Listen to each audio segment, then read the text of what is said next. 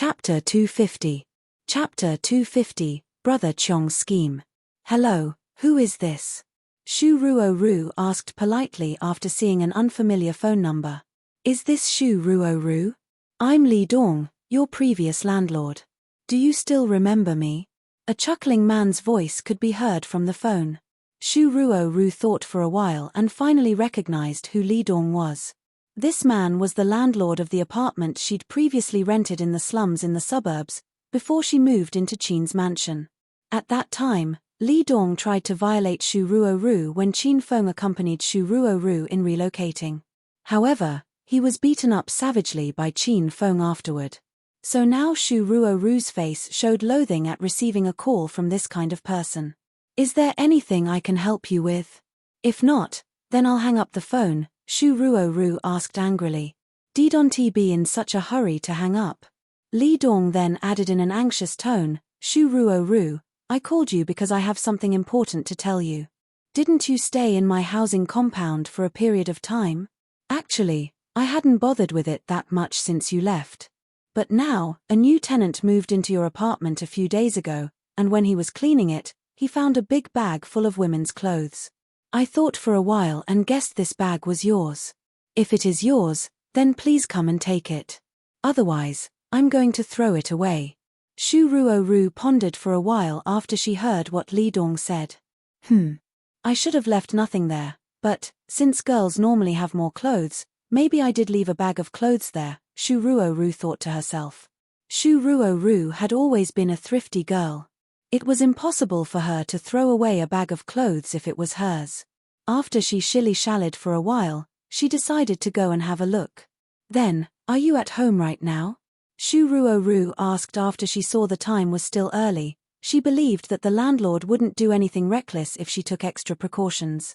Yes, I'm at home right now. You better come early since I'm going out with my friends for a meal and might not be back until late, Li Dong said earnestly. Okay, I'll come over now. Please wait for a bit. Shu Ruo hung up the phone afterward. Inside her heart, she actually wanted Qin Feng to go along with her. But when she thought of Qin Feng's listless look, she finally gave up on the idea and decided to go by herself. She flagged down a taxi and rushed to the old town area alone. After half an hour, Shu Ruo arrived at her destination. This apartment was the first place she rented after she graduated and entered society. Until now, she still had some feelings for it. After all, she'd lived and survived in this remote and harsh environment for 2 months. Moreover, she had a lot of sad and precious memories left over here. Landlord, are you home? I'm here. Shu Ruo passed through one alley after another with familiarity and finally walked into the big courtyard of Li Dong's house. Yes, I'm coming. I've been waiting for you since the phone call. I was going out soon for a meal if you still hadn't arrived yet. A tall and thin man ran out the unit in the front of courtyard right away. Indeed, the man was the landlord of this compound. He smiled while running to Shu Ruo's side and brought her into his apartment. He said, Come here. I moved the big bag into my room. I took a glance into the bag and saw a lot of clothes inside it. There are a few that I saw you wear before, that's why I asked you to come and retrieve it. Li Dong was very enthusiastic. His eyes were no longer filled with the gleam of deviltry like they used to have when he looked at Shu Ruo.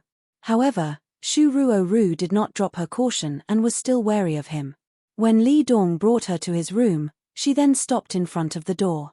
Landlord, can you please go in and bring the big bag out?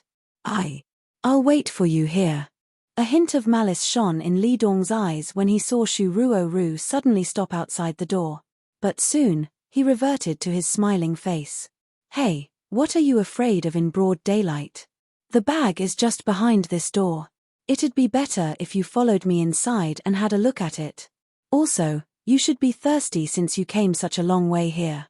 Let me get you a cup of water to quench your thirst before you go back, okay? Shu Ruo, you stayed in my place for some time, right? Even if you've moved out of here, we're still friends. Why are you being so nervous? Li Dong talked while exhibiting a harmless expression to Shu Ruo. Shu Ruo was a little bit nervous and held the hem of her white shirt tightly. When she remembered the last time she was shut in a room with Li Dong and was almost violated by him, she clenched her teeth and stood firmly by what she said. I'm not thirsty. It's better that you bring the clothes out and let me have a look. If they're really mine, I'll take them straight away. Li Dong's expression became slightly colder. He realized that, after not seeing Shu Ruoru for a month, this little girl had changed. This lass was used to be a shy and soft-spoken lady who would basically never say no to anyone. But now, Li Dong had invited Shu Ruoru twice and she still stood firmly by her own opinions and didn't want to enter the room. All of this was the result of Qin Feng's guidance. Shu Ruoru, what do you mean by this nonsense? Can't I invite you as a friend to play in my room? Shouldn't you show me some face? Li Dong pulled a long face, stared at Shu Ruoru coldly, and attempted to threaten her harshly. Shu Ruoru became extremely nervous when she saw the sudden changes in Li Dong. She quickly stepped back a few steps to keep her distance from him. Landlord, I think I don't want the clothes anymore. I'm going back now. As soon as Shu Ruoru realized the situation wasn't right, she hastily turned around to leave the compound. However, after she took a couple of steps, Li Dong had already caught up with her. Much to Shu Ruoru's horror, 4 other men besides Li Dong rushed out of the building. They surrounded Shu Ruoru and blocked her escape route in the blink of an eye. Haha. Since you're here, why are you in a hurry to leave, little girl? What do you guys want? Let me out of here. Shu Ruoru was extremely frightened. Her body trembled like a leaf when she saw so many men suddenly come out of nowhere. Each of the 4 men who suddenly appeared looked at Shu Ruoru with a lascivious and nasty expression. No one was going to answer her question. Li Dong ran to one of them and respectfully asked with a smile on his face, Brother Chong, this is the woman you want to see, right? This guy had yellow-dyed hair and a shiny ear stud piercing visible on his ear. If Qin Feng was here, he would have been able to recognize him. This was because this group of people was the one that tried to kidnap Liu Xiaojiao that night. Qin Feng even forced the guy to eat a pebble. Brother Chong remained silent. However, 3 of his underlings beside him yelled out in excitement, Brother Chong, yes, it's her. This is the chick. TSK. I'd already known this chick was fine since I saw her from a distance last time. But now, she is really the best when seen from this close. She looks beautiful, has a great body, and has a soft and frail aura. TSK, she is the best of the best. The underlings leered at Shu Ruoru's body with drooling smiles while rubbing their hands. After the night when their attempt to kidnap Liu Xiaojiao was interrupted by Qin Feng, they'd always wanted to get revenge on him. Then, somebody discovered Qin Feng was the rich young master who drove a Mercedes-Benz to help Shu Ruoru relocate last time. So, 4 of them came to this slum area. After some prying, they finally found Shu Ruoru's old landlord. So, they made up a fraud scheme. They lied to her, saying that she'd left clothes here, and tricked her into coming to retrieve it. Hey, rein in all your filthy thoughts. The main actor of the night still isn't here yet. Wait until the little brat is here, tie him up, and we'll fuck his woman in front of him. With a disapproving look, Brother Chong scolded his underlings with a stern tone. If he didn't speak out now, those hooligans might probably have jumped Shu Ruoru's body already. He was amazed by the beauty of Shu Ruoru as well and would like to fuck her right now. However, once he thought of being humiliated by Qin Feng into swallowing a pebble that night, he couldn't stop his anger from rising quickly. So he decided, tonight, Qin Feng had to pay a huge price for that humiliation. Brother Chong, what should we do now? The 4 subordinates had grown impatient when they realized they could touch that woman only after Qin Feng's arrival. Call the little brat using her phone, lie to him, and get him over here, Brother Chong ordered with a cold voice. Brother Chong, that little brat has some skills and is quite a formidable opponent. We only have 5 people here. Can we really do it? The 4 underlings were really scared after being beaten to a pulp by Qin Feng on that night they tried to kidnap Liu Xiaojiao. Brother Chong put his hand in his pocket as he always did, touching the cold and lethal pistol, while saying with a smirk on his face, I'd like to see which one is faster, my bullets or his fist. Call him now and we'll CA both of them tonight. Then the mission for this month will be completed. Brother Chong gave his order. The four hooligans snayed Shu Ruoru's mobile phone and started to call Qin Feng. At this moment, Qin Feng was still lying lifelessly at his office's desk. All of a sudden, his phone rang and he was roused by it. Seeing the call was from Shu Ruoru, Qin Feng put away his wandering thoughts and asked softly, "Ruoru, where are you now?" "My dear, I'm now at the apartment I previously rented, completely naked, and waiting for other men to invade me. Come quickly and WA the show." An unfamiliar male voice could be heard over the phone. The man deliberately tried to imitate a coquettish girl with a sharp and cheap tone. Qin Feng's expression became cold in a blink of an eye. His big hand tightly clued the corner of the solid wood table, crushing it to pieces. "Who are you? Is Ruoru in your hands right now? I'm warning you, don't you dare lay a finger on her. I'll demolish your whole family if you do." Qin Feng's frosty voice came through the phone, piercing the underling and stunning him for a brief moment. Originally, he'd planned to threaten Qin Feng with this phone call. However, Qin Feng's words were too domineering and fierce. Also, when he remembered the intrepid skills that Qin Feng displayed at that night, the underling who made the call was so frightened that he almost threw the phone away. After a short while, the subordinate recovered from his fright. Filled with anger, he shouted loudly into the phone. "Fuck you. Your woman is now in my hands. And you have the guts to be arrogant with me? I'll give you half an hour to get to the apartment Shu Ruoru previously rented. Don't even try calling the police or anybody else. If you, little brat, dare to disobey me, be prepared for your woman to be played with by my brothers." Ha ha ha. After the caller hung up, Qin Feng's anger reached a critical point. His eyes were bloodshot. After a couple of strides, Qin Feng rushed downstairs to the car park. Chapter 251. An icy woman's voice called to Qin Feng as soon as he ran from the Royal Group building toward the parking lot and his 28-inch bicycle. "Qin Feng, get in the car now." The voice came from a police car. Qin Feng looked at the police car and realized that the speaker was the valiant police queen Liu Bingbing. "Director Liu, I don't have time to play with you today. I've something important to do now," Qin Feng shouted at Liu Bingbing, then ran away. Qin Feng might have been in the mood to train her if he met this hot-tempered chick under normal circumstances because he had a quest about Liu Bingbing. But now that Shu Ruoru had been kidnapped, Qin Feng didn't have all the time in the world to entertain Liu Bingbing. He ran all the way to the VIP parking lot. There was a private parking space of 2 adjacent slots especially for his 28-inch bicycle.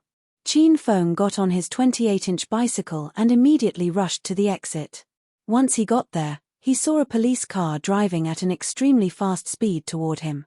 If Qin Feng's reaction had been the slightest bit slower and he didn't turn his 28-inch bicycle's front at the right moment, he might have flown to the skies with his 28 bicycle already. Screech. After an ear-piercing squeal of car brakes, Liu Bingbing's police car drifted beautifully on the ground. Then, she turned her car and sped toward Qin Feng once again. "Shit, are you fucking crazy, woman?" Qin Feng cursed angrily. He was angered by Liu Bingbing's craziness. At the same time in the car, Liu Bingbing's heart was filled with pent-up anger. Her eyes were gushing with fire.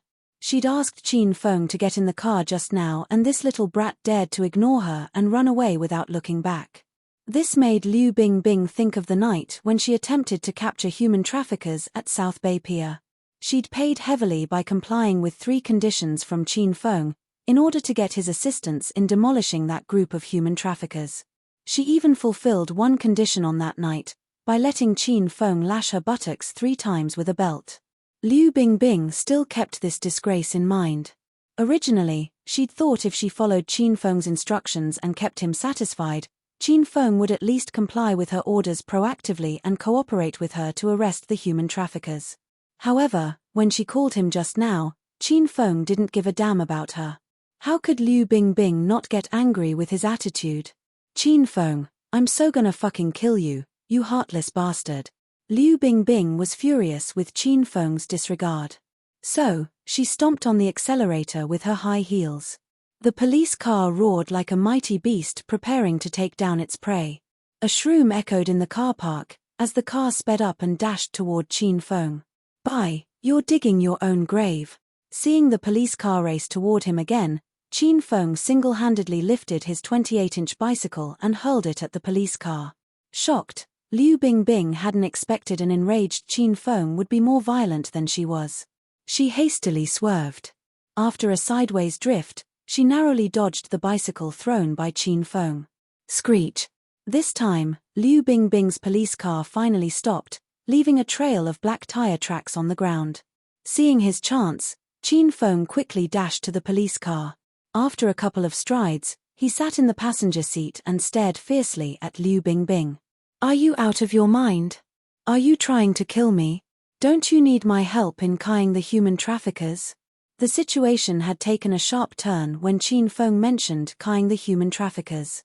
Now, Liu Bingbing was even angrier after listening to what Qin Feng had said. In her rage, she stepped on Qin Feng's shin mercilessly using her high heels. "Ah!" Qin Feng suddenly screamed in agony. Liu Bingbing's high heels were thin and sharp. Plus, she was a Stage 2 external expert. Not everyone could withstand her leg strike. A person's shinbone would have been crushed to pieces if he was an ordinary person. "Knock it off, you bai. I gave you an inch and you still want a mile. Don't think that I won't fight back just because you're a woman," Qin Feng said while looking at Liu Bingbing with an annoyed expression. "You little scumbag. How dare you threaten me? I'll step on you and trample you to death." Liu Bingbing wasn't afraid of Qin Feng since she knew he would never fight back. So, she continued to step on Qin Feng's leg 3 times. It was so painful that Qin Feng's mouth became an O shape. "Don't ever try pushing my limits, you bai. Even a beast would run away if I'm enraged," Qin Feng shouted while staring at Liu Bingbing. Liu Bingbing did stop her assault after Qin Feng's threat. However, she started to punch his chest with her fists. This woman's punches weren't the same as Xu Ruoru or Han Yingying's punches when they flirted with Qin Feng. Their punches were like a massage to Qin Feng and he enjoyed them very much. But, this Liu Bingbing, with her Stage 2 external strength, would really cause some serious damage to a person. If Qin Feng didn't have the flying dragon armor, Liu Bingbing might have given him internal injuries already. "Director Liu, no man will dare marry you if you still don't mind your temper," Qin Feng cried with pain. "Mind your own business, you little brat. For now, I just want to beat you to death, you heartless bastard." Saying a woman was left on the shelf was a taboo. And now, Liu Bingbing was choked with rage and she rained her little fists down on Qin Feng relentlessly. Even with his flying dragon armor, Qin Feng couldn't endure her attacks anymore. He was enraged by then. "You crazy little bai. Had fun beating me, right? Your young master is going to teach you the art of manners today." Qin Feng was really angry, so angry that he caught Liu Bingbing's wrists in a flash and followed with a slight force. He pulled Liu Bingbing from the driver's seat into his arms. Mwah! Their lips were stuck together tightly as soon as Liu Bingbing landed on Qin Feng's body. Liu Bingbing's and Qin Feng's eyes widened in shock. Qin Feng could have sworn that was just an accident. All he'd wanted to do was just pull her toward him, not kiss her. However, Liu Bingbing blew her top, thinking Qin Feng did it intentionally. "You pervert. Let go of me now." Liu Bingbing's pretty eyes were freezing cold, emitting an aura of murderous intent. "I can't let go of your hand right now. You might beat me up if I do. Unless, you promise that you won't once I let you go." Liu Bingbing was choked with rage. Since Qin Feng refused to let her go, she struggled for all she was worth, hoping to break free of Qin Feng's clues. However, Liu Bingbing realized her attempts were futile. Qin Feng's hands were like a pair of large vices clamped tightly on her, impeding her floundering. She was now sitting in Qin Feng's arms with her legs spread wide. Her kicks couldn't reach Qin Feng and her hands were kept at her back by him. Suddenly, she realized the only way she could attack Qin Feng was with her head. "You pervert. I'm going to bite your ear off." Liu Bingbing was a hot-tempered and stubborn woman. She'd never admit defeat. So she rammed her head at Qin Feng and tried to bite his ear. She had no intention of begging for his mercy. "Ah, are you a dog? How can you bite me?" The thought of Liu Bingbing biting him never crossed his mind. At a moment of inattention, his ear was bitten. This action enraged Qin Feng greatly. The provoked Qin Feng used a little bit of force, gripped Liu Bingbing's arms that were at her back, and pulled her away from him. Seeing Liu Bingbing gnashing her teeth in anger, unable to do anything, Qin Feng then smiled with a reed expression. His gaze was then attracted by Liu Bingbing's sexy lips and he thought to himself, not sure whether this hot-tempered chick likes to eat icicle pop, since she loves to bite people so much. "Qin Feng, let go of me now." Liu Bingbing shouted and gazed coldly at Qin Feng after seeing she was completely held captive by Qin Feng. Qin Feng had been stomped by her in the shin 4 times and punched by her in the chest 18 times. Moreover, his ear was bitten by her. How could he spare her so easily right now? He showed a snickering smile on his ungodly handsome face and pouted his lips toward Liu Bingbing's face. "Director Liu, since we're spending our time alone here in the car, and you're sitting on my lap, shouldn't I do something to appreciate your willingness?" "Ha ha. I'd be a monster if I didn't do something." Qin Feng's face moved gradually closer until it almost touched Liu Bingbing's lips. Both of them felt the heat from their noses, tickling their faces like a feather. "Qin Feng, get your foul mouth away from my face. If you don't, believe it or not, I'll." Liu Bingbing's eyes were as big as saucers. She was truly mad and emitted a freezingly cold aura that would suffocate anyone nearby. However, Qin Feng wasn't affected by her strong aura. Without letting Liu Bingbing finish her words, Qin Feng's lips now rained down on hers gently. Mwah! The kiss was soft and moist. Qin Feng enjoyed it very much. In contrast with Qin Feng's enjoyment, Liu Bingbing was enraged. Originally, she planned to bite Qin Feng's lips off when he kissed her. However, she missed due to Qin Feng's fast speed. "Hey! Our Acropolis City's North Sub-Bureau Director, Director Liu is really born in the year of the dog. Luckily I'd gotten some protection. If not, I might have been bitten by you once again. I understand. Your young master is born with alluringly fleshy lips, full of fragrance and sweetness like a soft jelly. However, not everyone has the chance to taste it, you know?" Qin Feng looked at Liu Bingbing with a smirk on his face. "Geez. I don't give a shit about biting your lips. Please don't disgust me any further, okay?" Liu Bingbing stated coldly, giving him a disdainful look. "Women. They never follow their heart. Director Liu wished to bite me just now, and now you don't want to admit it. You shameless scumbag." Liu Bingbing was infuriated by Qin Feng's impudence. Her breasts were bouncing vigorously, up and down, as if the buttons on her white shirt would pop off at any moment. Mwah! As soon as Liu Bingbing finished speaking, Qin Feng kissed her sexy lips gently once again and withdrew after a brief second. "Yes, I'm obscene and shameless.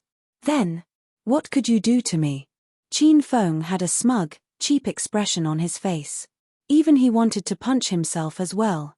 However, he felt that action was a must once he considered the mission of getting Liu Bingbing compliant to him. "Qin Feng, release me right now.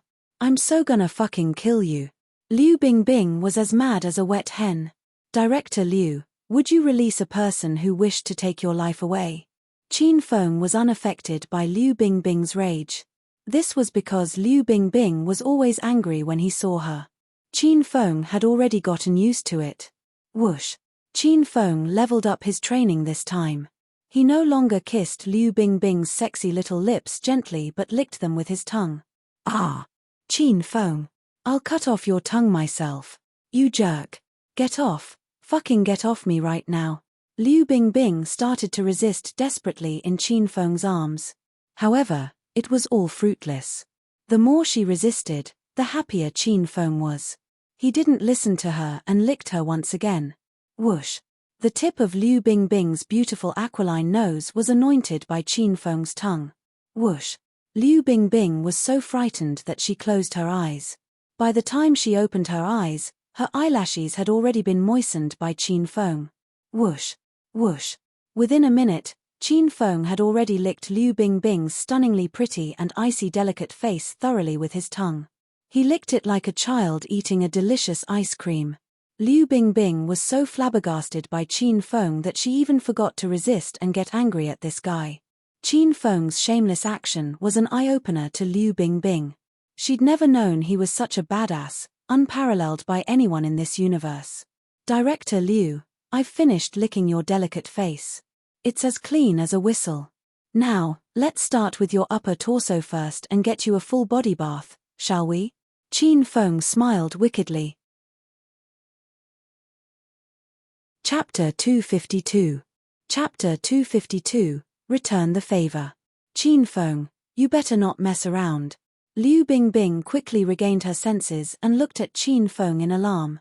After getting kissed by Qin Feng, she was slightly afraid of his behavior because just a minute ago, she was confident that Qin Feng wouldn't dare take anything too far. However, she completely rid herself of this notion. If you want me to stop, that's fine. But you have to fulfill one of my requests, said Qin Feng as he grinned at Liu Bingbing. After seeing Qin Feng's vulgar gaze, Liu Bingbing felt a chill run down her spine and a bad premonition. However, she had no other choice. Tell me first. What do you want me to do? Don't be so nervous, Director Liu. I, Qin Feng, am a kind and reasonable person. I stand by the idea of not doing to others what you would not want done to yourself, so I won't force Director Liu to do anything I'm not willing to do, said Qin Feng earnestly. Disdain flashed in Liu Bingbing's eyes. Her stomach was filled with doubt with regard to Qin Feng calling himself a kind and reasonable person. However, after hearing the phrase not doing to others what you would not want done to yourself, Liu Bingbing's worry was somewhat alleviated. Surely Qin Feng wouldn't force her to do anything too ridiculous. How about this? Since I licked your face at first, you return the favor and lick my face. Then we'll call it even, said Qin Feng casually. Liu Bingbing's expression had just returned to normal, but it now became cold again. Qin Feng, you pervert, is this called not doing to others what you would not want done to yourself? Don't be delusional. I won't do something disgusting like that. Liu Bingbing looked like she'd rather die. She turned with a huff and didn't look at Qin Feng again. Not doing to others what you would not want done to yourself means not to force people to do things you aren't willing to do. But I already kissed you first, so how is this considered forcing you? Qin Feng looked like he was being clear and logical. He said seriously, since Director Liu can't even demonstrate this bit of good faith, then I should just help you take a full body bath. As Qin Feng spoke, he lowered his head.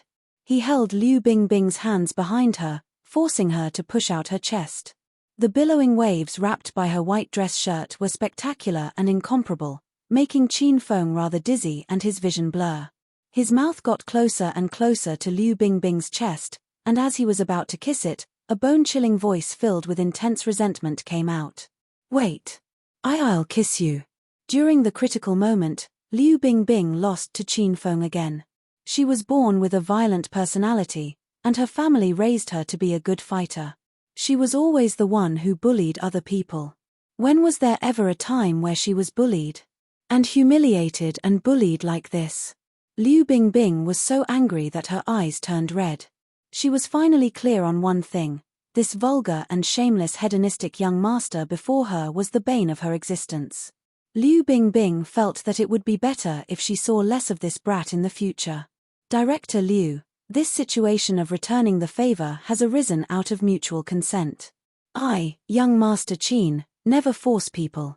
You're doing this out of your own free will, right? Qin Feng looked at Liu Bingbing while smiling.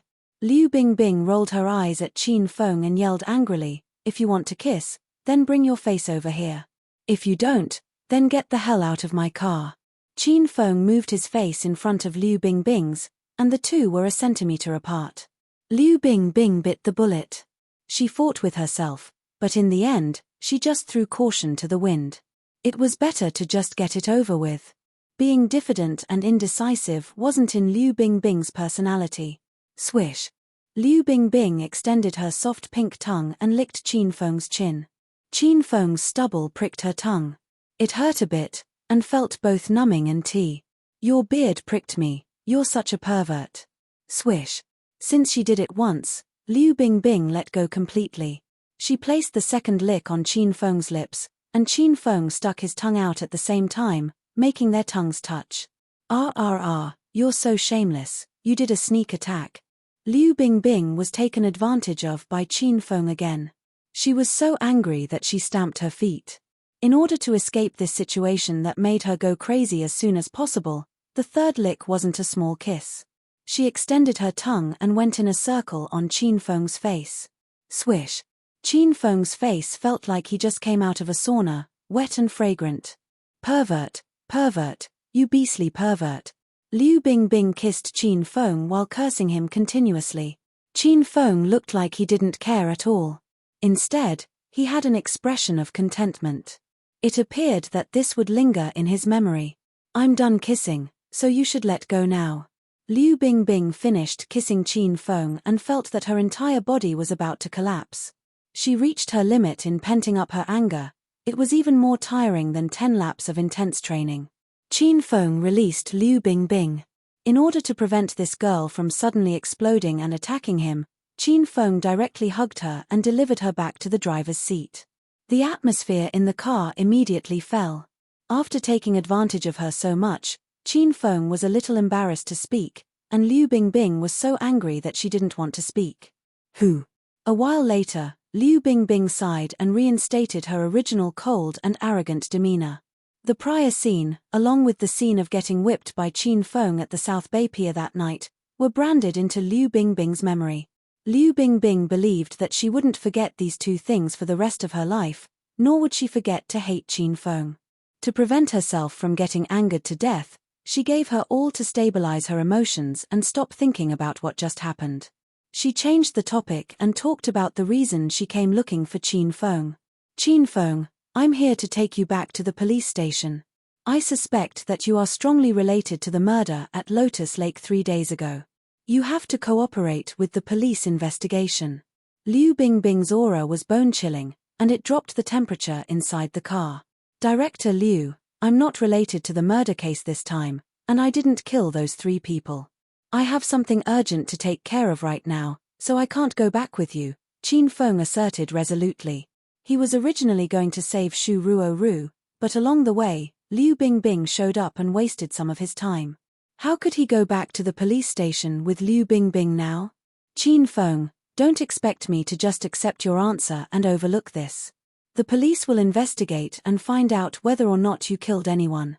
At the moment, you're the primary suspect, so it's not up to you whether or not you're going to the police station. In reality, the results of the Lotus Lake murder case were already in. Through the video surveillance, Qin Feng had already been eliminated as a murder suspect. The murderer had hidden in the crowd, and they still hadn't found her whereabouts. Continuing to suppress an inferno in her, Liu Bingbing hid the truth because she wanted to take Qin Feng back to the station. She wanted to cause deliberate harm to Qin Feng and make him miserable. Director Liu, I can't do that now. How about this? I'll personally rush over to find you and cooperate with your investigation first thing tomorrow morning. Qin Feng's tone suddenly turned soft. He knew Liu Bingbing was a woman who yielded to soft approaches while rejecting the strong forces. One had to use different methods depending on the person they met. No, you must be searching for excuses. I certainly don't believe that you'll take the initiative to go to the police station to look for me early tomorrow morning. When Liu Bingbing saw that Qin Feng's attitude had suddenly become soft, she was quite satisfied. However, she maintained her icy expression. Director Liu, I want to consult you on something, said Qin Feng suddenly. What? Liu Bingbing glared at Qin Feng unhappily. I currently have an urgent matter to attend to and I need to borrow your police car. Do you, Director Liu, want to come with me, or will you get out right now and call a cab back to the station? Qin Feng looked earnestly at Liu Bingbing. Liu Bingbing was stunned. She'd thought Qin Feng was really going to admit defeat. She was just wondering what Qin Feng was going to ask for a favor for, but that was what he said. Not only was this brat not going back to the station with her, he even had the gall to ask her to lend him a police car and seemed to want to rush her out of the car. Was this person crazy? Police cars can't be used so casually. Don't be delusional. Come back to the station with me right now and see how I take care of you, you stinking brat. Liu Bingbing's expression had eased a little, but now it instantly fell. She really wanted to lock Qin Feng up in a cell and beat him with an electric club. After yelling at Qin Feng, Liu Bingbing directly stomped on the gas, preparing to take Qin Feng back to the police station. Director Liu, you don't agree? Qin Feng's expression became slightly cold. Your mother doesn't agree, what can you do about it? Liu Bingbing glared at Qin Feng. Right after she finished speaking, she felt a set of hands suddenly control the steering wheel and a foot stomp on the brakes, abruptly stopping the police car. Qin Feng, let go. Liu Bingbing angrily stomped on Qin Feng's foot with her high heel when Qin Feng stopped the car. Qin Feng pulled Liu Bingbing into his embrace and moved his other hand to his pants. He tugged and pulled his belt off, then with a couple of motions, he used it to tie Liu Bingbing's hands behind her back. Then, with another tug, he pulled Liu Bingbing's belt off and bound her ankles. Qin Feng, this is an assault on a police officer, do you know that? You're abducting a policewoman. Hurry and let me go. You're going to die today. Liu Bingbing only regained her senses after getting tied up by Qin Feng. She didn't think Qin Feng would be so unbridled today to use belts to restrain her. If looks could kill, Qin Feng would have died over 10,000 times. Director Liu, I'm really sorry. After I'm done taking care of what I need to, you can deal with me as you wish. After Qin Feng tied up Liu Bingbing, he ignored her complaints and curses. He lifted her and placed her in the empty back seat, then shifted to the driver's seat. He placed the police lights on top of the police car and started the siren. He sped toward the house Shu Ruo used to rent. Using a police car made the drive smooth and unobstructed. Qin Feng drove wildly the whole way. He only sped up and didn't slow down. He passed all intersections as though they were all green lights. All the cars that saw Qin Feng's police car moved out of the way. 10 minutes later, Qin Feng stopped the police car in the slums in the suburban district. He got out of the car, locked the door, and strode toward the large compound where Shu Ruo had rented. Bang! Qin Feng kicked open the door and walked into the large courtyard. The courtyard was empty, and was clearly a bit cold and cheerless. Your grandfather is here. Come out and receive your death. Qin Feng yelled angrily. Not long later, 4 people leapt out of 4 different apartments around the courtyard. They were Big Brother Qiong's 3 lackeys and the landlord of the compound. The 4 people leaped out. Among them, Li Dong immediately ran to lock the entrance to the compound. The 4 of them slowly approached Qin Feng from 4 directions with smiles of contempt. They looked as though Qin Feng was a little lamb that fell into the wolf den. Haha, that's right, that's right. It's this stinking brat. Right, I can also confirm that this piece of trash messed up our kidnapping that night. Big Brother Qiong's 3 lackeys were sizing up Qin Feng in detail, and they quickly recognized him. He was the stinking brat that ruined their kidnapping of Liu Xiaojiao a couple of days ago. Big Brother Qiong, hurry and come out. It really is that brat, and we've surrounded him. After recognizing Qin Feng, one of the 3 lackeys strained his throat and yelled. The onlookers' gazes shifted to the central building of the compound. They only saw a man with bleached blonde hair and a shiny earring walk out looking like a fiend. He held a weak and charming little beauty. It was Shu Ruo. Chapter 253. Chapter 253. Yes, I do. Qin Feng was relieved when he saw Shu Ruo. He then called to her gently. Ruo, are you all right? They didn't do anything to you, right? Qin Feng, don't worry about me. I'm fine. Please take care of yourself. Shu Ruo's 2 bright eyes were filled with tears when she saw Qin Feng. Suddenly, she realized that Qin Feng was always by her side at the 11th hour when she was in trouble. After making sure of Shu Ruo's safety, Qin Feng glanced at the men. Immediately, he recognized 4 out of the 5. Weren't those 4 the ones who attempted to kidnap Liu Xiaojiao on that night? During that time, Qin Feng had been busy comforting Liu Xiaojiao and had no time to bother with the 4. In the end, they escaped. And now, they tried to kidnap Shu Ruo? Humph. Both of you're at death's door. Do you think you guys still have the time to play Romeo and Juliet? A fatso among Big Brother Chong's group shouted at them with a fiendish look and jiggling cheeks. The situation took a harsh turn and the atmosphere became cold all of a sudden. Surrounded by the men, Qin Feng stood firmly with his hands clasped at his back, and looked calmly at them. On the other hand, the 4 underlings of Big Brother Chong glared menacingly at Qin Feng, prepared to pounce on him at any time. All of a sudden, Big Brother Chong's stern voice was heard, shattering the awkward situation. "Baldy, find me a rock. Remember, I want it big." The 4's mouths cheat non-stop. They were unable to maintain their composure at Big Brother Chong's irrelevant order at this tense moment. This was especially true for the plump Baldy. He went to a corner of the courtyard reluctantly and started to search for a stone. After a while, he finally found a fist-sized rock. Baldy grabbed the rock and returned to Big Brother Chong's side. He then asked with a bad manner, "Big Brother Chong, why are you looking for a rock at this moment?" "Baldy, throw the stone at that little brat and tell him not to ever try dodging it. If he does, I'll snap this little girl's neck." The incident on that night had cast an unfading shadow on Big Brother Chong's heart. He could never forget the humiliation of being forced to swallow a rock. Every night in his dreams, he'd always shred Qin Feng to pieces. Those 3 underlings would never understand Big Brother Chong as they'd never experienced the disgrace before. The Baldy's mouth cheat so hard after he heard Big Brother Chong's reason. "Why are you still standing here? Hurry up and do what I said." Big Brother Chong yelled at Baldy, snapping him out of his astonishment. Baldy raised the rock and hurried toward Qin Feng. He then stopped 2 meters away from him. "Little brat, can you see the rock in my hand?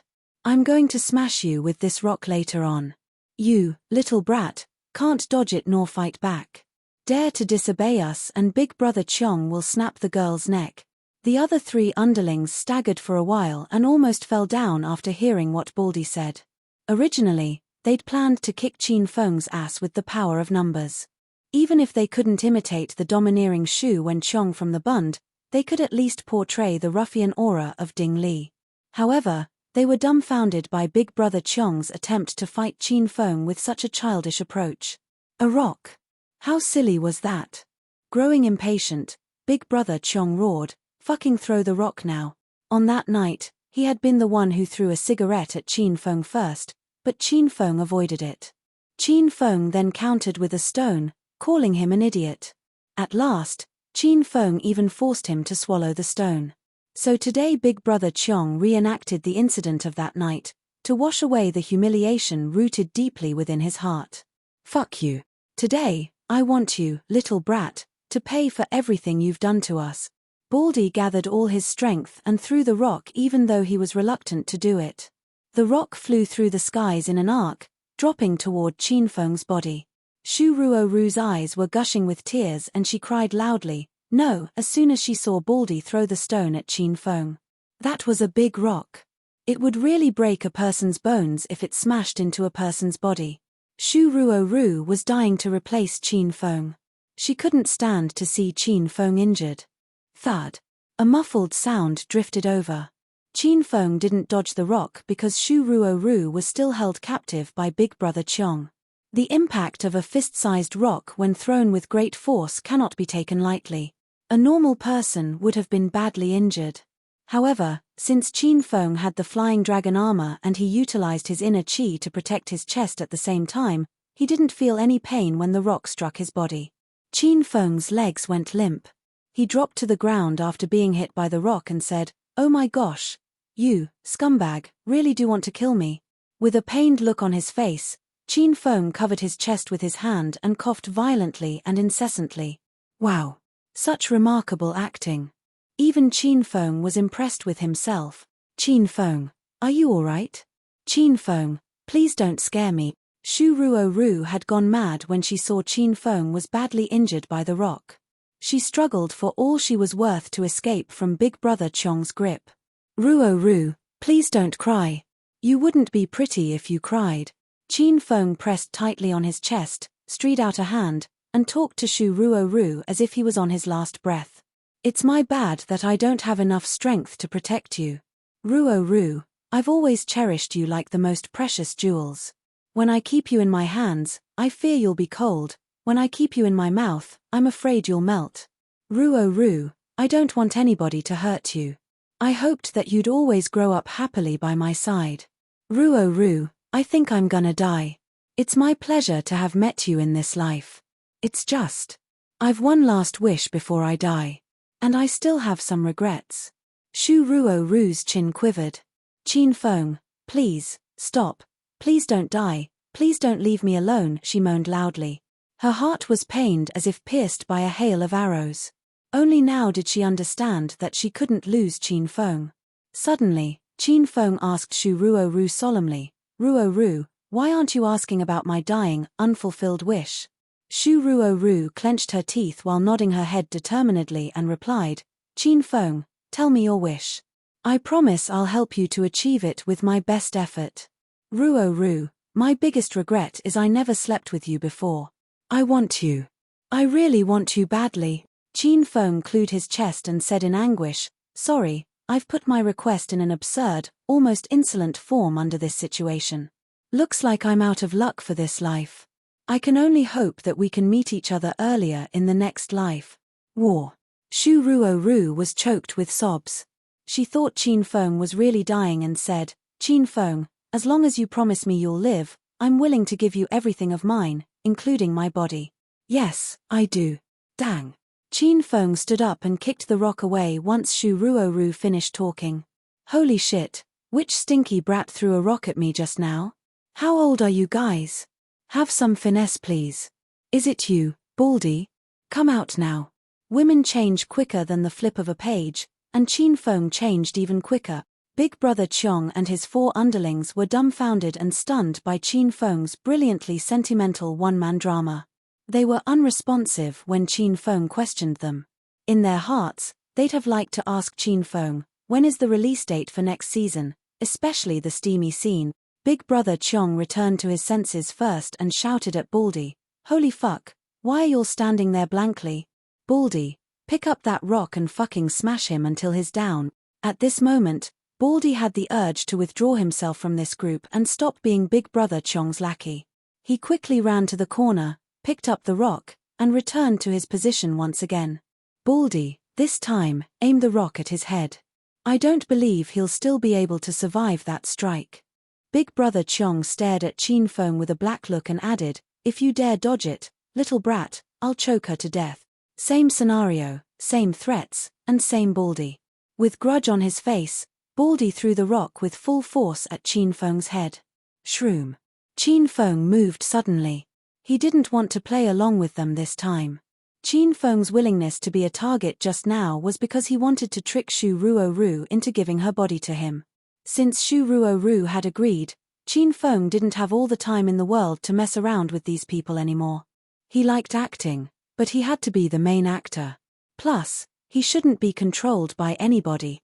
After Qin Feng started to move, he dropped his 250 kilograms flying dragon armor and circulated his inner qi in his body at the same time, and then stormed at the group at a speed 1.7x faster than an ordinary person. He moved with leopard-like grace, leaving nothing but shadow in everybody's gaze. Thump. Qin Feng arrived in front of Baldy in a blink of an eye. He swung his arm and gave Baldy a big slap in the face. His strength was 5x stronger than a normal person. The fat Baldy was sent flying to the skies. After the assault, Qin Feng moved his body again and went in front of the other 3. After he delivered a few punches and kicks at them, those 3 were blown away, one after another, like flying kites. Thump, thump, thump, thump. Followed by a couple of thumping sounds, the 4 fell at the corner of courtyard in a stack. 1 slap, 2 punches, and a kick, Qin Feng defeated all 4 of them within a minute. Shock, anguish, fear, and despair welled in Big Brother Qiong's heart. He was so stunned by Qin Feng's incredible feat that he couldn't speak. He'd known that Qin Feng was a proficient martial artist, but he hadn't expected him to be this good. You'd also pee in your pants if you saw a person fight like a Superman, he'd yelled ferociously and threatened to snap Shu Ruo Ru's neck earlier on. But now, he was so frightened that his legs trembled and the hand gripping Shu Ruo Ru's neck shivered continuously. He couldn't even perform a hand job now, let alone wring a person's neck. After putting down the 4 underlings, Qin Feng gazed coldly at Big Brother Chong and said, "You're Big Brother Chong? I guess you're addicted to eating stones, right? So, you'd come to me wishing for another scrumptious meal of stones again." He'd never taken these hooligans seriously. In his eyes, Big Brother Chong was already a dead man. "Didonti, come over. I'll strangle her to death if you didn't stop right now." Seeing Qin Feng move gradually closer to him, Big Brother Chong was terrified and backed away. Big Brother Chong retreated to the door where there was no escape route anymore. His back was damp with cold sweat. He knew the plan for today had failed and might even cost his own life. At this moment, Big Brother Chong's eyes shone brightly. He remembered that he still had a trick up his sleeve. He immediately thrust his hand into his pocket, withdrew a gleaming handgun, and held it to the back of Shu Ruoru's head. Chapter 254. Chapter 254. This punishment is light.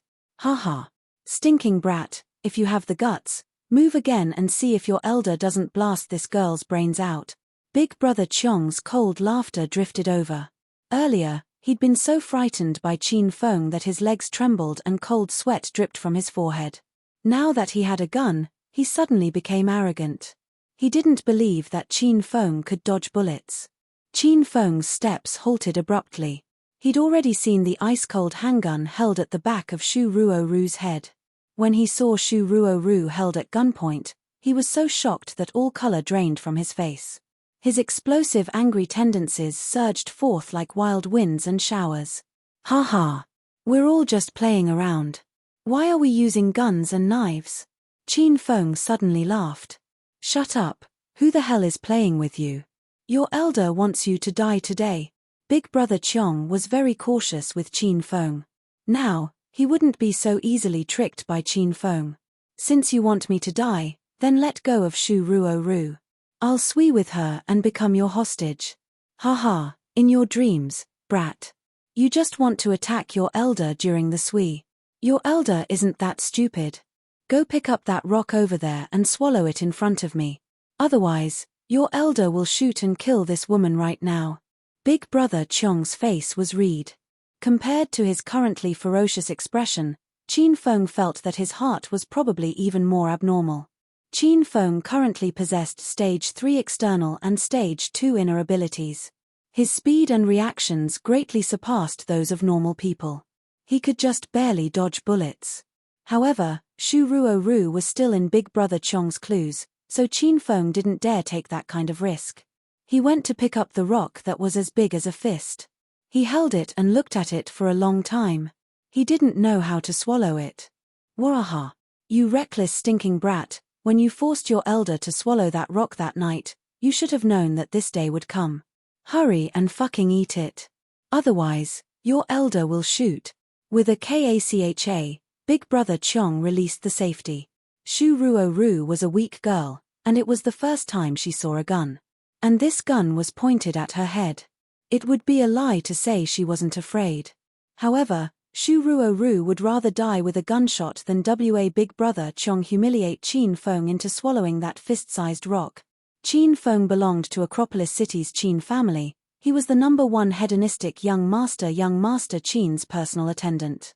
How could he be shamed by someone in this manner? He could not. "Qin Feng, hurry and leave. Leave. You horrible man, if you have the ability, shoot and kill me. I don't think you'll be able to escape the punishment of the law," yelled Shu Ruoru indignantly, holding in her tears. Smack.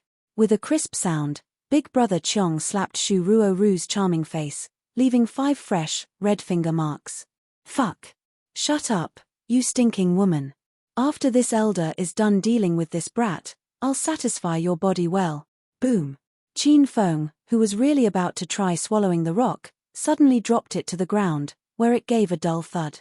His heart hurt incomparably as he looked at Shu Ruoru's slightly red and swollen face and weighed her bite back her tears. "Stinking brat, hurry and fucking pick up the rock and eat it. Do you want this girl to live?" Big Brother Chong yelled again. He was insufferably arrogant and despotic previously, but was a lot softer now because he noticed that Qin Feng's gaze changed.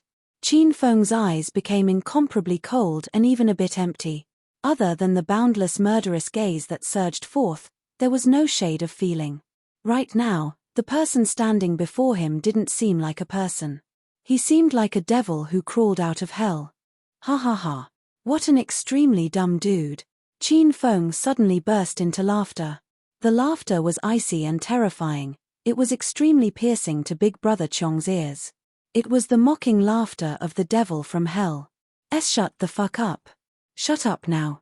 Qin Feng's laughter suddenly sounded unfamiliar, scaring Big Brother Chong and turning his legs to jelly. Even though he held a gun, he couldn't feel even a sliver of safety. Bang! Big Brother Chong's hand was sent into an uncontrollable tremble. Qin Feng's laughter continued. He shot once at Qin Feng. After the shot, the bullet didn't hit Qin Feng, and Qin Feng disappeared in the empty compound. No one knew where he hid. A handsome and cool youth leaped over Big Brother Chong's head. His hair was blown wildly, and he held a long, gleaming orange whip. The youth held the long whip and his hand moved slightly. The long spirit snake whip was released, drawing an elegant orange arc in the air. It was like a sudden strike of wild lightning. Crackle. After the long whip fell, it sounded like the air was being torn apart. It fell extremely accurately on the wrist of Big Brother Chong's hand that held the gun. With a thunk, the gun flew out of Big Brother Chong's hand. Crackle. The long whip danced again and drew orange lightning in the air. It was extremely quick, powerful, and fierce. It fell powerfully on Big Brother Chong's chest, instantly shredding his clothes and leaving over 10 fresh red lacerations on his chest. Ah. It hurts. It's hurting your elder to death. Why you could have killed your elder, The entire compound was filled with Big Brother Chong's aggrieved and pitiful cries. Qin Feng, who was in the air, landed on the ground after the 2 lashes. However, the spirit snake whip in his hands didn't stop, as if he didn't hear Big Brother Chong's ghostly wailing and wolf-like howls. It fell on Big Brother Chong's body, back, thighs, and even his head again and again without rest. With Qin Feng's current strength and the spirit snake whip's power, 1 lash could split Big Brother Chong in 2. However, he didn't use all his power on purpose. He deliberately preserved Big Brother Chong's life to make him feel that it would be better to die than live. If someone dared to bully Qin Feng's women and family members, Qin Feng definitely wouldn't spare them. Qin Feng, don't hit him anymore. Don't hit him. Shu Ruo suddenly threw herself into Qin Feng's arms and cried like rain on a pear blossom. She really hated Big Brother Chong and his men, but she saw that Qin Feng was about to kill Big Brother Chong, so she was worried Qin Feng would get into trouble if he murdered someone. The fragrant body entered his embrace, and Shu Ruo's cries passed unceasingly into his ears. Qin Feng had lost himself a bit, but he now slowly calmed down. He quickly stowed the spirit snake whip away and hugged Shu Ruo tightly. He lightly brushed Shu Ruo's charming face with his hands. Ruo, does it still hurt? No, it doesn't hurt at all anymore. Qin Feng, I don't want anything to happen to you. The finger marks on Shu Ruo's charming face were clear, and they still hurt. However, to prevent Qin Feng from getting angry, she clenched her teeth and withstood the pain. She hugged Qin Feng with a death grip to prevent him from making a move. Ruo, come with me. Qin Feng hugged Shu Ruo for a while, then took her hand and led her up to Big Brother Chong's side. Big Brother Chong had been angrily whipped over 10 times. Now, he was badly lacerated and half dead. Qin Feng. No. Shu Ruo thought Qin Feng still wanted to clean up Big Brother Chong. She immediately grabbed his arm, looked at him pitifully, and shook her head. Ruo, I'm not hitting him. This brat has a unique rock-eating skill. I'll have him perform for you right now. Qin Feng picked up the fist-sized rock and walked up to Big Brother Chong. Though Big Brother Chong's entire body was injured, they were mostly superficial wounds. His will was still clear. At this time, when he saw Qin Feng come over with the big rock, he didn't feel so good. How dare you kidnap young Master Qin's woman? You're lucky I didn't kill you. Qin Feng lifted Big Brother Chong. One hand seized his shirt collar while the other hand held the rock and placed it in front of Big Brother Chong. Open your mouth. Qin Feng glared coldly at Big Brother Chong. Big Brother Chong was so afraid that he couldn't speak. He clamped his mouth shut. He didn't want to eat this large rock. Since you're not cooperating, then I can only go hard. The hand Qin Feng used to hold Big Brother Chong's shirt collar now grabbed his chin. He used a bit of strength, and Big Brother Chong felt that his chin was about to get squeezed to death. His mouth could not be controlled, and it was opened wide. Qin Feng stuffed the rock he held in his right hand directly into Big Brother Chong's mouth. However, this rock was fist-sized and couldn't be stuffed in one go. Qin Feng clenched his fist and prepared to punch the rock into Big Brother Chong's mouth when an angry yell came from behind him. "Qin Feng, stop right there. Are you crazy?" The voice was very familiar. Qin Feng turned and was so shocked that his eyes almost fell out. He saw Liu Bingbing, and who knew when she got into the compound. However, her arms and legs were both tied by belts.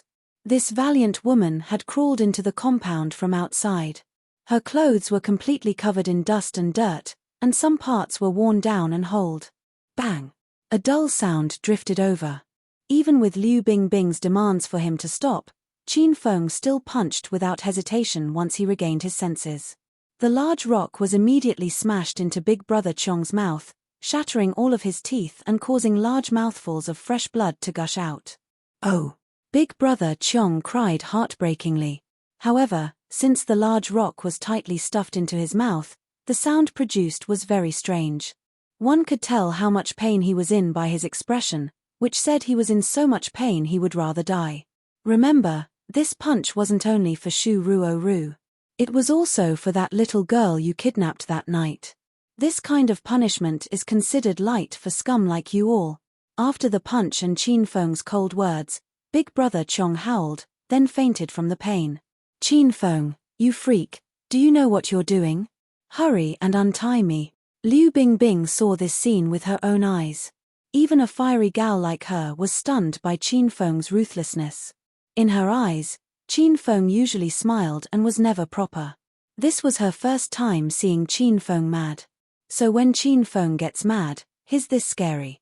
After cleaning up Big Brother Chong and his men and saving Shu Ruo, Qin Feng calmed down completely. His gaze fell on Liu Bingbing lying on the ground, and his expression changed drastically. He ran over with an expression of alarm and began undoing the belts on Liu Bingbing. "Damn! Isn't this Director Liu of Acropolis City's North District Sub-Bureau? What kind of person was so gutsy to tie you up? If I CA this person, I'll..." Qin Feng couldn't continue speaking. He turned to Shu Ruo and asked, "Ruo, did you see who abducted Director Liu earlier?" Shu Ruo still hadn't regained her senses. Qin Feng changed too quickly, and she couldn't keep up. I don't know." Shu Ruo shook her head foolishly. "Damn, we actually let that hoodlum escape. Ruo and I didn't even see what he looked like. I'm afraid we won't be able to CA that hoodlum this time." "Ah." Qin Feng sighed and looked downcast. Liu Bingbing was angered by Qin Feng's one-man performance. Qin Feng untied her and she stood holding two belts while glaring coldly at Qin Feng. "Young Master Qin, how could you not wear a belt before walking out the door? I just so happened to have the hoodlum's belt that he used to assault me. I wonder why it looks so similar to a belt for your pants." Qin Feng's expression changed slightly. Without Liu Bingbing noticing, he had grabbed his own belt back, quickly retreated to Shu Ruo's side, then gave Liu Bingbing an alarmed look. "Director Liu, last time at the station you exhibited your intentions to show me the unwritten rules. At the time, I vehemently refused. Now you're here to undo my belt. I'm telling you, no matter how much power you have, as a little citizen, I will not yield you. This is my bottom line as a person." Qin Feng had a somewhat angry expression. He added to Shu Ruo, "You're the number one eyewitness. If Director Liu wants to threaten and frame me, you have to testify for me." Chapter 255. Chapter 255, I'd like to be spoiled by someone as well. Liu Bingbing was rendered totally speechless by Qin Feng. Qin Feng was an Evildor, and only the Almighty could have subdued him. She ignored Qin Feng, put on her belt, and and walked briskly to Big Brother Chong's side. She frowned seeing the blooded and battered Big Brother Chong. Monster. This guy must be psychotic. Liu Bingbing cursed Qin Feng. At the same time, she kneeled down to try to get the rock out of Big Brother Chong's mouth. However, she couldn't get it out and it sank even deeper into his mouth. The unconscious Big Brother Chong was awakened painfully by Liu Bingbing's actions.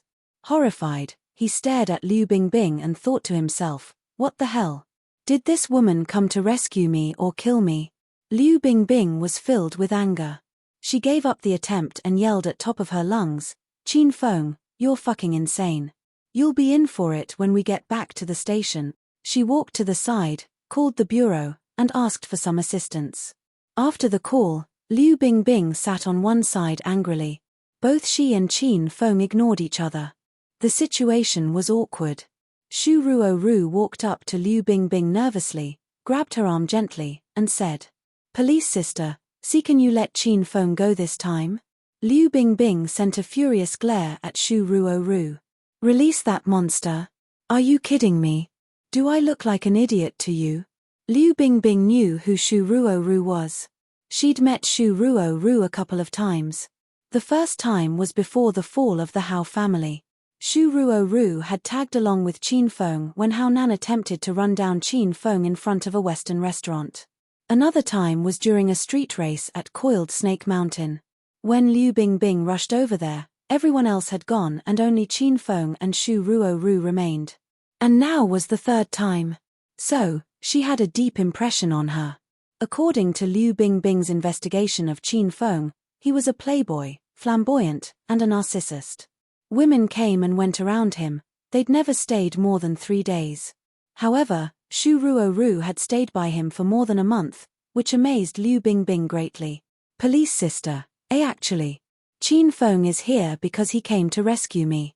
Shu Ruoru was intimidated by Liu Bingbing's sheer intensity. However, in order to help get Qin Feng off the hook, she clenched her teeth and confronted Liu Bingbing determinedly. Liu Bingbing eased up a little bit and talked to Shu Ruoru gently. Save you? What happened to you? Liu Bingbing recalled that a few hours ago, Qin Feng mentioned he had something urgent to do. From what she was seeing right now, he might have spoken the truth and was hiding something. These guys are bad guys. They tricked me and attempted to kidnap me. They even tried to violate me. Qin Feng rushed over once he discovered about the abduction. He was furious and beat them up badly because he saw I was injured. He did this all because of me. Can you please not arrest him? Shu Ruoru sobbed while talking. She'd feel aggrieved if Qin Feng get caught because of her. After listening to Shu Ruoru's reasoning, Liu Bingbing's gaze on Shu Ruoru changed completely. Her heart melted after seeing a couple of dazzling red fingerprints on Shu Ruoru's face. Liu Bingbing then snuck a peek at Qin Feng. He was currently relaxing on a stone stool, gazing blankly at the skies, as cool as a cucumber. His profile was visible to Liu Bingbing. His face was sculpted and pared to perfection. His mountain peak cheekbones were chiseled by a master craftsman.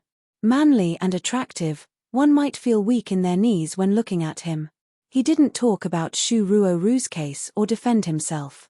As a police herself, Liu Bingbing was clear that Qin Feng's intention was to avoid causing Shu Ruoru any mental pressure or casting a shadow on her heart. This was a selfless act. He was protecting Shu Ruoru with his own way. A mature man is like a mountain. He'll always stand by your side, inconspicuously protecting you. He doesn't need to speak much, he'll prove his worth with action. Liu Bingbing had thought Qin Feng was childish and flirtatious at first.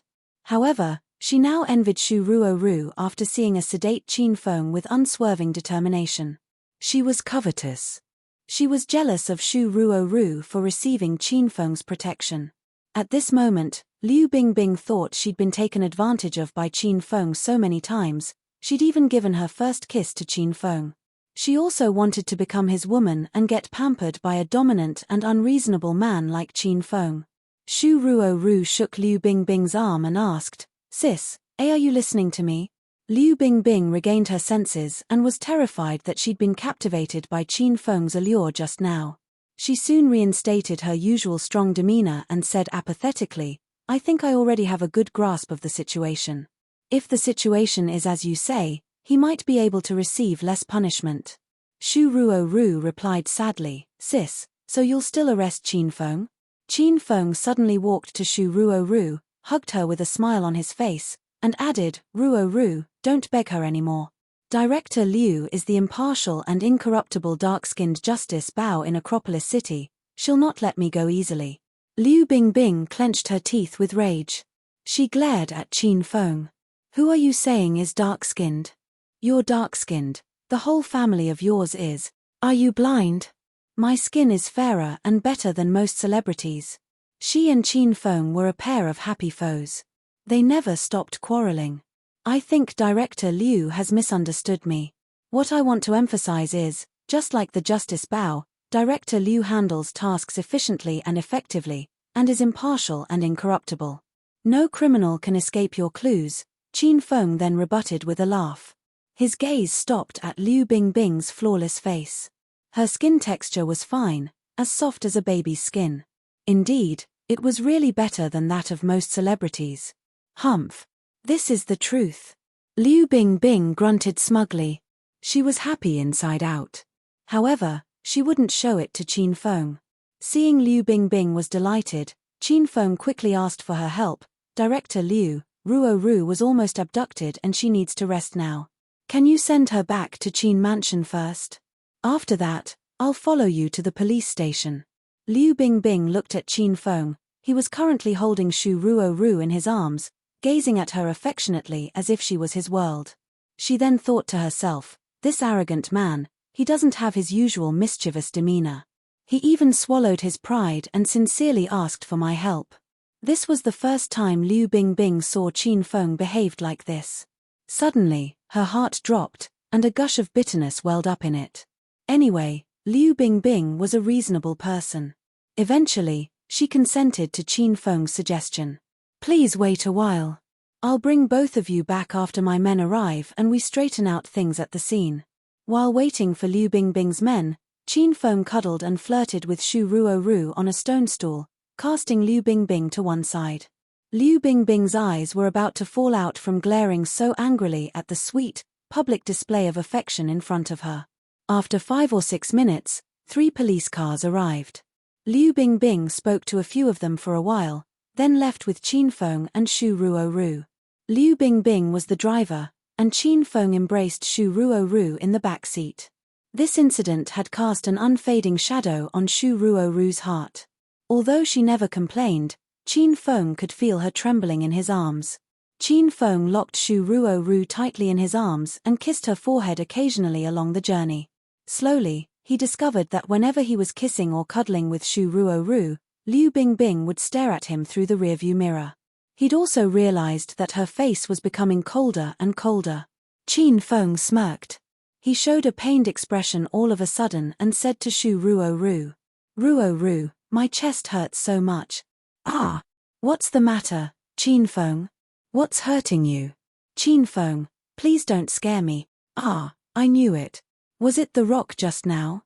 Seeing Qin Feng in pain and pressing hard on his chest, tears immediately streamed down Shu Ruo-ru's face. They all say women are made of water. Qin Feng strongly agreed with this point of view after getting to know Shu Ruo-ru. Sis, can you please go to the hospital now? Qin Feng was hit by a big rock in the chest just now. I'm afraid that something is going to happen to him, Shu Ruo-ru told Liu Bingbing anxiously. Ruo-ru, I don't want to go to the hospital. Let's go home. Qin Feng grabbed her little hand, shoved it into his shirt, and pressed it on his chest. Just help me massage it. I promise I'll be fine. Liu Bingbing's heart thumped nervously when she saw Qin Feng's expression. However, she'd seen through his trick now. This little jackass was putting on a show, just to flirt. Liu Bingbing saw through Qin Feng's trick, but not Shu Ruo-ru.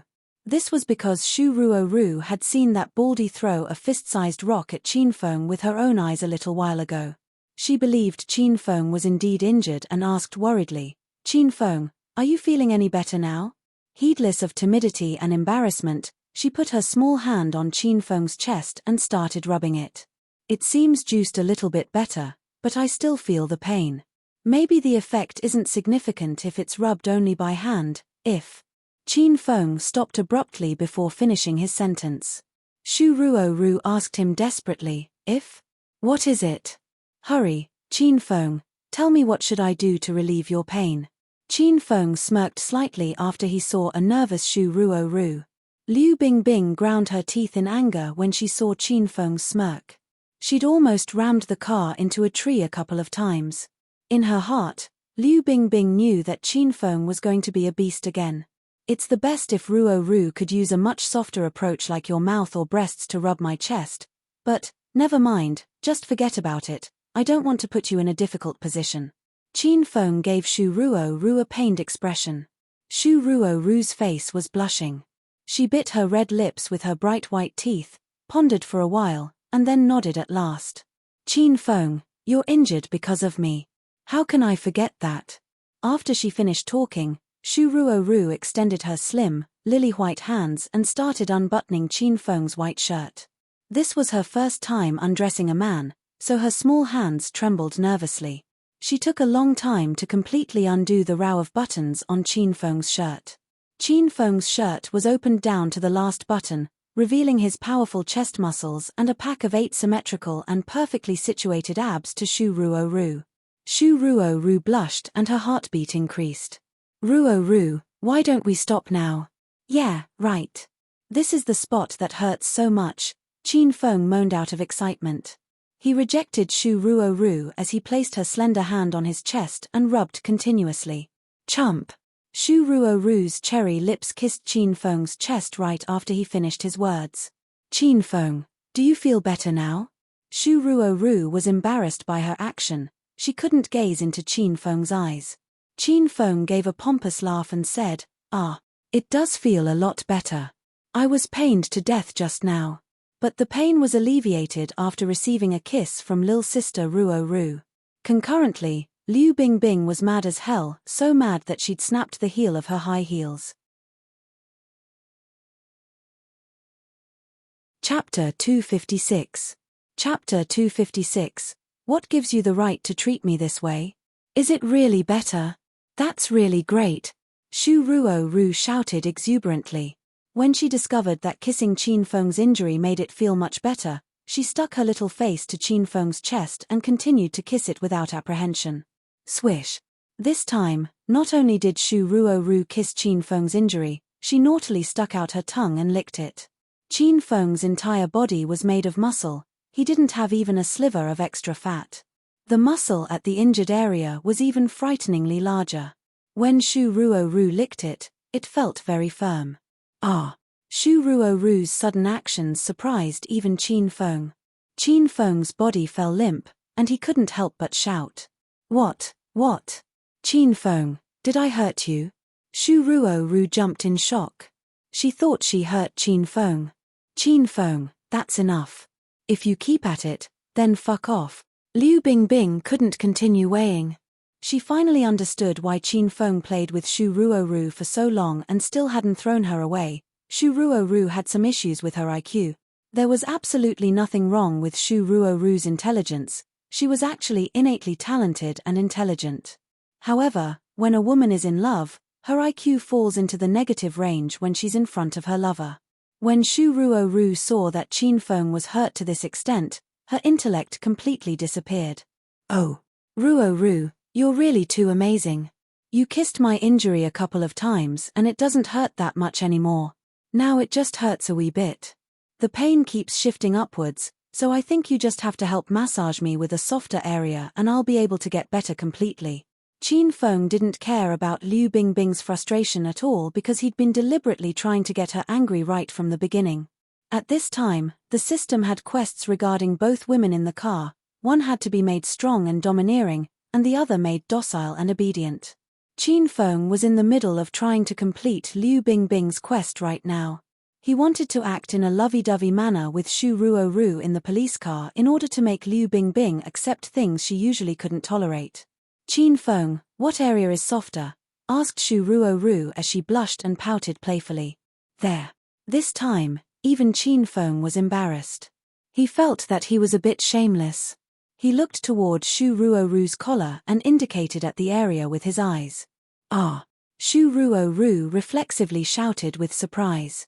After getting instructed by Qin Feng all this time, Shu Ruoru's personality had become much stronger. If another man dared to say such shameless words, Shu Ruoru would harshly chew them out for sure. Qin Feng, why you intentionally toying with me, right? Shu Ruoru detected something and looked at Qin Feng with alarm. Ayo! My wound is hurting badly. Ruoru, why would I toy with you? Forget it, forget it. I would never force you to do something you're not willing to do. We're almost at the Qin Manor. When we get back, let the Qin Manor's Dr. Zhong look at it for me. Has my heart been shattered by the rock? Otherwise, why would it hurt so much? After hearing Qin Feng say his heart might be shattered, Liu Bingbing was elated. This person was unrivaled under the heavens at lying without batting an eyelash. However, Shu Ruoru was so shocked that she shouted. Ah, no way, how could it shatter your heart? Qin Feng, don't scare me, okay? Wo, I'll massage you right now. You'll definitely be okay. Wo. Shu Ruoru cried again. She suspected Qin Feng was tricking her at first, but she was worried about Qin Feng so she couldn't think about it too much. She suddenly flipped her body and sat on Qin Feng's thighs. Then, she hugged his neck and stuck her body to his. Qin Feng, does that feel better? Shu Ruoru's voice was as small and weak as a mosquito. She was blushing madly. Qin Feng had a serious expression. Ruoru, what are you wearing inside? It's pressing against me and it's really uncomfortable. Shu Ruoru's neck turned completely red as well. Qin Feng was hinting at Shu Ruoru to remove what was beneath her clothes. Wait. A while later, Shu Ruoru gritted her teeth and lifted her hands to her back to undo the la of her bra. Qin Feng didn't think Shu Ruoru would comply even with this kind of request. When he saw her sitting on his thighs about to remove her clothes, he felt that it was too beautiful. Boom! A dull sound came from inside of the car. Shu Ruoru hadn't yet undone her bra when the police car hit a concrete barrier on the roadside. This scared Shu Ruoru into immediately hugging Qin Feng's neck tightly. Qin Feng, get the fuck out. Liu Bingbing couldn't take it anymore. Once she saw Shu Ruoru undoing her bra in the rearview mirror, she didn't feel good. She wasn't paying attention and drove off the road. Big sister, why are you yelling at Qin Feng for no reason? You weren't careful and crashed the car. It wasn't Qin Feng's fault, grumbled Shu Ruoru, looking at Liu Bingbing. She really didn't understand. Qin Feng's injury was so bad, so why was Liu Bingbing, this policewoman, still so heartless? Didn't they say to look for the police when there was trouble? Liu Bingbing was about to die from anger. And you, stupid woman, get out of the car as well. If you want us to get off, then we'll get off. Qin Feng, let's get a taxi on our own to get back. Shu Ruoru tugged on Qin Feng with a huff and prepared to get out of the car. However, Qin Feng didn't move and sat while hugging Shu Ruoru. Director Liu, if it was a normal day, I wouldn't argue with you. But, today Shu Ruoru suffered trauma. I hope you won't yell and scream at her. Just take us safely back to the Qin Manor and I'll pretend nothing happened at all. Qin Feng's expression turned slightly cold. Liu Bingbing originally suppressed a stomach full of fire, but when she saw Qin Feng's commanding attitude, she immediately exploded. So what if I yell at her? She's extremely stupid, so I want to yell at her. Hurry and take this woman, then fuck off. Don't sully my police car. Liu Bingbing looked at Shu Ruoru and yelled twice. However, she had just finished yelling when she felt a pie-black handgun on her head. Qin Feng didn't know when he arrived at the front passenger seat and took the handgun from her waist. His lightning-fast speed and nimble body scared Liu Bingbing. Her eyes widened and her jaw dropped as she looked strangely at Qin Feng. Director Liu, usually when we're together, you can joke and throw your temper at me however you'd like and I wouldn't care. However, right now my woman has suffered a shock. I'm urging you earnestly, and I hope I don't have to do it a third time. Otherwise, this gun in my hand is very likely going to go off by accident. Qin Feng's expression was icy and his tone was devoid of emotion. In Liu Bingbing's eyes, he became a completely different person. He was so unfamiliar and frightening that Liu Bingbing felt very wronged. She was always strong and domineering, but tears rose in her beautiful icy eyes. Liu Bingbing bit her lip tightly and really wanted her tears to go back into her eyes. However, they disappointed her and fell out. Other than Qin Feng, no one else had ever pointed a gun at her head because no one had the guts to do it. Similarly, no one dared to kiss her on the lips, embrace her, or even instruct or humiliate her. Liu Bingbing felt that Qin Feng treated her unfairly.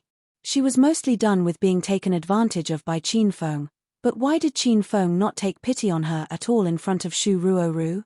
Liu Bingbing clenched her teeth and held it all in for a long while.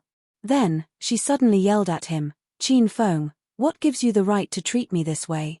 Liu Bingbing's sudden mood shift scared Qin Feng. He returned the handgun back to its place, and grabbed a tissue from the car.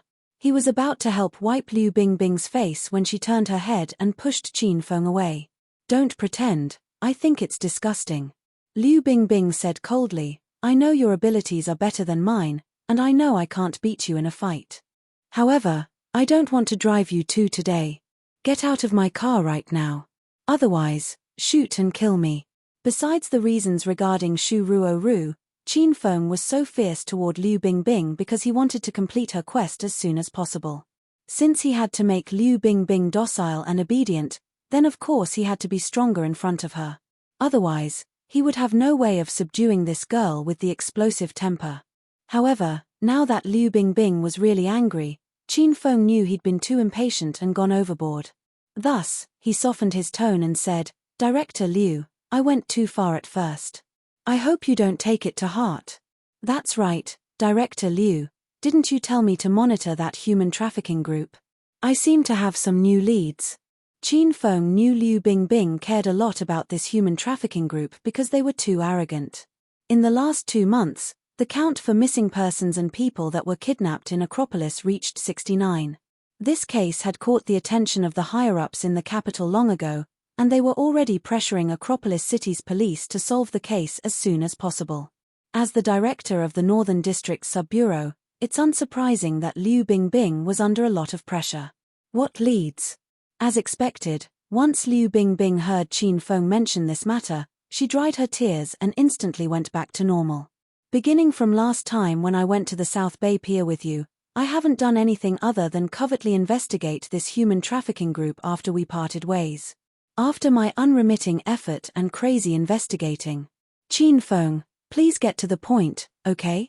Qin Feng hadn't finished speaking when Liu Bingbing cut him off coldly. Qin Feng coughed awkwardly twice, then got to the meat of the issue. "Ahem. I suspect that those kidnappers that Director Liu arrested just now are related to the human trafficking group." Liu Bingbing's expression changed instantly, and she looked at Qin Feng with some suspicion. "You're not lying to me, are you?" "Director Liu, those words make me unhappy. When have I lied to you?" Qin Feng had lied to Liu Bingbing a fair number of times. But, this time he really wasn't lying. When Qin Feng led Shu Ruoru into the police car earlier, he asked Shu Ruoru some questions about the kidnapping. After discovering the cause of the matter, Qin Feng kept analyzing the relationship between these events. Big Brother Qiong and his men kidnapped Liu Xiaojiao before, and they were practiced and familiar with kidnapping. From a glance, one could tell they were recidivists. Also, when Qin Feng confronted Big Brother Qiong and his men in the courtyard, he heard them mention something about completing their monthly quota. Thus, Qin Feng had reason to guess that these people had a large human trafficking gang behind them. As for whether or not they were the group Liu Bingbing needed to see, that required further investigation. "When haven't you lied to me?" Liu Bingbing harumphed and glared at Qin Feng. Qin Feng felt a stab in his heart. He said unhappily, "Either way, I've said everything I should have. If you believe me, Director Liu, go back and interrogate those people. Maybe you'll get the clues you need. If you don't believe me, it's no loss on my part." Liu Bingbing's expression shifted slightly. Though she still looked like she didn't believe Qin Feng, she'd already decided to personally interrogate those kidnappers when she got back to the police station. Chapter 257. Chapter 257, Arrival of the Superstar. Royal Group, Sales Department Lobby. When Qin Feng and Xu Ruoru walked into the sales department, they sensed the atmosphere today wasn't the same as usual. The sales representatives, who were usually extremely busy, were not making calls or filling out charts, but were gathered and seemingly discussing something. Qin Feng walked into the office hand in hand with Xu Ruoru and laughed at the crowd. "Yo, is today the sales department's day off? Why are you all so free?" After he'd been promoted to group leader in the sales department, he'd gained considerable prestige. The employees of the sales department respected him greatly. Seeing his arrival, two of his subordinates, Xiao Ma and Xiao Qiu, welcomed him with smiles. Ever since Qin Feng beat them up and hospitalized them, they treated Qin Feng as their big brother. "Big brother Feng, you probably don't know yet, but a superstar has come to our royal group today. She's now in General Manager Li's office. Big brother Feng, she is the pure jade girl Rao Shaman, the hot star of the showbiz, who has mastery over the trifecta of movie, television, and music." The voices of Xiao Ma and Xiao Qiu echoed in harmony, causing a commotion throughout the sales department. Although Rao Shaman had just debuted for merely a year, she'd made an impression in the public eye. She was gorgeous, had a flaming body, and her singing voice was enchanting. She was not only idolized by tens of thousands of men, but most women were her fans as well. These superfans were aroused when they heard of Rao Shaman. Even Xu Ruoru joined the procession of worshippers and yelled in excitement, "Rao Shaman? It can't be. A person like her would come to Acropolis City, a second-tier city? What? I'm so excited, I'm one of her fans too." Qin Feng's expression changed into one of indignance. Wasn't he tasked to protect and provide hospitality for Rao Shaman during her stay with Royal Group? However, she was already in Royal Group, but he wasn't notified about this at all. What more, he was the last person to know. It was really a dishonorable act by the top management of Royal Group. How can they be like this? No, I must have it out with General Manager Li. Qin Feng was furious and stormed toward General Manager Li's office. After a couple of steps, he was blocked by two persons, Wang Chao and Lin Shuai, the gold medal financial analyst at Royal Group's Financial Investment Department. "Leader Qin, why are you in such a hurry and where are you going?" asked Lin Shuai, looking at Qin Feng with a grin on his face. At the same time, he peeked at Xu Ruoru twice. A touch of possessive desire could be seen gleaming in his eyes. Recently, Qin Feng had become Wang Chao's superior. During this period of time, Wang Chao had played cat and mouse with Qin Feng.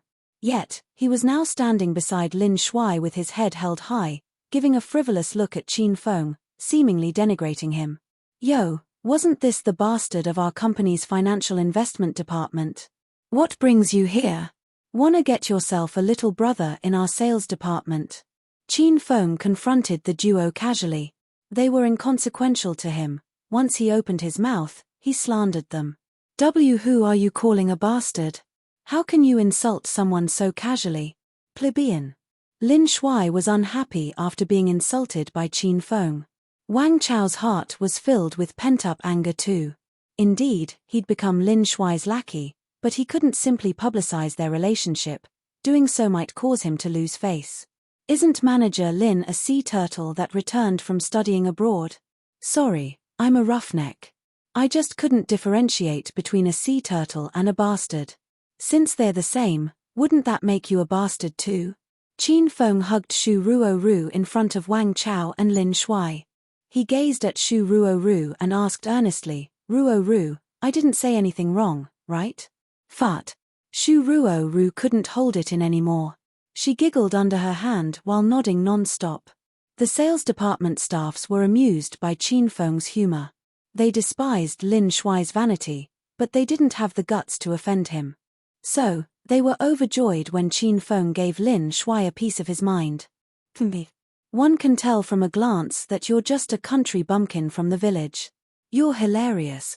Lin Shuai gave Qin Feng a freezing glare and wigged. "You're going to see General Manager Li, right?" "Sorry, but General Manager Li has no time for you. She's now entertaining a VIP. You have no right to enter given your current position. Qin Feng chuckled and replied, You're from the Financial Investment Department, who are you to say what I have the right to do? Bastard, mind your own business. Stinking brat, mind your foul mouth. If not, I won't go easy on you. Lin Shuai was enraged. Get out of my way, you bloody bastard. Qin Feng's expression was as cold as ice. Both sides refused to step down. The atmosphere took a harsh turn and it went below zero. The entire sales department was as quiet as the grave, only panting could be heard. On the other hand, Li Yuchen wore her formal outfit, uniform and stockings.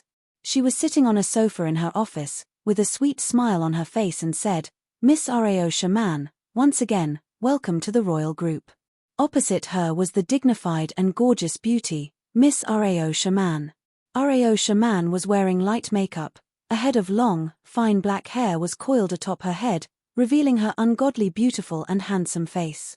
Her pair of eyes dazzled and sparkled with mirth, as if they spoke.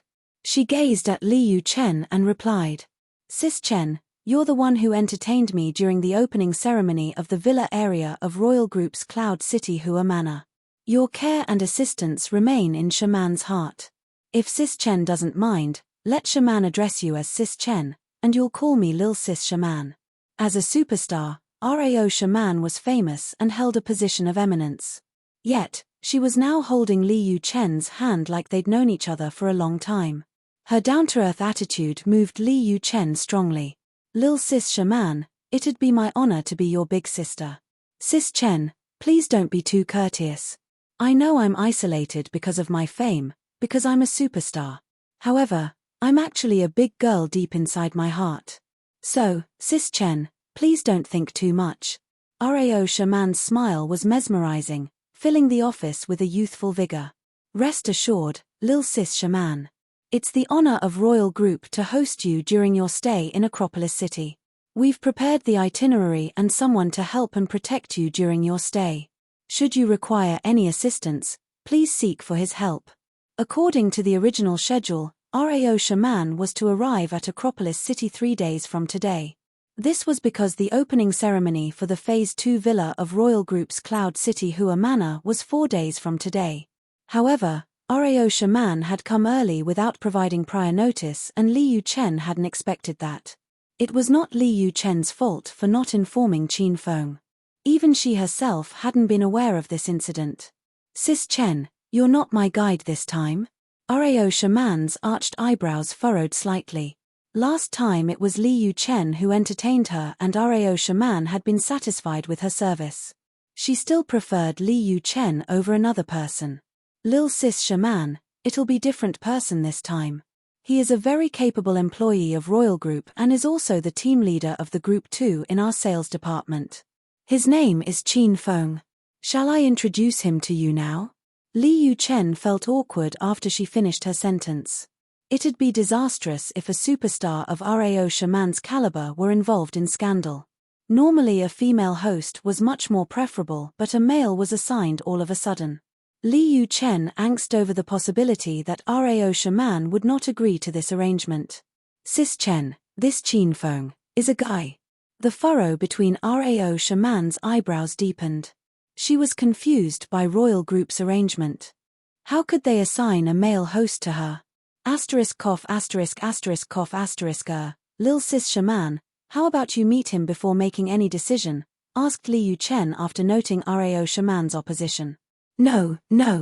Rao Shaman rejected Li Yuchen's idea. She waved her hand and voiced her concerns. Sis Chen, I'm not trying to put on airs, but you know that I work in a very particular industry. I was invited by your company to Acropolis City to attend a ceremony that'll last a few days. It'll be awkward and inconvenient for me if my host is a man. Sis Chen, as a woman, you understand my scruples, right? Li Yuchen's face was awash with embarrassment. Of course, she understood what Rao Shaman meant. However, it was an order from the top for Qin Feng to be Rao Shaman's host. Not even she had the authority to change it. If she really had to replace Qin Feng, she'd require the permission from above for her to carry out the replacement. Oh yeah, Sis Chen, I've a question for you. Rao Shaman's expression eased up and she changed the topic abruptly. She had her own reason for visiting Acropolis City. Her involvement in royal group activity was merely a pretext.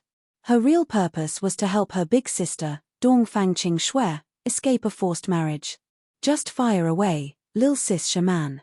I'll try my best to answer you, Li Yu Chen replied with a smile. Sis Chen, does Chairman Qin's only son, young Master Qin, work in this company? Lil Sis Shaman, why would you suddenly ask this question? Li Yu Chen was taken aback slightly.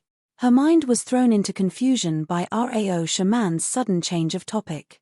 Rao Shaman realized she acted too suddenly. She was just too eager to ease Sis Qing Shui's trouble.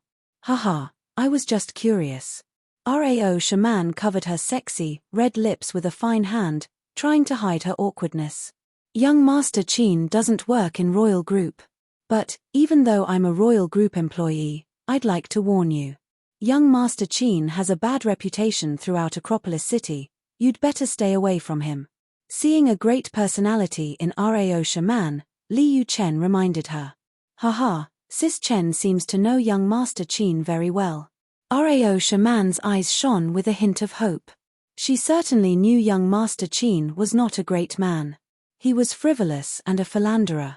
However, in order to help Sis Qing Shui, she decided to meet young Master Qin in person.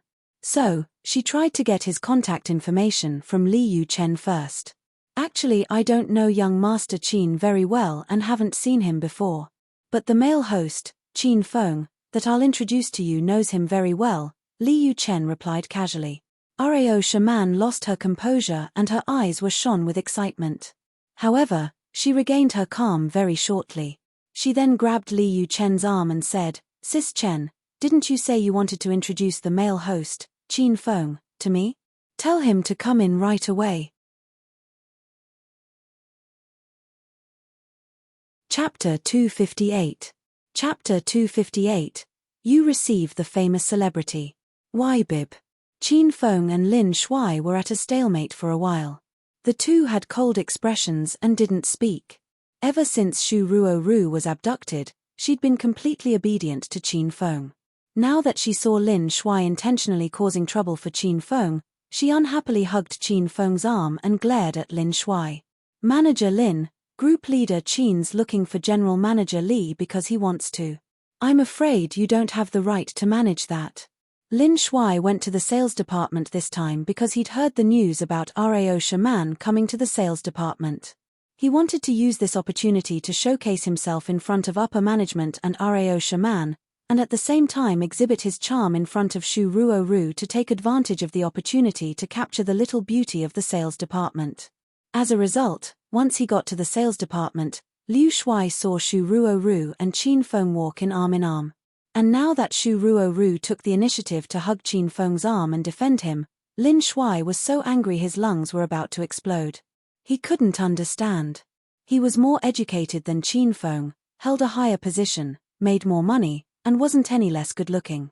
Why did this Shu Ruoru take a liking to Qin Feng but not himself? It seems like after getting promoted to a little group leader position, some people become really cocky.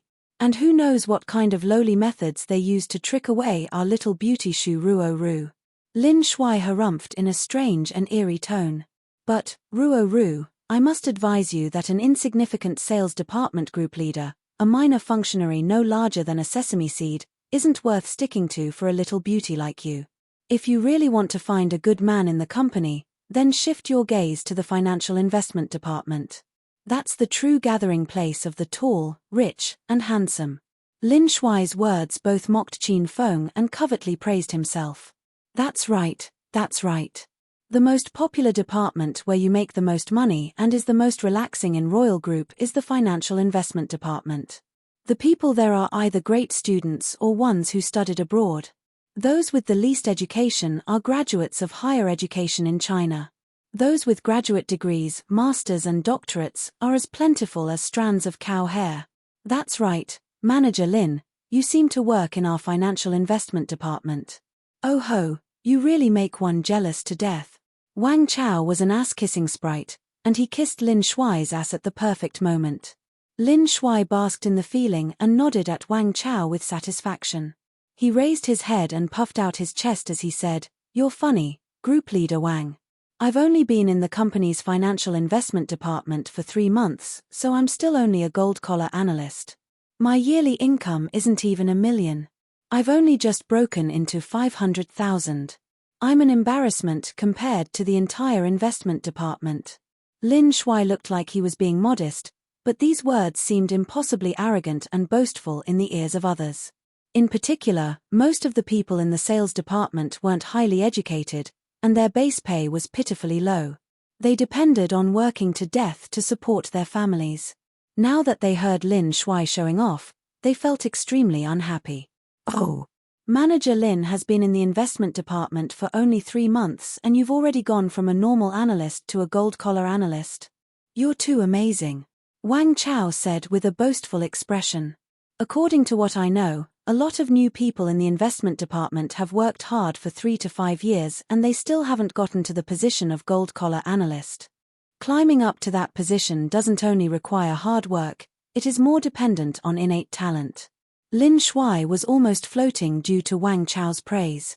He looked at Qin Feng with a self-satisfied smile and said, "Group Leader Wang, don't say these things here. You know I, Lin Shuai, am a modest person. I just got promoted, what's there to show off? Unlike some people who get promoted to a small position and can't help but tell the whole world. An arrogant and frivolous person like that certainly won't have much of a future. They'll probably be stuck in their position for the rest of their lives without another promotion opportunity again." Lin Shuai and Wang Chao echoed one another and covertly trash-talked Qin Feng. And the entire sales department, much less Qin Feng, could tell. However, Qin Feng ignored those words, and his expression didn't change in the slightest. On the other hand, Lin Shuai's restless gaze kept falling on Shu Ruoru's body, making Qin Feng a bit peeved. He suddenly stepped forward and blocked Lin Shuai's view of Shu Ruoru by placing her behind him. Then, he looked at Lin Shuai menacingly. "Don't have any ideas about Ruoru, she's already my woman. If I see anyone harboring errant thoughts about Ruoru, I don't care if you're a bastard or an ass-kisser, I'll kill you. Now, it'd be best if you bounce to the side. Don't block your elder's way. Qin Feng, this is a large company on the market, not a street where you can fool around. You better be more respectful when speaking. General Manager Li is in there receiving an important guest and you don't have the right to go in and disturb them." Lin Shuai stood there with the courage of his convictions and refused to move. He simply didn't regard a little group leader like Qin Feng as anything.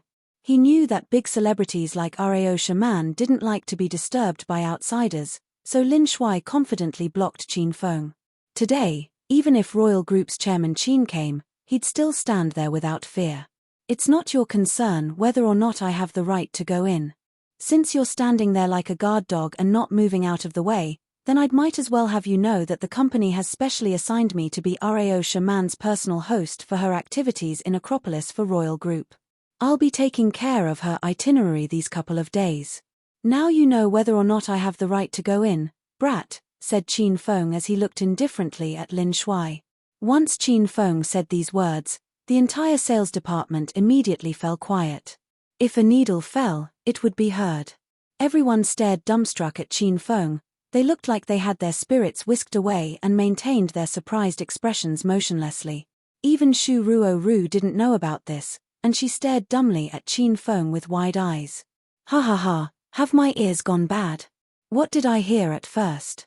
You said the company sent you to be Rao Shaman's personal guide. Ha ha ha, you're going to make me laugh to death." After a brief silence, Lin Shuai suddenly burst into uproarious laughter. "Don't tell me you were a clown in the circus before coming to Royal Group." He was really tickled by Qin Feng. He laughed so hard that tears almost sprang from his eyes. Once Lin Shuai found out that Rao Shaman was coming to the company, how could he not daydream about becoming her guide? However, Lin Shuai knew this was impossible. Thus, he only dared to imagine it and would never say it out loud.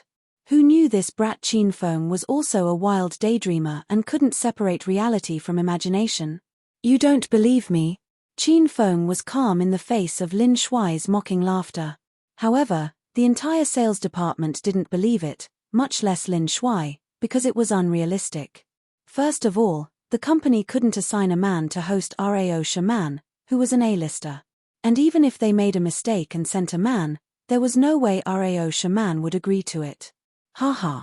Oh, Qin Feng, you're truly a country bumpkin that just came from the mountains. Don't tell me this is the first time you'll be seeing a famous celebrity in real life. Not only do I not believe you, but ask anyone else, who would believe your nonsense? Qin Feng glanced around him and could tell by everyone's gazes that they apparently really didn't believe him.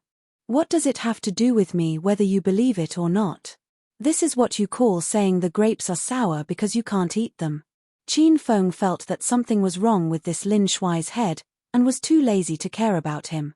Lin Shuai clung to Qin Feng's words and said with mocking laughter, "TSK TSK TSK, you've seen that you can't continue spinning your lie and you want to find an excuse to slip out. Your elder has the guts to say harsh things in front of the entire sales department today. If you, Qin Feng, are sent to host Rao Shaman, I, Lin Shuai, will change my name in the company from here on out to Idiot Lin. But if you aren't specially sent out by the company, and you were just bullshitting earlier, then you'll have to change your name in the company to Idiot Qin. Do you have the guts to make this bet with me, brat?" Lin Shuai glared carkily and overbearingly at Qin Feng with an expression of someone making a solemn vow. Qin Feng's lips quirked. He wondered why everyone liked to bet with him so much. Also, they always used matters completely lacking in suspense to bet with him. He couldn't keep himself from abusing them even if he wanted to. "Manager Lin, though I think the name Idiot Lin suits you very much, as co-workers, I'll give you some face.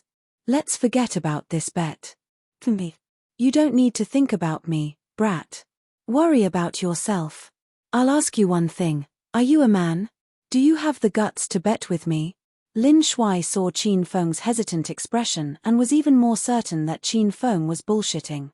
Lin Shuai hardly ever had the upper hand against Qin Feng, so this time, he wouldn't give Qin Feng any face. He would force him into a dead end. "Are you certain you want to make this bet with me? You really want everyone in the company to call you Idiot Lin?" Qin Feng didn't know what Lin Shuai was thinking. Why did this person love abusing himself? "It's not for certain who will be called idiot, so of course I want to bet with you. And whoever doesn't have the guts to bet is the grandson," yelled Lin Shuai aggressively. "All right, then it's happily decided." Qin Feng waved and said to Lin Shuai impatiently, "Then move right now, I have to go in and host the beauty Rao Shaman. Haha. Your elder's waiting to see you go in for less than a minute before getting kicked out. Then, everyone will call you Idiot Qin." Lin Shuai burst into laughter again. However, this time, he didn't block Qin Feng again. He was about to move out of the way when the door to General Manager Li's office opened. Then, everyone saw a professional outfit and black stockings. The figure was curvy in the front and the back, and was undoubtedly Li Yuchen. Wearing a pair of black-rimmed glasses and high heels, she walked to the middle of the crowd. Her body exuded a cold, arrogant, and strong aura. She glanced around her, then unenthusiastically opened her mouth.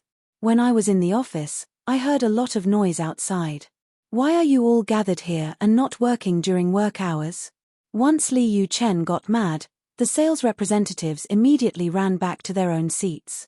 However, their attention remained on Qin Feng. "Qin Feng, come in with me. Miss Rao Shaman has already personally requested that you'd be in charge of hosting her in Acropolis. I hope you can do well. Don't make our royal group lose face." Li Yuchen's voice wasn't loud, but it was loud enough for all the employees in the sales department to hear clearly. Once they heard that Li Yuchen suddenly ran out to take the initiative to invite Qin Feng to take charge of hosting Rao Shaman, all of their jaws dropped to the floor. Plus, Rao Shaman personally appointed Qin Feng as her host. Chapter 259. Chapter 259, I'm your hardcore fan. Under the envious gazes of the crowd, Qin Feng, with a smile on his face, followed Li Yuchen into her office while enjoying her jiggly voluptuous booty. The sales department was agitated once again after the two left. These people were choked with shocks and stuns that almost gave them internal injuries. They had been holding their breath in the presence of General Manager Lee. Since she had left, they'd instantly burst into a flock of chatty birds, speculating about the relationship between Qin Feng and Rao Shaman. On the other hand, the cocky Ling Shuai and the ass-kisser Wang Chao were cast aside by everybody. Both of them pulled a long, hideous face. They felt like they'd been struck by lightning when they heard that Miss Rao Shaman anointed Qin Feng as her personal host. They lost the face to remain any longer. They tried to slip away, little by little, without anybody noticing. The duo felt somewhat relieved when they arrived at the door. At this moment, a wonderful and mellifluous voice drifted over. "Hey, idiot Lin and his ass-kisser, where are you guys going?" Shu Ruo stood up and gazed charmingly at the duo. She still remembered the bet Ling Shuai dared to wage with Qin Feng earlier. Since Ling Shuai had lost the bet and Qin Feng was not around, as Qin Feng's ladykin, she believed she had to defend her man at this critical moment. Her temperament had changed drastically and become more assertive under Qin Feng's guidance. She even dared to challenge Ling Shuai and Wang Chao, which she wouldn't have done previously. Fart. The buzzing staffs were dumbstruck by Shu Ruo's sudden words. They gave a quizzical look at the duo first and burst into brazen laughter one after another afterward. They'd almost forgotten the wager between Qin Feng and Ling Shuai since they were only concerned about the scandal between those two in General Manager Lee's office until Shu Ruo reminded them. Everyone looked exultingly at Lin Shuai. Earlier in the day, this person had come to the sales department with his head held high and boasted about himself in front of everyone. The people in the sales department loathed his cockiness for a long time now, and finally, the time for revenge had come. They swore they'd never ever go easy on them. "Hey, idiot Ling and his ass-kisser, where are you guys going? Hey, idiot Ling and his ass-kisser, where are you guys going?" The sales department had 50 to 60 personnel. All of them repeated Shu Ruo's words again and again. Ling Shuai and Wang Chao were stupefied in front of the door, pondering whether they should leave or not. When all the employees had finished repeating that sentence, the duo felt they already became statues. General Manager Lee's office. Qin Feng followed Li Yuchen into her office and his sights were fixed on Rao Shaman once he saw her sitting on the couch. Before Qin Feng acquired the Hedonist sovereign system, he'd gone through some celebrity profiles occasionally and paid tons to have sexual intercourse with them. Among the group of celebrities, Rao Shaman was his main target. He'd gone through many channels and paid a ton of money to reach Rao Shaman. Unfortunately, she was rather unflattered regardless of his pecuniary seduction. Now that he was seeing Rao Shaman from such a short distance, he realized she was even more beautiful than on TV. Rao Shaman wore a white pleated shirt, a short skirt in Scottish plaid, and a pair of dark knee socks on her lower legs, rendering most of her lily-white thighs visible. She sat gracefully on the sofa, sizing up Qin Feng with her expressive eyes. An aura of youthful and mesmerizing charm was radiating from her body even while she remained completely still. Qin Feng gulped down his saliva and returned to his senses right after. As soon as he regained his senses, he rushed to Rao Shaman's side, grabbed her soft, frail jade hand and said graciously, "Ayo, you're the superstar Rao Shaman. Did you know how much I like you? Both your singing and dancing is elegant yet alluring to me. I've weighed every single drama and movie of yours. The classic lines you said, I can recite them even with my eyes closed. Shaman, I love you so much, quick, come into my arms. I want to take a weffie with you later." Qin Feng straied his arm and tried to embrace Rao Shaman. However, before he could touch her back or reach her soft body, he felt something hard from pressing his chest. He looked down and saw a dark Rao Shaman had blocked the space between them with a folder. "Shaman, I've been following you since your first debut. I'm your hardcore fan. I even bought all your original albums and weighed all your movies during the first premiere screenings. Now, your fan just wants to give you an innocent hug and take a picture with you. It breaks my heart that you rejected my small request." Once again, Qin Feng was playing his one-man show. Li Yuchen shook her head, sighing over her decision to agree with the top management on appointing Qin Feng as Rao Shaman's personal host. Nevertheless, Rao Shaman maintained her straight face. Her pair of vivid eyes gazed directly at Qin Feng and asked him abruptly, "You're my hardcore fan? You've kept an eye on me since my first debut and bought every single one of my albums?" Qin Feng replied sternly, "I shall be struck by lightning if I speak of any lies." "Okay, then, I'll grant you your wish only if you can name my first album." Rao Shaman suppressed her smile as she looked at Qin Feng. She could tell from a glance that Qin Feng wasn't her true fan. Waha! Qin Feng burst into laughter and stopped out of a sudden. He returned to Li Yu Chen and asked solemnly, "General Manager Li, why did you call me into the office for? Do you have an important task for me?" Unable to follow Qin Feng's capricious and fickle mind, Li Yu Chen froze for a brief second. She soon regained her senses and gave Qin Feng a scornful gaze. "Allow me to do the introduction first. This person is Huashia's superstar, Miss Rao Shaman. She came all the way from the capital just to attend our Royal Group's opening event. He is Qin Feng, a team leader of Royal Group's sales department. He will be hosting Miss Rao Shaman this time." After the introductions, Li Yu Chen peeked at Rao Shaman. She was almost certain that Rao Shaman would decline the arrangement of Qin Feng being her host. This was because Qin Feng was pompous when he first entered the room. He acted just like a psycho. Peeking at Rao Shaman's lily-white thighs, Qin Feng said awkwardly, "Your great name has long resounded in my ears like thunder, Miss Rao Shaman. It's Qin Feng's honor to meet you in person." "Hi, Qin Feng. I'll be troubling you to take care of me for the coming period. I will seek Mr. Qin's assistance, should I require any. Hope you won't mind," Ru Saiman replied with the ghost of a smile playing around her lips. Li Yu Chen was dumbfounded, unable to process the current situation. She'd never imagined Rao Shaman would accept Qin Feng as her host so readily. "Lil Sis Shaman, are you fine with Qin Feng?" Li Yu Chen asked doubtfully. Rao Shaman answered with a beaming smile, "Sis Chen, yes, Mr. Qin is fine. He is tall and well-built, easy in conversation, and graceful in manner. I think he'll be a nice host during my stay." Li Yu Chen's mouth was as big as an orange after hearing Rao Shaman's reasoning. She eyed Qin Feng with a question in her mind, where does she see those virtues in this guy? "Sis Chen, could you leave the room for a sec? I've something personal to discuss with Mr. Qin since I'll be with him for the next couple of days," Rao Shaman said to Li Yu Chen, ignoring her expression. Right now, she was only intrigued by the relationship between Qin Feng and young Master Qin. Her real purpose for visiting Acropolis City was to help Sis Qing Shuai escape a forced marriage. Before she came to Acropolis City, Rao Shaman had no clue of young Master Qin's name and what he looked like. Dongfang Qing Shuai refused the marriage proposal at first, so she'd never taken the initiative to investigate young Master Qin. She deliberately didn't look at young Master Qin's photos, nor did she look for his information. She was afraid that seeing young Master Qin's face would tarnish her eyes.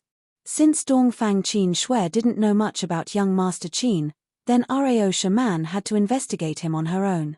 She browsed the internet for young Master Qin's profile on her way to Royal Group. However, the photo she saw online was of Xiao Bai, the bodyguard of Qin's mansion. "Ah. Okay, then I'll excuse myself first." Li Yu Chen was stupefied for a considerable amount of time before she regained her senses. She couldn't believe that Rao Shaman still had the guts to be alone with Qin Feng after he displayed his audacity. "Lil Sis Shaman, please call for help loudly should anything happen to you. I'll just be at the sales department lobby. I'll be able to hear your voice clearly," Li Yu Chen reminded Rao Shaman before closing the door. She just couldn't drop her guard against the sex maniac, Qin Feng. Qin Feng's expression darkened completely. There was only Qin Feng and Rao Shaman after Li Yu Chen had left. The atmosphere suddenly became awkward. "Shaman, you can ask me about anything you don't understand, whether it's about working or lifestyle, I'll be able to settle it for you one by one. Also, I'm currently delving into the study of human physiology, which I would like to discuss further with you as well." Qin Feng moved toward Rao Shaman proactively. However, Rao Shaman seemingly ignored him. She remained calm, tugged on her skirt to prevent any exposure, and shifted herself to keep a distance from Qin Feng. "Mr. Qin, I do have some questions for you. Unexpectedly, Rao Shaman's countenance turned serious. Are you familiar with Royal Group Chairman Qin's only heir, young Master Qin? Qin Feng was peeking at Rao Shaman's thighs. When Rao Shaman abruptly brought up the question, he was so surprised that he almost jumped from the couch. He raised his guard and weighed Rao Shaman vigilantly. Did she discover my real identity? Does she know I paid tons of money just to sleep with her? Since she suddenly left herself alone with me, did she want to sleep with me? Give me your price, then. Qin Feng decided to sound out her intention. On the other hand, Rao Shaman was perplexed by Qin Feng's abruptness. What price? What are you talking about? Qin Feng, did you hear my question just now? Qin Feng's mind was full of questions. This woman's heart was as fickle as April weather, totally unpredictable. Why are you looking for young Master Qin? Do you know him? Qin Feng continued to snoop out her intention. Young Master Qin and I aren't acquaintances, however, his great fame as Acropolis City's greatest hedonist young master has long resounded in my ears. So I would like to meet him in person. Can Mr. Qin do me a favor by being the middleman and introducing us to each other? Rao Shaman spoke with a smile. Qin Feng was thrown into confusion.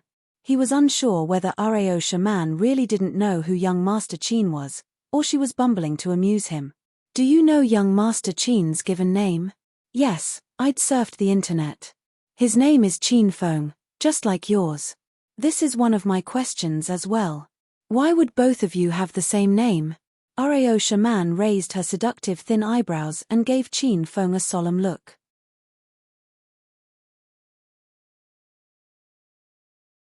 Chapter 260. Chapter 260, Quest Expiration. Qin Feng was slightly stunned. He understood Rao Shaman less and less. He really didn't know what this woman was trying to do. Haha.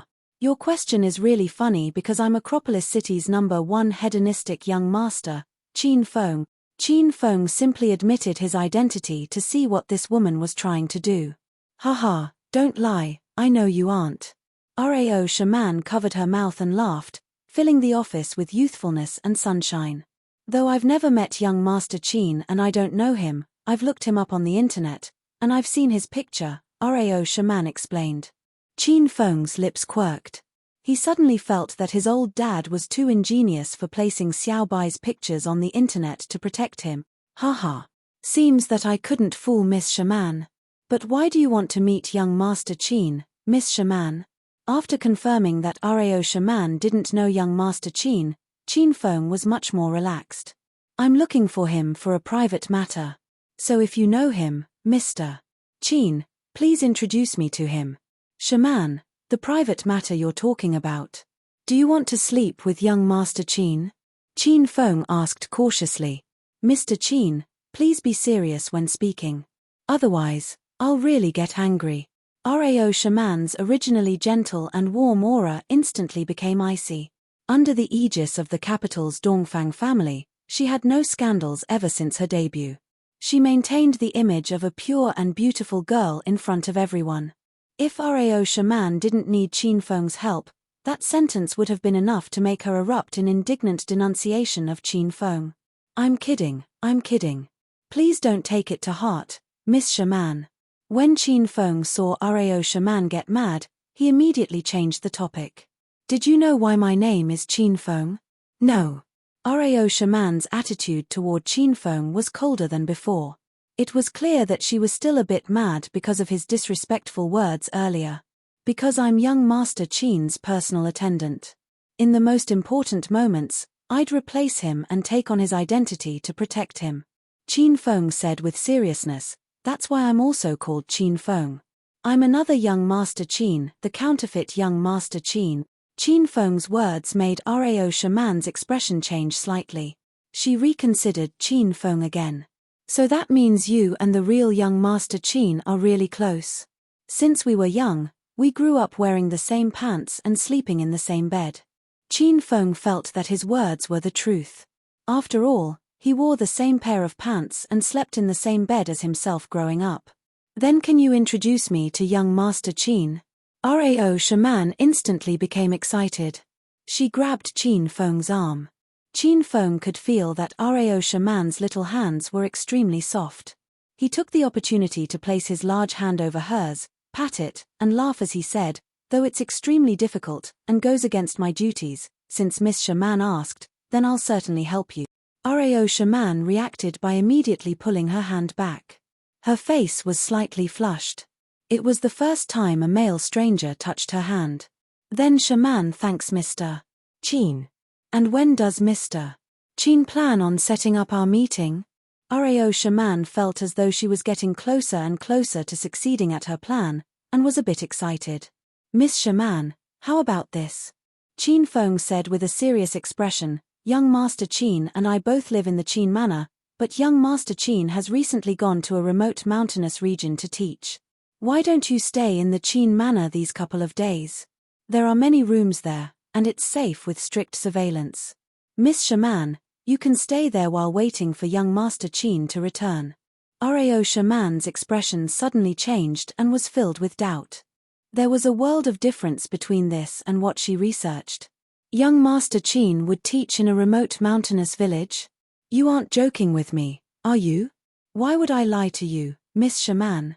He's been at the remote mountainous village for nearly a month now. Qin Feng nodded resolutely and added, "Actually, the news you find on the internet isn't about the real young Master Qin. I grew up with him and I know him very well. He isn't the dissolute and hedonistic wastrel or the huge pervert in the rumors. He's an extremely kind and good youth that always strives to do better." Every time Qin Feng praised himself, he always used endless gorgeous rhetoric. The doubt in Rao Shaman's expression grew increasingly stronger. She didn't really believe Qin Feng.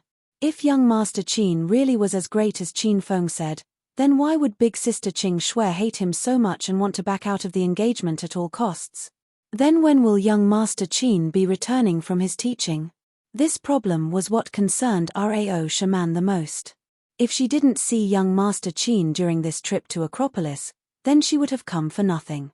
"Oh, Miss Shaman, you want to know when young Master Qin is coming back?"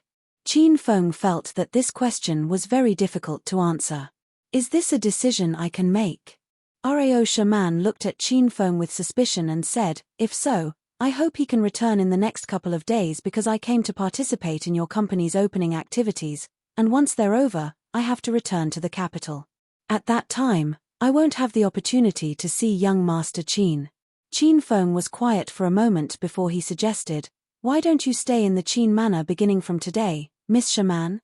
Tonight, when we get back, I'll call young Master Qin and tell him to take some time to come back and plan a meeting with you." "That's great." Rao Shaman bowed slightly and said, "Then I'll trouble you this time, Mr. Qin."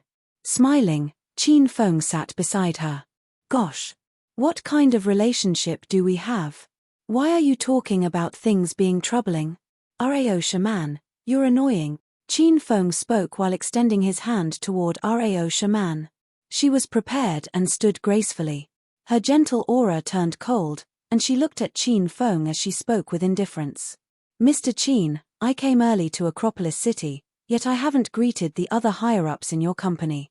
I'll get busy first, then go to the Qin Manor with you tonight after you get off work." Rao Shaman didn't give Qin Feng the opportunity to do anything mischievous. Once she finished speaking, she walked out of the office. When the employees of the sales department saw Rao Shaman walk out, there was a ruckus immediately. Rao Shaman was used to this kind of situation where people would cheer and chase after her everywhere she went, so her expression remained unchanged. She lifted her head, puffed her chest, and walked out. A long while later, the atmosphere in the sales department calmed down. Qin Feng walked leisurely out of the general manager's office and instantly caught the eyes of all the people present. Rao Shaman using Qin Feng as her guide was already shocking enough, but not long after the guy went in, even General Manager Li was forced out and the famous celebrity, Rao Shaman, was left alone in a room with Qin Feng. This heavenly treatment was something people could only dream about. Who would have thought that Qin Feng could turn this into reality? Has Idiot Lin left? Askissa, why didn't you leave with him? You seem to dislike the sales department and yearn for the financial investment department, So why aren't you working there? Qin Feng glanced around the sales department lobby and realized that the brat Lin Shuai had already left. Wang Chao had originally left with Lin Shuai. He only came to his senses when he got to the doors of the investment department. After all, he was part of the sales department. Thus, he immediately ran back to the sales department. However, now this occurred. Wang Chao had already been rousted by the entire sales department. He had already been reproached. After hearing Qin Feng's words, Wang Chao immediately looked like he ate shit. Qin Feng dissed Wang Chao with a sentence, then was too lazy to care about this kind of person. He minded his own business and walked into his group leader office. He had just sat down when the system's cold announcement resounded in his head. Ding! The Hedonist sovereign system reminds host Qin Feng that you currently have 2 quests that will soon expire. Please take note and check up on them. This was Qin Feng's first time getting an alert from the system that a quest was soon to expire. He immediately opened the Hedonist sovereign system to take a look. The quest to conquer Han Ying will soon expire. Quest time remaining, 12 hours. Successful completion reward, 500 Hedonist points. Upon failure, the host will be impotent for 3 years. The quest to investigate and discover the criminal behind murder who will soon expire. Quest time remaining, 12 hours. Successful completion reward, 500 Hedonist points. Upon failure, the host will lose inheritance rights to royal group. 2 quests would soon expire. Qin Feng looked at them in detail. There was no way he could complete the quest to conquer Han Ying in 12 hours. Qin Feng had a considerable understanding of Han Ying. She only got close to him, joined royal group, and studied and worked at royal group to form a business partnership with them. She had an arrogant personality and high standards. How would conquering her be so easy? As for the quest regarding the criminal behind murder who, Qin Feng had investigated it in detail before. In the beginning, he thought the criminal behind the scenes was Ma De whose father, Ma Da. Long afterward, when he went to the mountain resort with Bai Qing, he lured out Hua Ming, her backer. In the end, Qin Feng's suspicions fell on Qin Yi, Prince Wen. However, the truth showed that none of these 3 was the criminal behind Ma De who, and Ma De who was long dead. Qin Feng had no way of investigating any further, and this quest was like a pool of stagnant water. He couldn't find the answer. Master, the Hedonist sovereign system is a very humane system. The first time the host has no way of finishing a quest on time, the host has a one-time chance to extend the quest time limit. Little Pig's voice resounded in Qin Feng's head, but there's only one chance. Since Master has 2 quests that you can't complete, you have to consider which quest to extend. Under Little Pig's warning, Qin Feng chose to extend the quest to conquer Han Ying because the punishment for failing this quest was 3 years of impotence. Qin Feng would rather be killed. As for the quest to investigate and discover the criminal behind murder who, failure was only losing the inheritance rights to royal group. Now that Qin Feng had the amazing Hedonist sovereign system, he didn't care about inheritance rights. After deciding, Qin Feng thought, I want to extend the quest to conquer Han Ying. Then the system's announcement resounded in his head, is the host certain he would like to use the one-time chance to extend Han Ying's quest? After extending the quest, every aspect of the quest will be amplified. Extend, said Qin Feng. Ding. The Hedonist sovereign system has renewed a quest, conquer Han Ying. Quest time limit, 2 months. Successful completion reward, 1,000 Hedonist points. Upon failure, the host will be impotent for 6 years.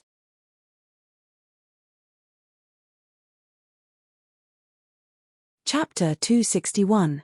Chapter 261. No matter how many rooms there are, they'd be filled by your women.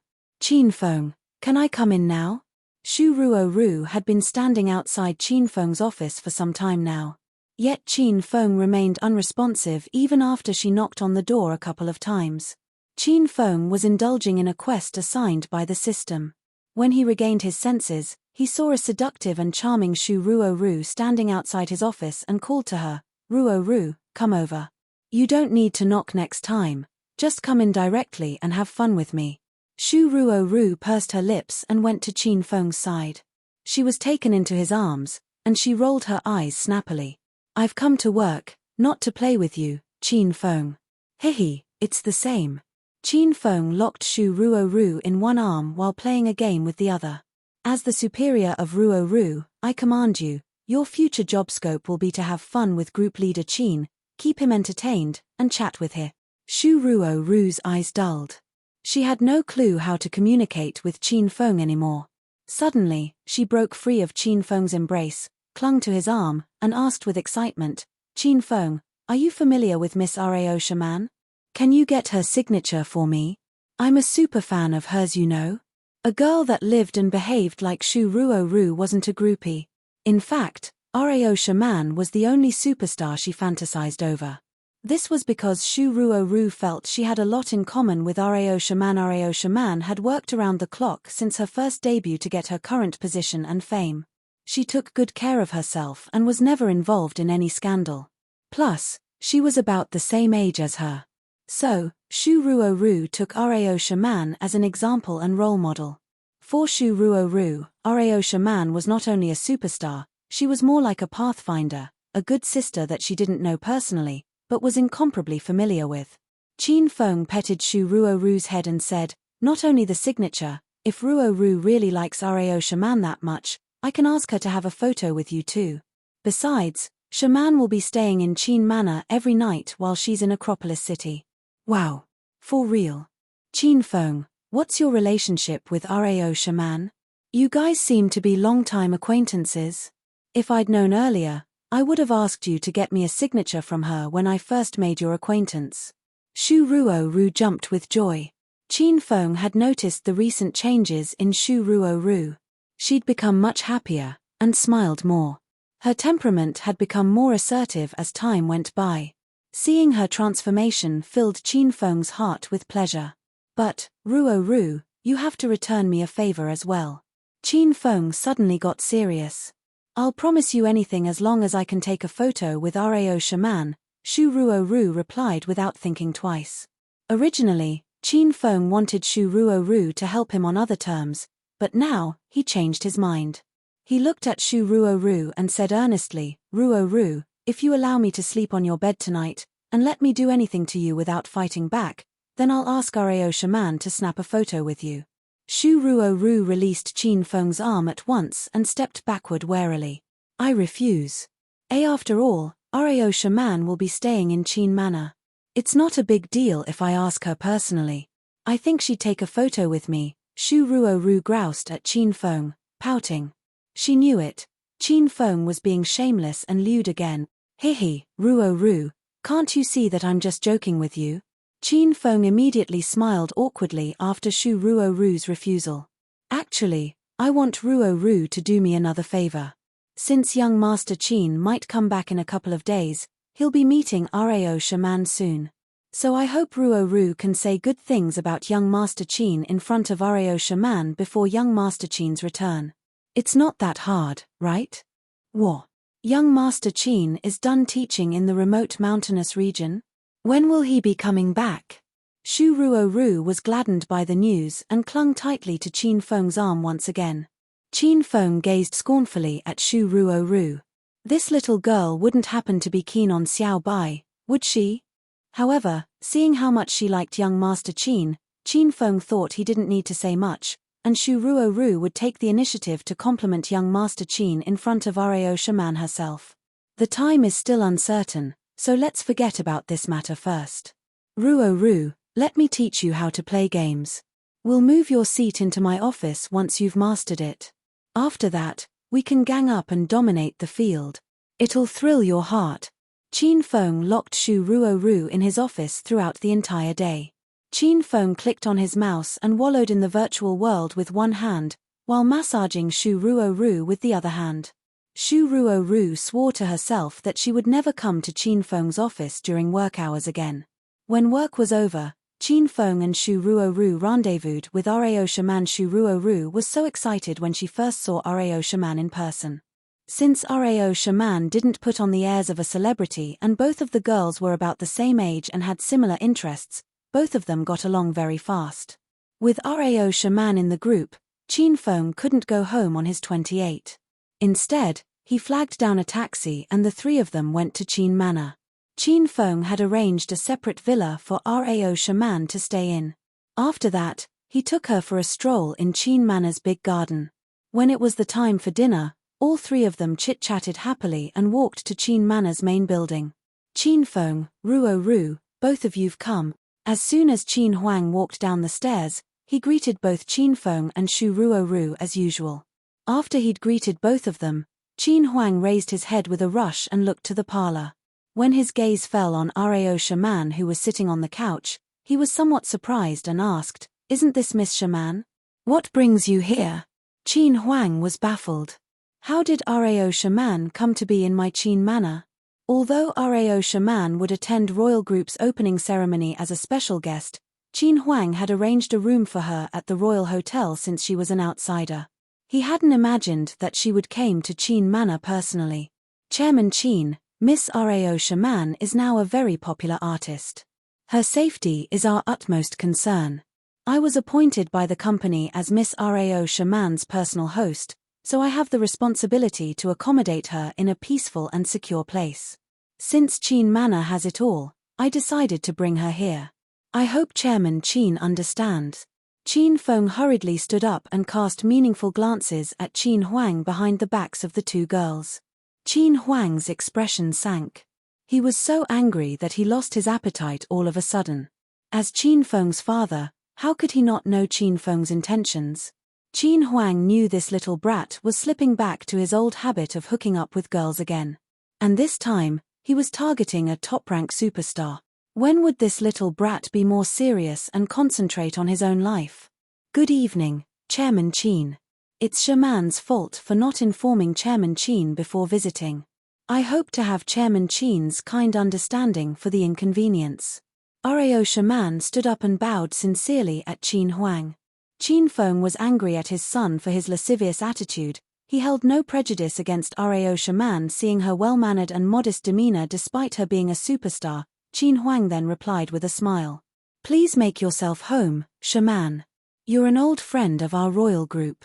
I thank you on behalf of Royal Group for coming all the way from the capital to attend our activities. You flatter me, Chairman Qin. Thank you very much for your hospitality. Rao Shaman and Qin Huang greeted each other courteously. Qin Huang was now sitting in the dining hall, waiting for dinner while the trio chit-chatted on the couch. The reason Rao Shaman didn't ask Qin Huang for young Master Qin's whereabouts and how to get in touch with young Master Qin was because she didn't want their relationship became awkward after this incident. After all, she wanted to snap evidence of young Master Qin molesting her after she met him. Then she would show the evidence to Elder Dongfang Ming Wang and urge him to proactively cancel the engagement. On the other hand, Qin Huang wasn't too familiar with the Dongfang family based in the capital. The marriage between Qin Feng and Dongfang Qing Shui was decided by the elders. The reason why Dongfang Ming Wang acknowledged the engagement was only due to Qin Feng's gone into hiding grandpa. Otherwise, the Dongfang family would have been totally out of the Qin family's league, since the Dongfang family was one of the main four families in the capital while the Qin family was merely a power in Acropolis City. Since Qin Huang was unfamiliar with the Dongfang family, he wouldn't realize the relationship between Rao Shaman and Dongfang family. So everyone wasn't the least bit suspicious of her sudden arrival. The three of you, come to the dining hall. Dinner is ready. Qin Huang's rather dignified voice drifted over. The trio then walked to the dining hall and sat at the dining table one by one. Chairman Qin, Assistant Han isn't joining us for dinner today? Qin Feng asked out of curiosity on seeing Han Yingying's vacant seat and Qin Huang starting to eat without waiting for her. Assistant Han took leave this morning. She said something happened at her house in Jincheng City and it might take a couple of days before she returns. Everyone, please eat. Qin Huang explained Han Yingying's situation briefly, then began eating. It was a silent dinner since Rao Shaman was there. The atmosphere was quite awkward as not everyone was completely acquainted with her yet. After the dinner, Qin Huang went to head upstairs. He felt he needed to have a talk with Qin Feng afterward. If Qin Feng went on to hook up with girls every so often, no matter how large the Qin Manor was, it would soon be filled with his women. The atmosphere among the trio eased after Qin Huang left. All three of them were around the same age, so they had a lot of common interests. Plus, they were young and open-minded. Soon, the three of them sat on the couch, started playing cards, weighing TV, and chit-chatting together. Ruo Ru, how long have you been in Qin Manor? I wouldn't have known you're young Master Qin's housekeeper if you hadn't told me.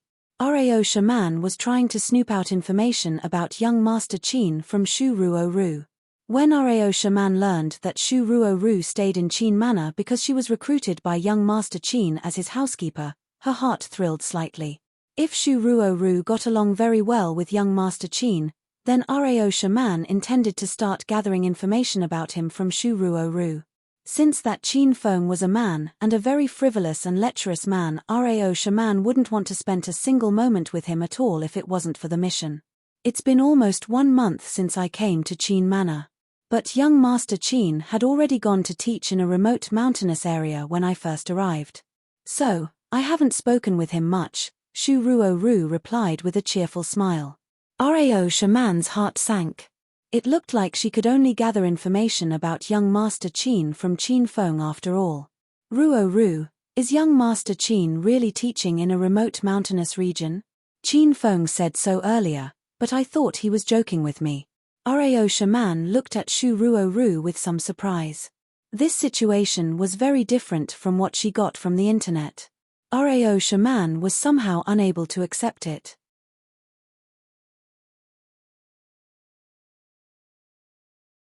Chapter 262. Chapter 262, Because of You. Little Sister Shaman, have you heard a lot of rumors saying that young Master Qin is dissolute and hedonistic, shameless, a deficit, and the like? Shu Ruo Ru hugged Rao Shaman's arm. The two girls had gotten close after a couple of hours. Now, they even addressed each other as sisters. That's right, I looked up news about young Master Qin, and they all said this person wasn't very good. How could he have gone to teach in an impoverished mountainous region? Rao Shaman looked at Shu Ruo Ru with suspicion. Her impression of Shu Ruo Ru was pretty good, and she could tell that Shu Ruo Ru wasn't someone who could lie casually. Haha.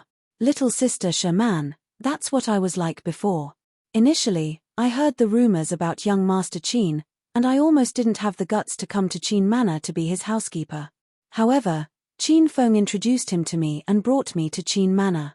I've only seen young Master Qin once, but after seeing him in person, I found out that he's very ambitious to improve himself, modest, educated, reasonable, and a good person. This morning, Qin Feng wanted Shu Ruo Ru to say more good things about young Master Qin in front of Rao Shaman, but it seemed that his worries were for naught. He didn't need to say anything, and Shu Ruo Ru's impression of young Master Qin was very good. How could this be? Why would the citizens of Acropolis make up these rumors about young Master Qin? Rao Shaman was shocked by the news. Was Big Sister Qing Shui mistaken about young Master Qin? Shu Ruo Ru smiled sweetly as she said, Little Sister Shaman, actually, young Master Qin is very helpless against these rumors. In the eyes of outsiders, the sons of rich families are mostly hedonistic young masters. Right from the beginning, they'd misunderstood young Master Qin. Young Master Qin initially explained the rumors and told everyone that he really wasn't the kind of person they thought he was. However, after explaining, other people said his explanations were cover-ups, and their misconceptions of him ballooned even further. After that, there were more and more rumors, and young Master Qin simply ignored them. In the eyes of outsiders, he's a hedonistic young master. But, in private, he does various good deeds like teaching in remote mountainous regions. And this isn't the first time he went. He's been to most of the impoverished regions in China. He goes to teach people new knowledge and donates anonymously to help people in need. All in all, after knowing young Master Qin, my views of him have completely changed. I've even come to respect him and look to him as a role model. Shu Ruo Ru said a lot of good things about young Master Qin, and these were things Qin Feng told her initially. Now that these lies came out of Shu Ruo Ru's mouth with such sincerity, Qin Feng was so moved that he wanted to cry. Phew. After hearing all this, Rao Shaman was completely speechless. Who knew how many deep breaths she took to calm herself? Though she hadn't known Shu Ruo Ru for long, she could tell that Shu Ruo Ru was a kind and obedient girl. She was certain that Shu Ruo wouldn't lie to her. Did that mean young Master Qin was actually such a perfect person? If big sister Dongfang Qing Shui found out that she misunderstood young Master Qin and discovered how he really was, would she still reject the engagement? At this time, Rao Shaman began to feel hesitant about her plan and quest. Oh, why are you two girls so good at playing cards? I've lost this ma and bombed it. How embarrassing. Qin Feng saw that the atmosphere became harmonious and warm, so he took the opportunity to immediately remove his jacket. After removing his jacket, he didn't stop. He proceeded to completely unbutton his white dress shirt and expose his well-built pecs and abs to the two beauties. Shu Ruo had seen Qin Feng bare-chested a fair number of times, so her charming face only flushed slightly. She didn't have much of a reaction. On the other hand, Rao Shaman gave a startled yelp. She glared coldly at Qin Feng and yelled, "Hey! What are you doing? Hurry up and put your clothes on." Qin Feng undid his buttons and was about to remove his white dress shirt when he was suddenly and severely stopped by Rao Shaman. He looked foolishly at the two women and said, "What? Before playing cards, didn't we say whoever lost would take off their clothes? I lost this round, so I have to remove one article of clothing. But there was also a bomb, so we have to add another article. I, Qin Feng, have always been able to play games and can I admit it when I'm defeated. I won't be dishonest with you girls." As Qin Feng spoke, he pulled off his white dress shirt and sat in front of the two little beauties with a bared torso. His heart beat wildly. Rao Shaman's and Shu Ruo's expressions darkened because Qin Feng never mentioned they were playing this way before they started the card game. Otherwise, how would they possibly play with him? You're crazy. When did we agree to such a shameless way of playing? Hurry and put on your clothes. Rao Shaman glared coldly at Qin Feng. Red flecks appeared on her beautiful and youthful face. This was her first time sitting face to face with a bare-chested man. Ruo, we clearly agreed on this before playing the card game. Why are you acting dishonestly? Hurry and tell her, didn't we say the loser has to take off their clothes? Qin Feng continuously winked at Shu Ruo. He knew that he could finally put the female servant, Shu Ruo, that he taught to good use. I didn't hear it. I am thirsty, so I'm going to get something to drink. Little sister Shaman, would you like something? Shu Ruo ran off in a bit of a fluster. She'd lived with Qin Feng for so long, so how could she not know what he was thinking? This person's vulgar and shameless disease was coming out again. However, Rao Shaman was Shu Ruo's idol. She couldn't bear to help Qin Feng bully her. Shu Ruo brought over 3 bottles of yogurt and gave a bottle to each person. Qin Feng saw that Shu Ruo wasn't helping him, so he smiled awkwardly as he put his clothes back on. Haha. Then maybe I remembered wrong. Why don't we start now, whoever loses? Qin Feng hadn't finished speaking when Rao Shaman glared coldly at Qin Feng. I'm not playing anymore. Play by yourself. Rao Shaman got to her feet and prepared to retire to her own villa, when Qin Feng immediately gave Shu Ruo a meaningful look. Shu Ruo pouted and unwillingly stood up to hold on to Rao Shaman. Little sister Shaman, see, can you sing a song for me before leaving? I love your singing voice so much. My favorite is the song you sang during your debut, Because of You. I've listened to it for over a year, but when I hear it, it's still just as moving. Shu Ruo really did have an eye on Rao Shaman since her debut. She could easily name Rao Shaman's debut album and her first single. She wasn't like Qin Feng, who only knew how to trick people. Okay, then I'll sing a song for big sister Ruo, said Rao Shaman with a smile. Okay, singing is good. This living room just so happens to have a household audio system, and I can play the piano. Why don't we do a duet, Miss Shaman? Qin Feng looked appreciatively at Shu Ruo and spoke with a jolly smile. He had just finished speaking when the two women looked at him with disdain. Shu Ruo had never heard Qin Feng play the piano. She thought that a person who was an idler like him definitely wouldn't be able to play the piano. This was probably a method for hitting on Rao Shaman. And a celebrity as big as Rao Shaman usually had China's most famous bands accompanying her, so she clearly looked down on Qin Feng. Qin Feng. How about you don't play the piano? Shu Ruo-ru looked at Qin Feng with a bit of a wronged expression. She really liked Aryosha Man, and it was rare that she could hear Aryosha Man sing in front of her, so she didn't want Qin Feng's subpar piano skills to ruin it. Hey, it's no trouble at all. We're all friends, why are you being so courteous? Qin Feng didn't care about the reactions of these two girls at all. At this time, he already sat at the piano with a smile and turned on the spotlight above his head. A white light enveloped the piano and its surrounding area, and fell on Qin Feng's soft hair. His profile was dashing, and he sat there with his head raised and chest puffed like a prince on a white horse, straight out of a fairy tale.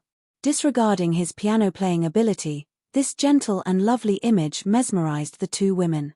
Miss Shaman, I'm ready. What do you want to sing? I'll download the sheet music from online. Qin Feng looked smilingly at Aryosha Man.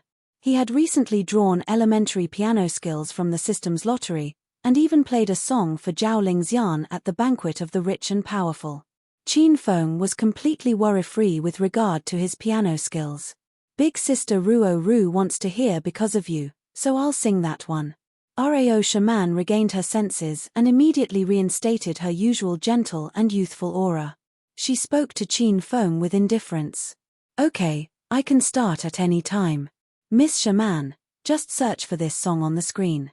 After Qin Feng downloaded the sheet music for Because of You, he smiled lightly at Aryosha Man. Aryosha Man searched for it in the living room's LCD screen and quickly found the title track from her debut, Because of You. Ding ding. The song's prelude began to play from the television. The song was graceful and carried with it a bit of melancholy. It was a sentimental little love song. This was Qin Feng's first time hearing it, and he was already deeply immersed into it. Just then, he lowered his hands, and his aura immediately changed. He had a dignified and elegant expression and a grand and mature aura. The instant he began to play the piano, he seemed to transform into an entirely different person. And the instant his fingertips fell, the two women's eyes were filled with shock.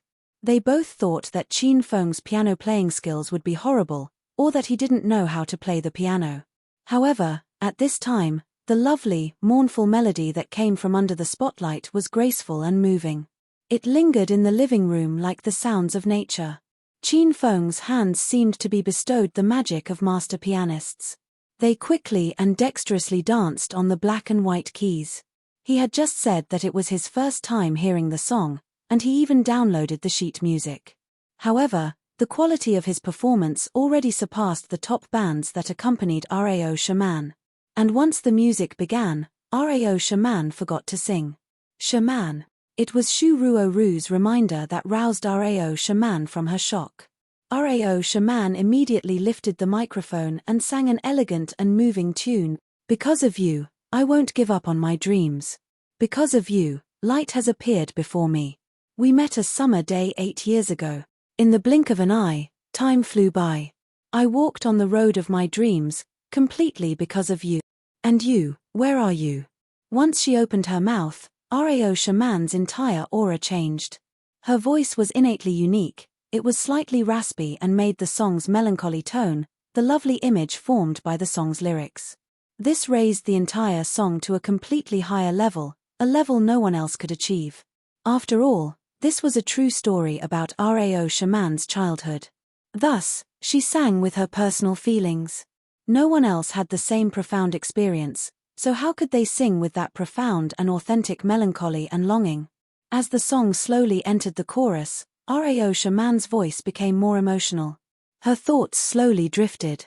There was a flash of white in her head, and she already returned to that summer day 8 years ago. A sunny September day, by a lotus pond. Aryosha Man was still a little 12-year-old girl singing by the lotus pond. Ever since she was little, she liked to sing. This was her dream since she was young. A handsome little boy suddenly walked over. Little beauty, your singing is as moving and beautiful as you are. Aryosha Man looked shyly at the little boy. When she smiled, there were 2 little dimples on her face. Thank you, you're the first to say my singing sounds good. Your parents never praised you? No, they don't approve of my singing. Aryosha Man's mood suddenly fell. I really like music, but Dad and Mom think singing's a dead end. They won't even let me sign up for music classes. I just got into a big argument with my mom at home. After I go back when I'm done singing here, I'm going to completely give up on this dream." The little boy walked up to her and gently wrapped Rao Shaman in his arms. He patted her soft, beautiful raven hair and said, "Little beauty, you shouldn't give up on your dreams. You'll be sure to encounter a lot of trials and tribulations on the road toward your dreams, but you have to persevere. It doesn't matter whether or not other people like your songs, I'll always be your first fan. For you. This card has 30,000 yuan. Take it to enroll in supplementary lessons. You have to persevere." Rao Shaman's eyes turned red, and sparkling tears slid down her cheeks.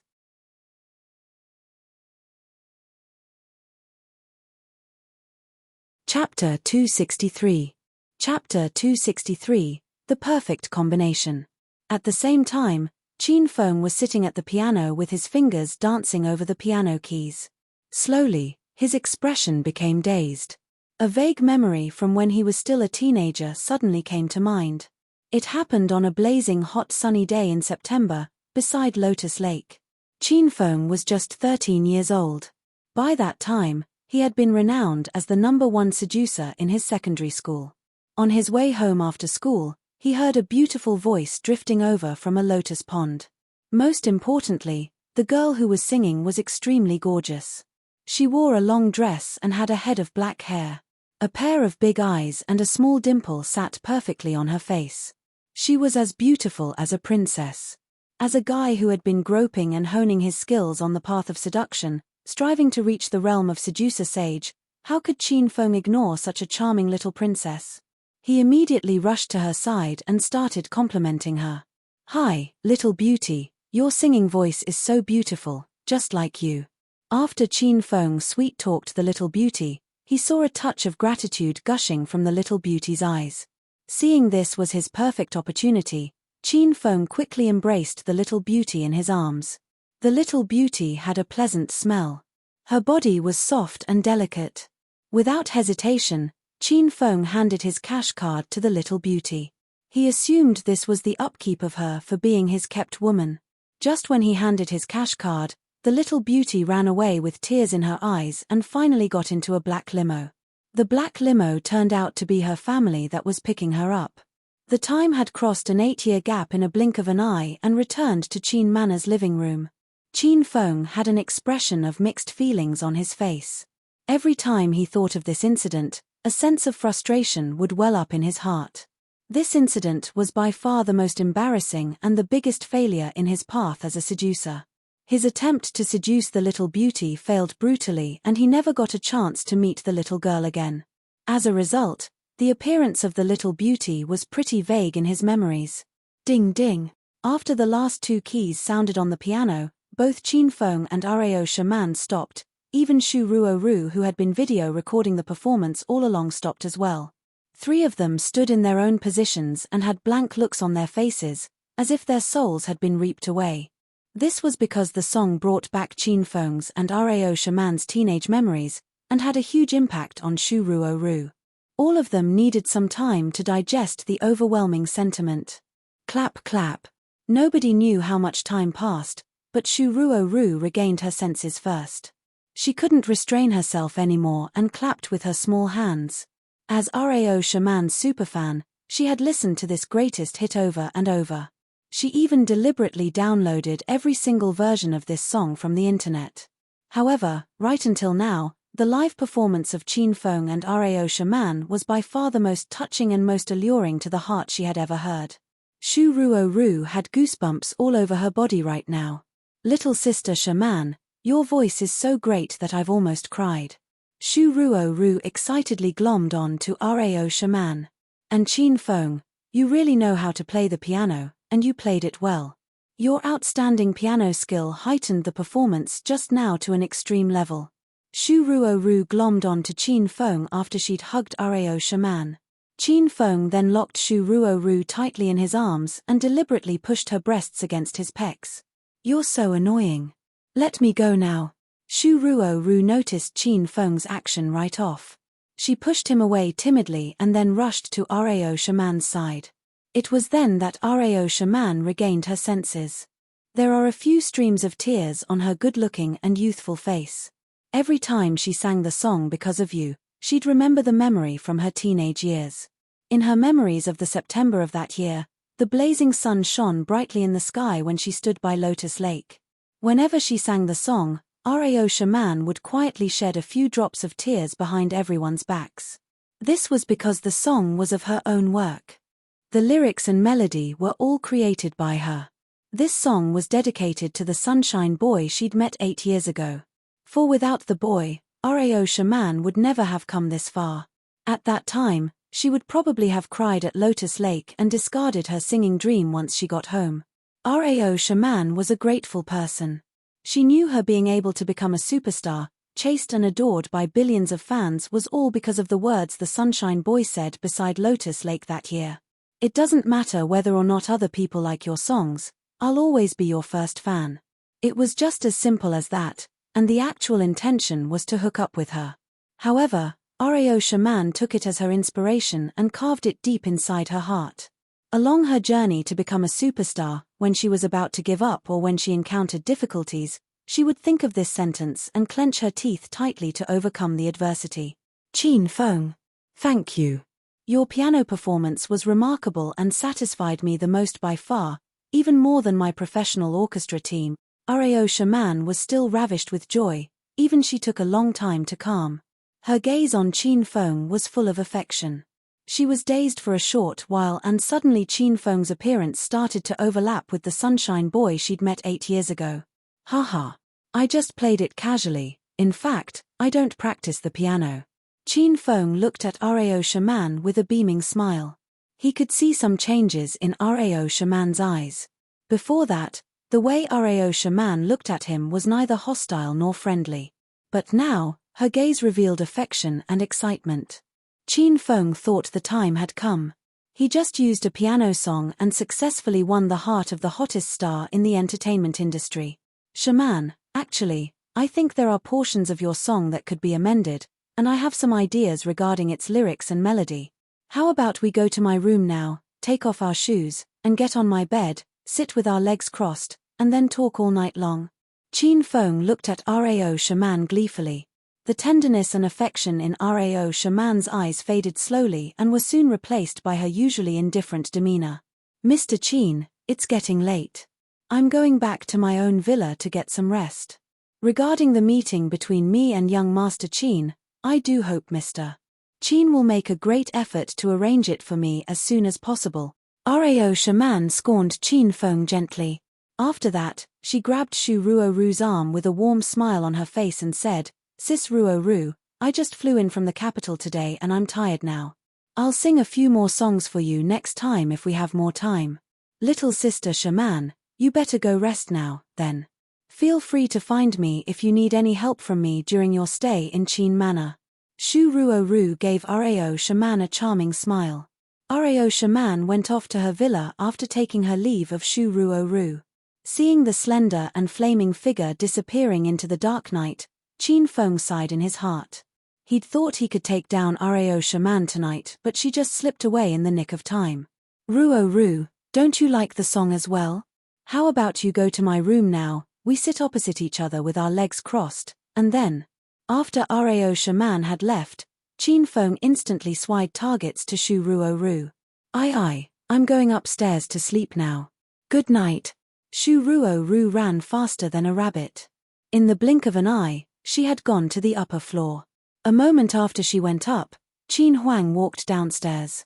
When he saw Chin Feng alone standing in trance in the big parlor, he was rather amused.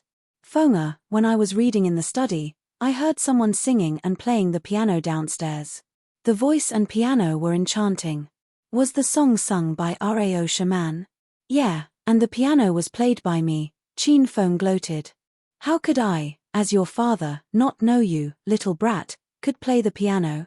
Seeing there was no one else around, Qin Huang could finally acknowledge him as his son. In order to help Chin Feng hook up with girls, Qin Huang was worn out from acting in Chin Feng's show. Feng, regarding the song just now, I've some points of my own, especially your piano part. I think there are some verses that need to be revised. Now, let's go to your father's room. We can sit together with our legs crossed and talk all night long. It has been such a long time since I've heard a song that could really touch one's soul and evoke memories. Qin Huang was reminiscing. He had really taken a liking to the song just now. It was just that Qin Feng's heart was a little bit shaken when he heard what his father said. In a split second, he rushed to his room. This little bastard, I knew it. The piano wasn't played by you. What does a good-for-nothing little brat like you know besides hooking up with girls?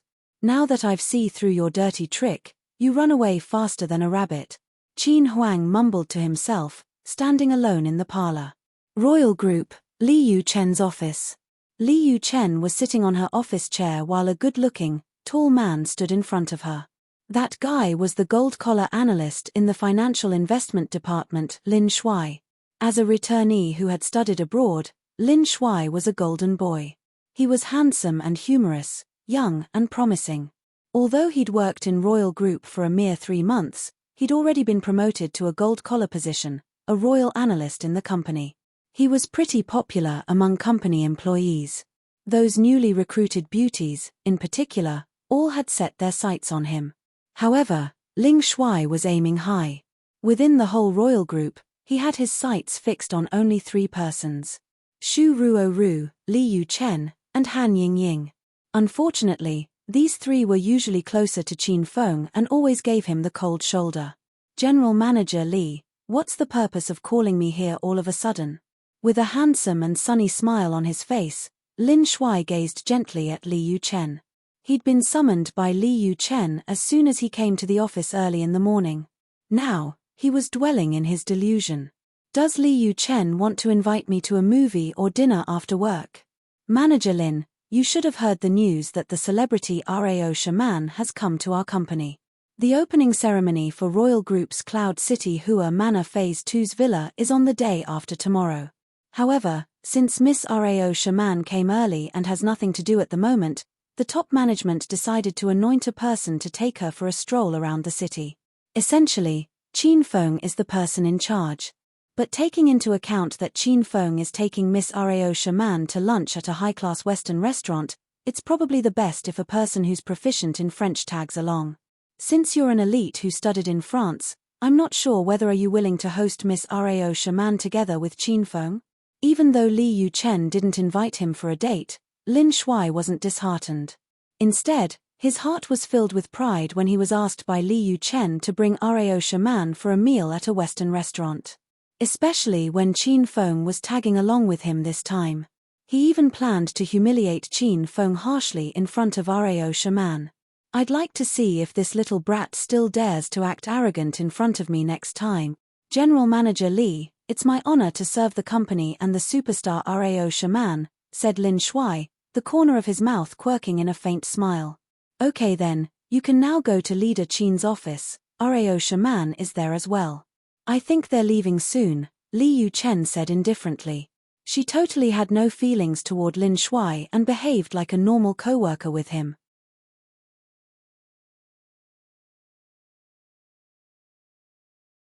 Chapter 264. Chapter 264, Shamelessness Knows No Limits. Shaman, where do you want to go today? Why don't we go to the bar, KTV, to get a foot massage, or those kinds of places? In Group Leader Qin's office, Qin Feng's eyes were pinned to Rao Shaman as he smiled.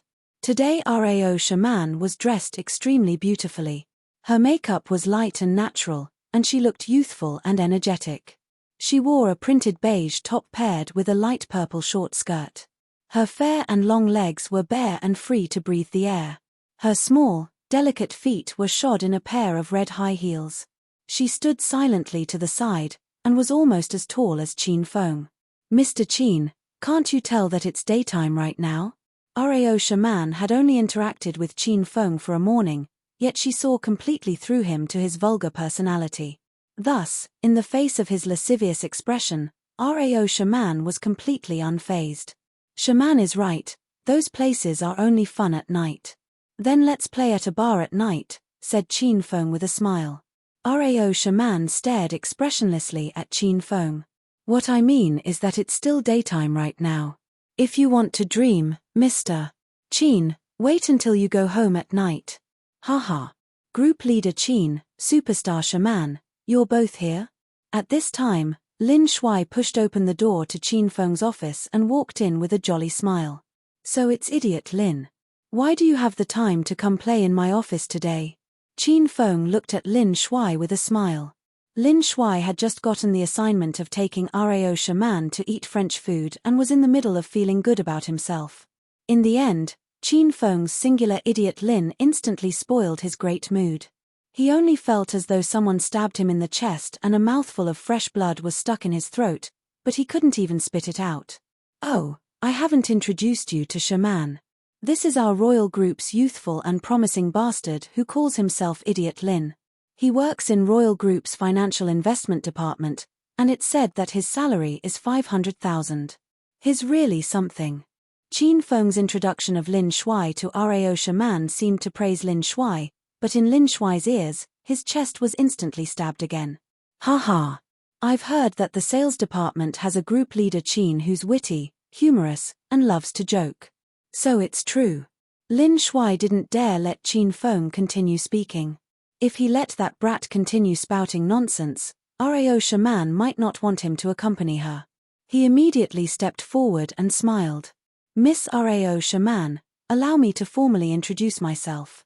I studied abroad and graduated from the second most prominent university in Lyon, France. The university is one of the top 5 in France. I learned a lot about culture and gained a lot of knowledge. However, I know Chinese blood runs through my veins. Thus, after graduating and receiving an invitation from several large French companies in the market, I resolutely declined them.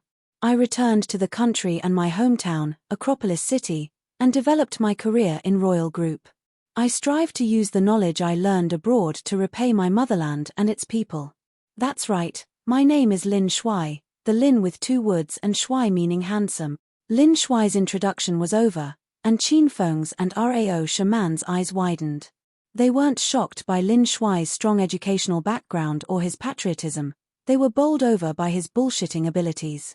Even Qin Feng, who typically bullshitted without any change in his expression and lied whenever he opened his mouth, secretly shook his head. There's always someone superior, and shamelessness knows no limit. Qin Feng felt that he still had a long way to travel on the road of cultivation in the realm of shamelessness. Idiot Lin. If you're really busy at work, then go do your work. Lin Shuai talked for half a day, yet Rao shaman didn't remember even a sentence of his. On the other hand, Rao shaman instantly committed Qin Feng's nickname for him, Idiot Lin, to memory. Miss Rao shaman, my name is Lin Shuai, the Lin with 2 woods and Shuai meaning handsome. Fire rose within Lin Shuai, but he continued to smile at Rao shaman. Mr. Lin. Rao shaman was part of the entertainment industry, so she had seen too many handsome men. Now, when she determined whether or not a man was handsome, she didn't consider his appearance but paid attention to his heart. After hearing Lin Shuai's introduction, Rao shaman couldn't utter the word Shuai. You can go do what you need to. Rao shaman's expression turned slightly cold, and already hinted that she wanted Lin Shuai gone. How would Lin Shuai be willing to leave? He hadn't yet brought Rao shaman to a French restaurant to show off or slapped Qin Feng in the face. Miss Rao shaman, my assignment from the company today is to accompany you in having fun, ensuring your safety, and being your assistant. I have Mr. Qin, and that's enough. I don't need you, said Rao shaman impolitely. Shaman is right, I alone am enough to care for and protect her, we don't need you. Don't be a third wheel. Hurry up and leave, laughed Qin Feng. Wait, then stay and bear the responsibility with Mr. Qin for my activities today. Rao shaman suddenly changed her mind. Because once she saw the glimmer of vulgarness in Qin Feng's gaze toward her, she felt that going out alone with Qin Feng might be dangerous. If there was another person, she believed that between Qin Feng and Lin Shuai, neither of them would dare harbor ill thoughts about her. Haha, Miss Rao shaman, then let's head out now. Lin Shuai stared at Qin Feng with self-satisfaction as he led the way.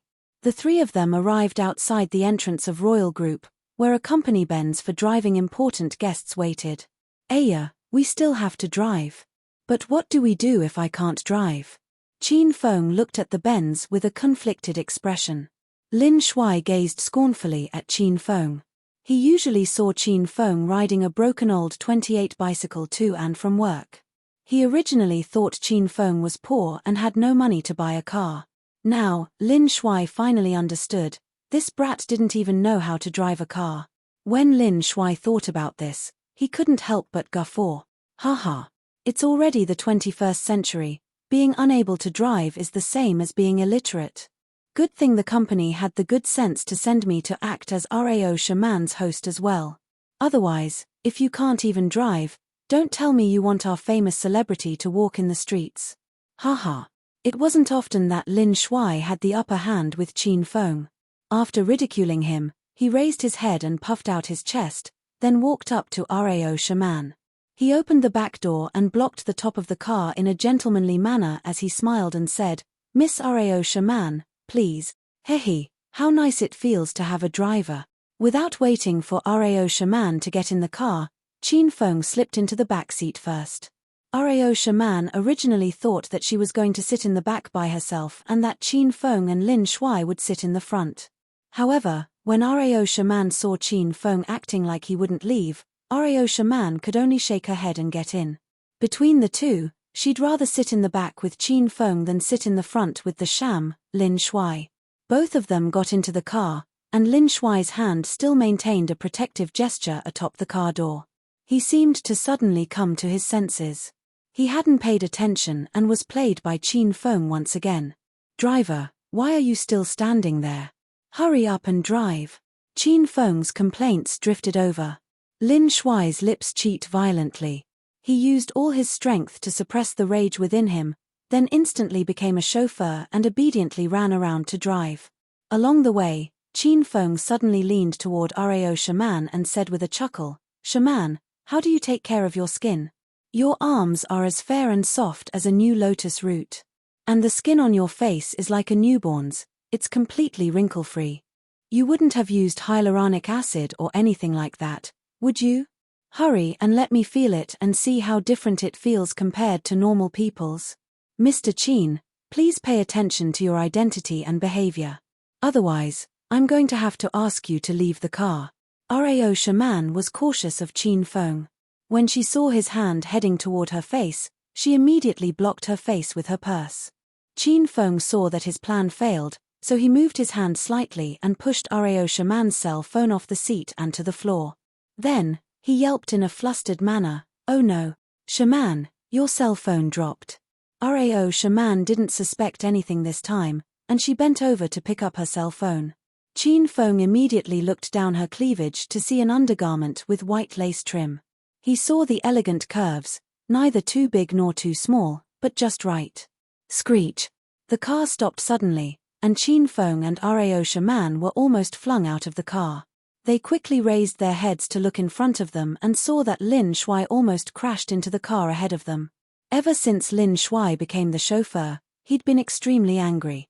What was more, he saw Qin Feng and Rao Shaman sitting together in the back seat, and Qin Feng occasionally teasing Rao Shaman. Lin Shuai increasingly felt as though he was being toyed with by Qin Feng. When Qin Feng intentionally knocked over the cell phone and made Rao Shaman bend over, Lin Shuai saw Qin Feng lower his head to peek down Rao Shaman's collar, so how could he be calm? He immediately peeked through the rearview mirror. However, Lin Shuai saw nothing and almost crashed into the car in front of him. Driver Lin, what's wrong with your driving? As a driver, you have to do your job properly. Were you trying to peep at Rao Shaman's chest or something through the rearview mirror when you saw her bend over to pick up her cell phone? Qin Feng reprimanded severely. Rao Shaman's expression changed immediately. She instinctively tugged at her collar and glared coldly at Lin Shuai through the rearview mirror.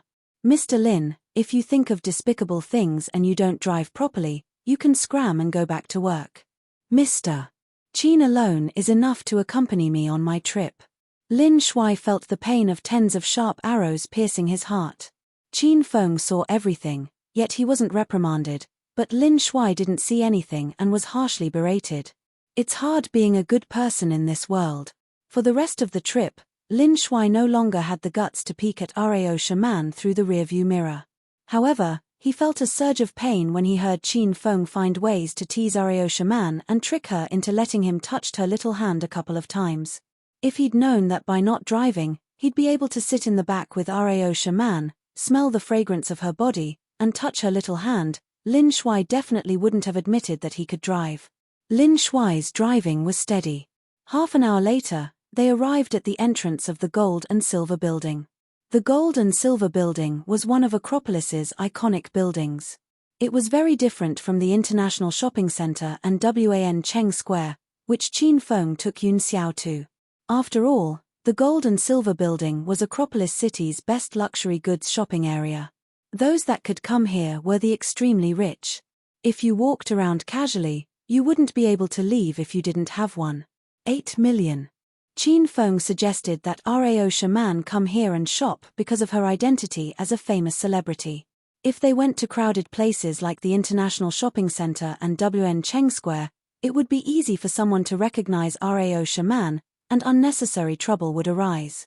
Also, there weren't very many people shopping at the Gold and Silver Building, and they were all rich and powerful. Even if someone recognized Rao Shaman, they wouldn't act like crazy fans.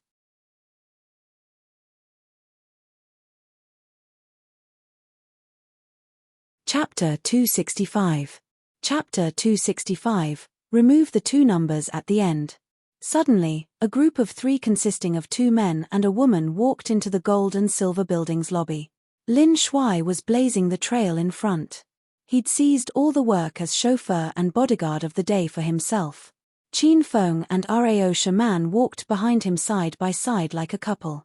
In order to remain undiscovered by her fans, Rao Shaman had changed her outfit after getting out of the car. She had a big round hat on her head, a pair of large sunglasses on her face, and a black trench coat over her shoulders. She had the air of a big sister when she walked. 3 of them took the elevator and went to the 3rd floor. This floor was packed with top international fashion brands. As a top-tier celebrity, Rao Shaman was so busy that she had no time for shopping. In fact, most of her outfits were selected by her manager. This time, she came to Acropolis City to carry out her mission. It was such a once-in-a-blue-moon opportunity for her to do her own shopping. Rao Shaman was very delighted and shopped from one store to another. There were fewer people shopping in the Gold and Silver Building. Nobody could recognize Rao Shaman even when the 3 of them had shopped for quite some time. This relaxed Rao Shaman even more and she began her mad shopping spree. The 3 of them walked into a Prada fashion store. 2 youthful and beautiful salesgirls walked up and welcomed them with open arms. "Welcome. How may I assist you, Misters and Miss? A new purse just arrived at our Prada main store in the Gold and Silver Building yesterday. Would you like to have a look at it, Miss?" Prada was a famous brand that sold multiple international luxury product lines.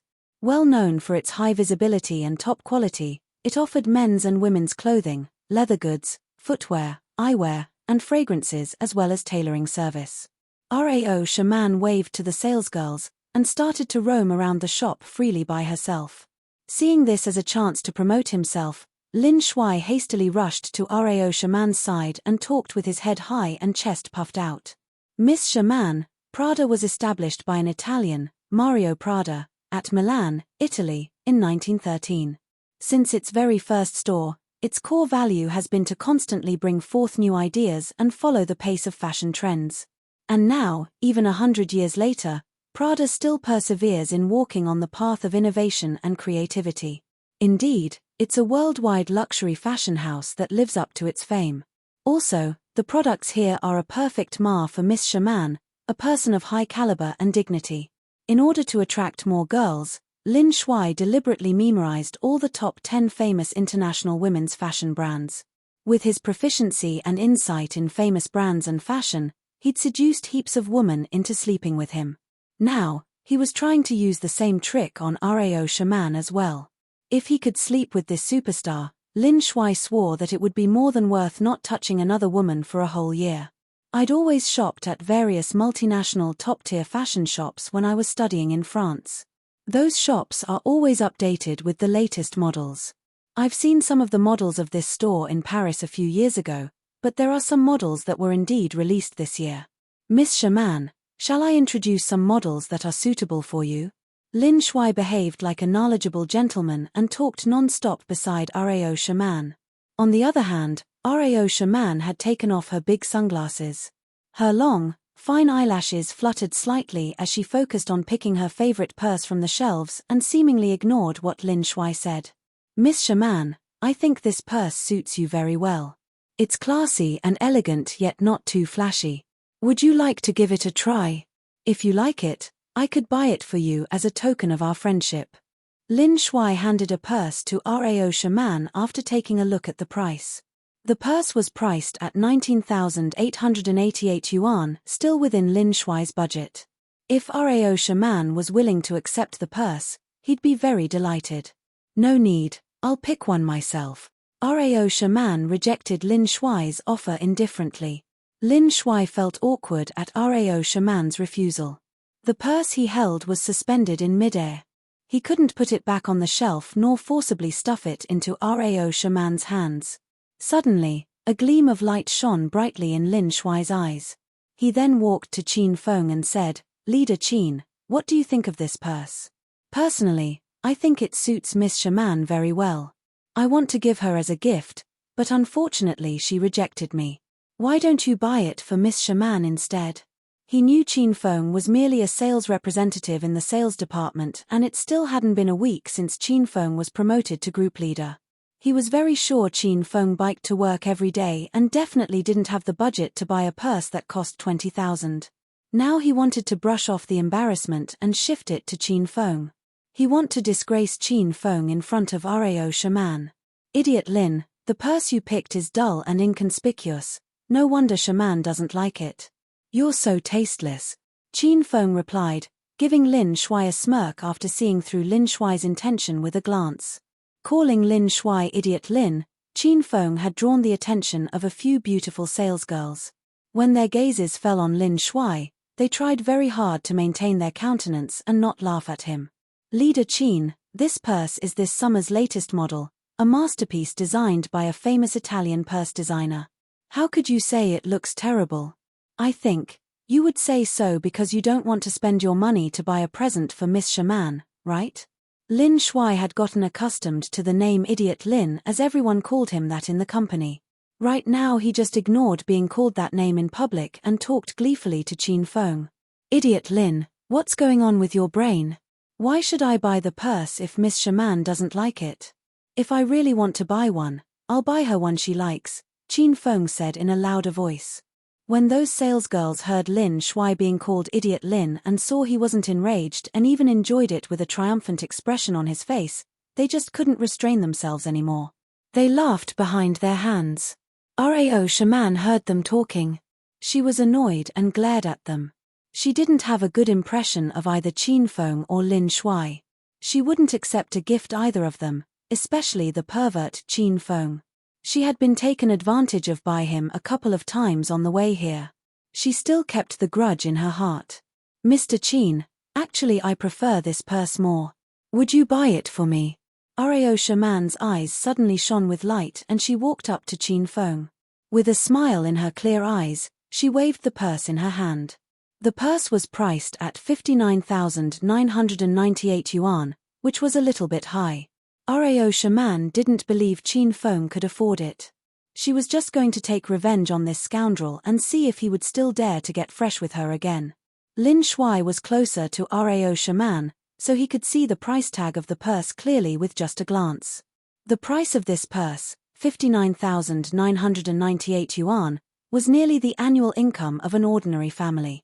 His gaze were filled with relish when he looked at Qin Feng again. "Miss Shaman, you've come all the way to Royal Group as our VIP. How could Leader Qin not buy you a present if you've taken a liking to any merchandise here?" Lin Shuai smiled at Qin Feng and asked, "Am I right?" "Leader Qin." Qin Feng ignored Lin Shuai and took the purse in Rao Shaman's hand. Suddenly, his expression changed and he exclaimed loudly, "Holy shit, how come a purse like this needs 59,998 yuan? Isn't this highway robbery?" Do you know how many families there are that can't earn this much in a year? Rao Shaman and Lin Shuai were shocked when Qin Feng broke out into curses. However, both of them regained their composure soon after. Lin Shuai, in particular, was so happy that a flower might bloom on his face. He knew this purse was extremely expensive and he thought Qin Feng would still clench his teeth and buy the purse even if Qin Feng had to exceed his card limit or use all his savings. He never imagined this person would act like a country bumpkin from the village and throw a tantrum in an international luxury store after seeing the price of the purse. Lin Shuai almost laughed to death at Qin Feng's reaction. Haha. Leader Qin, is this the first time you shopped in a luxury store like this? This price isn't expensive at all. If you can't afford it, then I'll buy it for Miss Shaman. Anyway, in my point of view, only a present with such a price could mar a person of consequence like Miss Shaman. While Lin Shuai was snidely mocking Qin Feng, two salesgirls had been attracted by the incident and started walking toward them. Mr. and Miss, how may I assist you?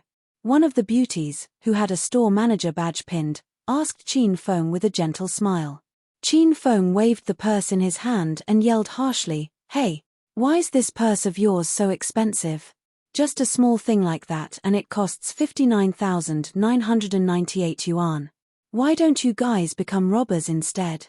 Seeing Qin Feng holding the purse and arguing with that staff member, Lin Shuai laughed so hard that tears came out of his eyes.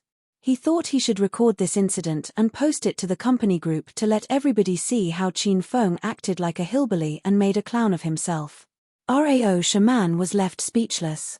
She somehow regretted bringing this scoundrel shopping. "Mister, I'm very sorry to tell you that, as our Prada is one of the top 10 international fashion brands, the prices of our merchandise are all fixed and we would never cheat our customers. All our merchandise are personally conceived by international designers. The designs are first-class quality. They're surely worth the price." The beautiful store manager answered Qin Feng with a smile on her face, but a hint of disdain could be seen slipping into her eyes. Lin Shuai and Rao Shaman were able to notice that. "Stop bluffing me." Qin Feng impatiently waved his hand. "Just let me know whether can you take out 2 zeros and sell it to me at 599 yuan. Everyone was dumbstruck at Qin Feng's words. Everyone gave him a stunned look as if they were looking at an alien organism. This person was so shameless at bargaining. He wasn't just removing 2 zeros, he was removing 2 digits directly from the end. Ha ha ha. After a short while, Lin Shuai guffawed uproariously all of a sudden because he couldn't hold it in anymore. Originally, he'd planned to humiliate Qin Feng when they were having lunch at a high-class French restaurant. He never expected that he wouldn't need to make a move and Qin Feng would already slap himself in his own face until it was swollen. This place was the store of Prada, an international luxury fashion house. Qin Feng was bargaining as if he was in a general market. His action in a high-end store like this was like a clown suddenly performing at an international opera. It was just ridiculous. "Leader Qin, you're really funny. Do you think this place is a general market? Are you buying a 2-cent big onion and can still counter-offer a cent for it? If you really cannot afford it, then leave it, I'll buy it for Miss Shaman. But you shouldn't speak carelessly. Losing your own face is fine, but please don't drag me and Miss Shaman along. Because both of us can't afford to lose the face." Lin Shuai felt triumphant now. Ever since he made the acquaintance of Qin Feng, the two of them would fight frequently. It was Qin Feng's victory every time, and Lin Shuai always lost brutally. This time, Lin Shuai finally could see Qin Feng make an ass of himself. He laughed like his guts would come out. Rao Shaman's expression was cold. She stood on one side quietly, not saying a word. Qin Feng ignored Lin Shuai's mocking laughter. He looked at the beautiful store manager and asked seriously, "I'm asking this for one last time. Sell it at 599 yuan or we'll leave now." With every single word Qin Feng made, Lin Shuai couldn't stop his laughter. Lin Shuai was certain that Qin Feng made this top-class luxury store a general market. Now, Qin Feng even tried to frighten the store manager with the move, "Sell it to me at cheaper price or else I'll leave now." Lin Shuai laughed breathlessly. "Mister, I'm very sorry.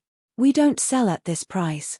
The disdain in the beautiful store manager's eyes was getting stronger and her voice sounded a little bit impatient. Ayo. I think it's still expensive for me to buy at 599 yuan and you guys still can't sell it to me. You just wait for me here. I'm going to call the Bureau of Industry and Commerce and ask the Consumer Association to deal with you all. I tell you, your brother has someone backing me. Qin Feng pulled out his phone furiously and ran outside to make a call.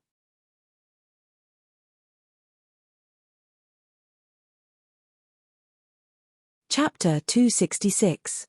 Chapter 266. Crazy discount, 99% off. Qin Feng walked out of the store. Lin Shui laughed so hard that he was squatting on the ground. Rao Shaman had a stiff expression on her charming face and looked like she wanted to leave at any moment.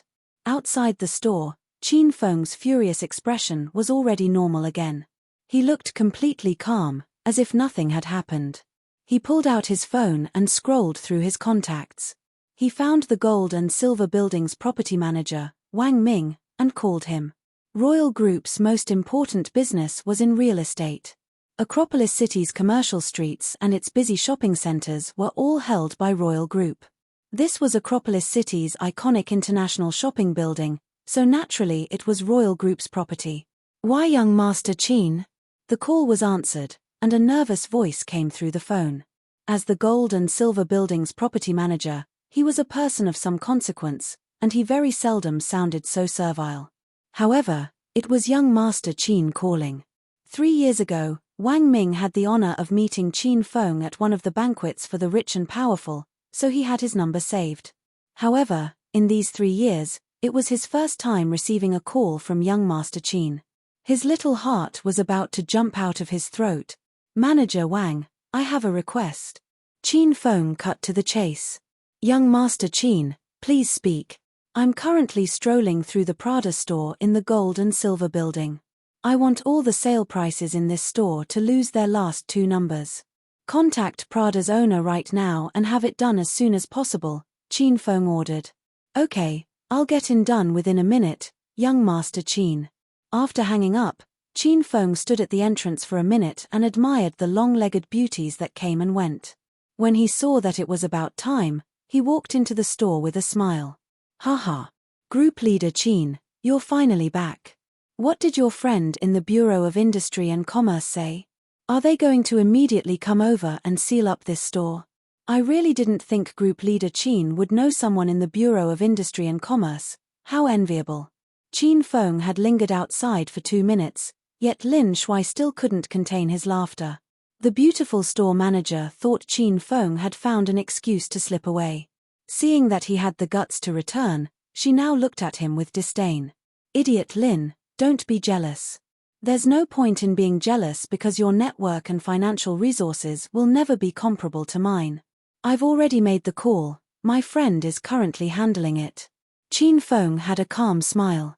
He turned to Rao Shaman and said, Shaman, the prices of the merchandise in this store are going to fall in a bit.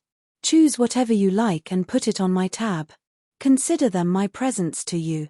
Lin Shui saw Qin Feng acting very confidently, so he began to suspect that Qin Feng's head had been kicked by a donkey when Qin Feng was little and the effects were now manifesting.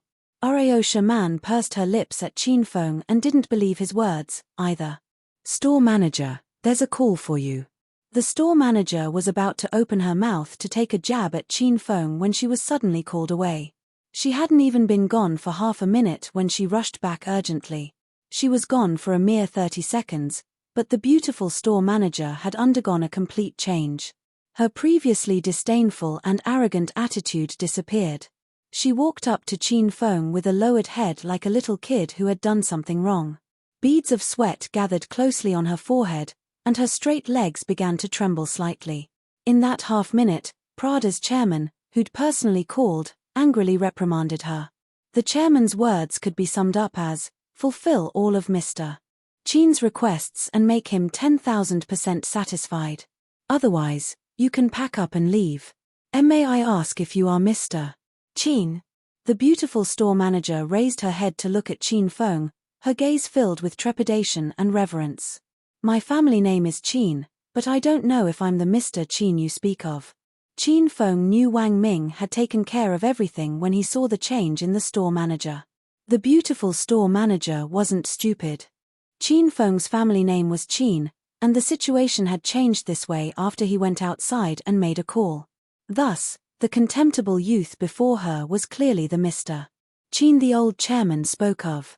When the beautiful store manager thought about how she almost offended such an important person, she almost kneeled on the floor and cried while begging for mercy. "How do you do, Mr. Qin? May I ask what you need? Just tell me and I'll give my all to satisfy you." Rao Shaman and Lin Shuai also saw the change in the beautiful store manager. Rao Shaman's expression altered slightly, and she looked at Qin Feng with interest as she waited to see how the situation would progress. Lin Shuai's mocking laughter stopped completely. He'd fought with Qin Feng a fair number of times, and a bad premonition suddenly stirred in his heart. "I don't have any special requests. I just hope the things in your store could be cheaper. Just take out the 2 numbers off the end. Otherwise, I won't buy anything from your store," said Qin Feng with the courage of his convictions. If these words were spoken before Qin Feng made his call, or if a normal person said it, the store manager would secretly look at them with disdain, Lin Shuai would guffaw uproariously, and Rao Shaman would be unhappy. But when Qin Feng said those words again, no one dared to laugh at him. The beautiful store manager even smiled and bowed reverently at a 90-degree angle and said, "Mr. Qin, I remember your request. From now on, you, young Master Qin, have full benefits at Acropolis City's 2 Prada branch stores and this main store in the gold and silver building. All of the items in the store will lose 2 digits, and Mr. Qin, you can choose whatever you please." Rao Shaman and Lin Shuai were stunned by the beautiful store manager's word. In particular, Lin Shuai's smiling lips cheat. His eyes were about to fall out, and he began to wonder if his ears had gone bad. Otherwise, how could he have heard those fantastical words? All 3 Prada stores in Acropolis would lose 2 digits off their prices? Was it April Fool's Day? That price wasn't even enough to cover the manufacturing costs. Lin Shuai could believe that Qin Feng really knew someone from the Bureau of Industry and Commerce and that he found someone to lower the prices in the Prada store, but no matter whom he knew, 10 or 22% off was already giving you a lot of face. Now, they took away 2 digits off the prices, that was fucking 99% off. "Beauty, is there some sort of event today? Is your store having a sale due to the change in seasons?" Lin Shuai couldn't suppress his curiosity and asked the store manager. Without waiting for the store manager to open her mouth, Qin Feng smiled and said, "Idiot Lin, you still don't know? When I walked into the store, I got notification that because the Prada store is getting renovated, they have a promotion where everything in the store is 99% off. You really think I'm so dumb that I didn't even know about this kind of international luxury goods store? You think I'd intentionally slap my own face by buying that bag for $599 to make you happy?" Lin Shuai's expression became suspicious. He looked at the store manager. Is what he said true? The store is really 99% off today? The beautiful store manager nodded without hesitation. She'd eat the chairman's words into her heart and had to fulfill all of Mr. Qin's requests. That's right, this is insider information. Only advanced members that are holders of our Prada membership card for over 2 years were notified. The goal is to give back to our old clients. In a couple of days, when the old clients are done buying the products in the store, the remaining items would be sold to the general public for low prices. Lin Shuai was stunned, and Rao Shaman looked suspicious. They still had trouble believing these words. "Then, if I didn't have your Prada membership card before, can I enjoy your 99% off promotion?" Lin Shuai became excited. If he could also get 99% off, he would definitely go on a mad shopping spree. The beautiful sales manager was in no hurry to reply to Lin Shuai. She looked at Qin Feng for assistance. "Ahem. How about this? This idiot Lin is considered half a friend of mine, so why don't you give me some face and make an exception by giving him the 99% discount? At the same time, this idiot friend of mine will announce Prada's current promotion. It'll be marketing for your store." "Okay, since Mr. Qin said so, of course we agree," said the beautiful sales manager with a prompt smile. "Store manager, I already shared it with my friend group. See if my advertising is all right. After Qin Feng spoke, Lin Shuai showed the beautiful sales manager his phone. The store manager glanced over carelessly, then nodded and said, "Okay, that works. Mr. Qin, do you also want to give this lady the 99% discount as well?" The beautiful store manager's attitude toward Qin Feng earlier was not good. At this time, she was afraid Qin Feng would hold a grudge against her, so she took every chance she could to curry favor with Qin Feng. "There's no need for that. Take whatever you like, Rao Shaman, and put it on my tab." Qin Feng laughed as he walked up to Rao Shaman and picked up the 59,998 yuan bag that she wanted him to buy. He tossed it grandly at the beautiful sales manager. "Miss Shaman has taken a liking to this. Wrap it up for me. Shaman, take whatever else you like. What kind of relationship do we have? Don't be reserved with me." Qin Feng smiled as he looked at Rao Shaman's refined and charming face and extended his hand to place it on her shoulder. Rao Shaman dodged his hand and glared at Qin Feng. She found that it wasn't easy to teach this scoundrel a lesson. "Keep your dirty paws away from me. I have no relationship with you whatsoever." After discovering that Prada had a 99% off promotion, Rao Shaman began to choose more items. Qin Feng stuck by her and even gave her the occasional suggestion. Though Rao Shaman complained that Qin Feng's recommendations were all too crude and tasteless, she ended up choosing the items he suggested. As a famous celebrity, Rao Shaman usually didn't have time to shop. Now that she had the rare opportunity to go on a mad shopping spree, buying lots of things was reasonable. On the other hand, Lin Shuai neglected his image and held a large basket. He looked like he was buying instant noodles at a supermarket. When he saw something, he tossed it into his basket. In 5 short minutes, his large basket was full. Earlier, Lin Shuai ridiculed and mockingly laughed at Qin Feng for treating this luxury goods store as a general market, but he now looked like an elderly woman crazily buying things. "That's about enough. Over 10 items are enough to make you spend a lot." Rao Shaman chose for half an hour. In the end, she blinked at Qin Feng. She looked mischievous, cute, youthful, and energetic, making Qin Feng want to lift her charming face and kiss it. "These items really aren't cheap. Altogether, they're almost 10,000. This would deplete over a month of my pay." Qin Feng was aware of Rao Shaman's intent. This little girl was angry at him and wanted to teach him a lesson by bleeding him dry. "Haha, see if you have the guts to get fresh with me again." When Rao Shaman saw Qin Feng's anxious expression, she waved her little, soft pink fist with a self-satisfied expression. "Shaman, look, I saved 2 months of food money for you. Why don't you go to my room tonight and we'll sit facing one another cross-legged? Then, if you don't want to buy these things for me, you don't need to put them back in their spots. There's still an idiot that wants to buy them for me." Rao Shaman glared coldly at Qin Feng and strangled his vulgar intentions in the cradle.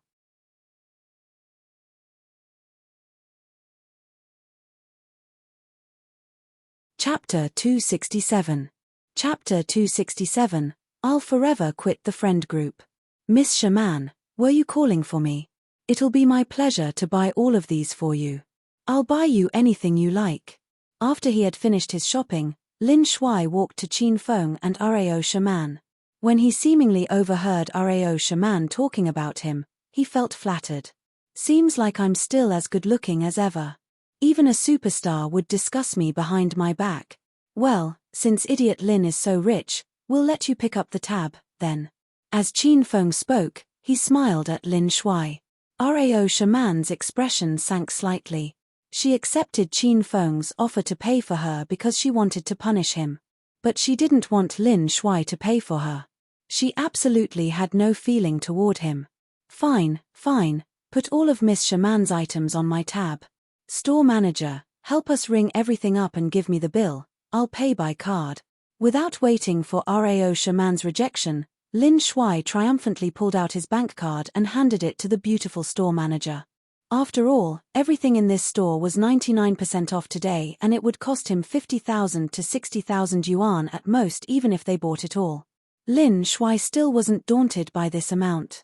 The beautiful store manager accepted Lin Shuai's bank card, but she didn't rush over to ring up their purchases. She looked at Qin Feng and awaited for his instructions. Today Idiot Lin will pay for everything we're buying. Now, ring everything up and follow what we said just now. If this person advertises your store's offer in his friend group once, then he'll be eligible for 99% off on one of his selections, the rest will be counted as usual. After all, our Idiot Lin is an elite that studied abroad. Money is the only thing that he'll never lack. Qin Feng smiled lightly. The beautiful store manager soon understood Qin Feng's intention. She'd realized much earlier Lin Shuai and Qin Feng didn't get along well. So, how could Qin Feng possibly go easy on that idiot? Mr. Qin, I'll total the bill now. Don't worry. I'll calculate it thoroughly and not a penny less. The beautiful store manager pushed 3 shopping carts to the counter to scan the items' codes.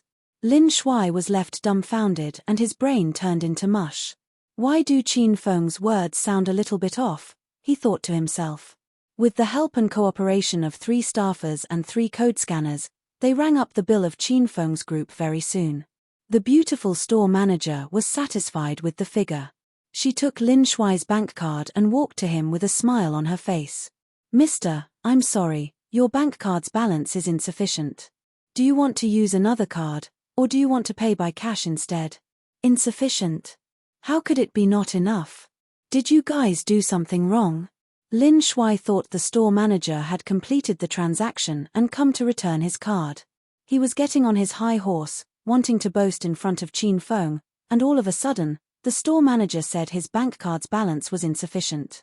Lin Shuai was stupefied and felt terrible now. This bank card had 100,000 yuan deposited on it. How could it be not enough? I'm sorry, we've tried the card 3 times. The balance of the card is really insufficient and our POS machine has no problem at all, the beautiful store manager replied with a smile.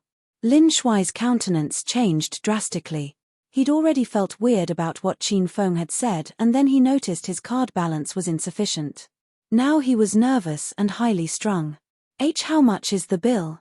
Lin Shuai asked as his heart pounded with fear, a gush of bad feelings suddenly flaring there. Mister, the total cost is 1,532,080 yuan. Seeing that you're a friend of Mr. Qin, I, as the store manager, have removed 2,080 yuan from the end for you. So the total charge will be 1,530,000 yuan. 1.53 million yuan. After he heard the numbers from the beautiful store manager, Lin Shuai felt like he'd been struck by a bolt of lightning, followed by endless waves of muffled thunder roaring in his head. He was so frightened that he almost collapsed. How much did you say? 1,530,000 yuan? Did you make a mistake somewhere and report one more zero? Lin Shuai's face was pale white and beads of sweat started to form on his forehead. Even if the total expense for today was 153,000 yuan, it would still exceed his budget threefold, let alone a 1,530,000 yuan. Are they asking me to sell my kidney overseas? Mister, please don't play a joke with us. Since you're a friend of Mr. Qin, I believed that 1,530,000 yuan is just a mere figure for you. How about you try again with another card, or would you like to pay by check instead? It's all up to you. How could the beautiful store manager not see through Lin Shuai's embarrassment? She was certain that Lin Shuai couldn't pay the 1,530,000 yuan. She was just playing along with Qin Feng. Please wait for a moment. Didn't you mention that all the items in this store are 99% off? I had a rough figure when I was choosing my stuff. All my items will only cost me 30,000 yuan. Even with Miss Shaman's items, the most is only 100,000 yuan. Why and how did it become 1,530,000 yuan when you calculated it? When Lin Shuai heard the report from store manager, he'd been so shocked by the figure that his brain stopped functioning.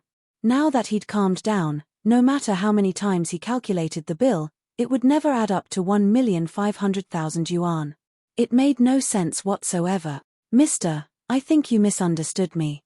The beautiful store manager had received the order from Qin Feng. Now, she explained unhurriedly with a smile on her face, What I said was, Mr. Chin can enjoy the privilege of 99% off on every item in this store, and Mr. Chin has no limitation on the purchase number. But, Mr., you actually do not have the privilege to enjoy this offer. You only have the offer of 99% off on a single item after Mr. Chin opened the way for you. As for the other extra items, their prices will be the usual. What the fuck? I only have 99% off on one item and the rest will be the original price. Lin Shuai was dumbstruck. If he'd known earlier, he would never have stepped forward to pay for Rao Shaman. This was simply because he didn't have that much money to be pretentious. You're right, Mr. But Mr. Chin treated you as his good friend. He suggested that every time you promoted our Prada store in your friend group, you'll have 99% off on an extra item. We'd never give this kind of privilege to other customers. But today, we're giving face to Mr. Chin and we, the Prada main store in Acropolis City, allow you to use this privilege. The beautiful store manager had a smile on her face from beginning to end. It was just that Lin Shuai felt that smile of hers was asking to be punched. This person had her mouth full of Mr. Chin. Mr. Chin has said, give face to Mr. Chin, you as Mr. Chin's friend. All those words were in fact elevating Chin Feng and belittling him. As a guy who had been living above everyone else, envied and followed by others, now that he had to see Chin Feng's face and benefit from him to purchase an item, Lin Shuai was so depressed that he almost vomited blood. But since things had come this far, Lin Shuai could only endure his discontent. This was simply because he didn't have the 1,500,000 yuan to cover the bill. He cursed the 18 generations of Chin Feng's ancestors in his heart. At the same time, he put a smile on his face and said to Chin Feng, Group Leader Chin, I never expected you to have such a large network in Acropolis City. Then I'll share a few more messages to my friend group now.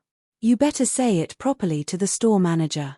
Every time I share, I'll have another 99% off on an extra item.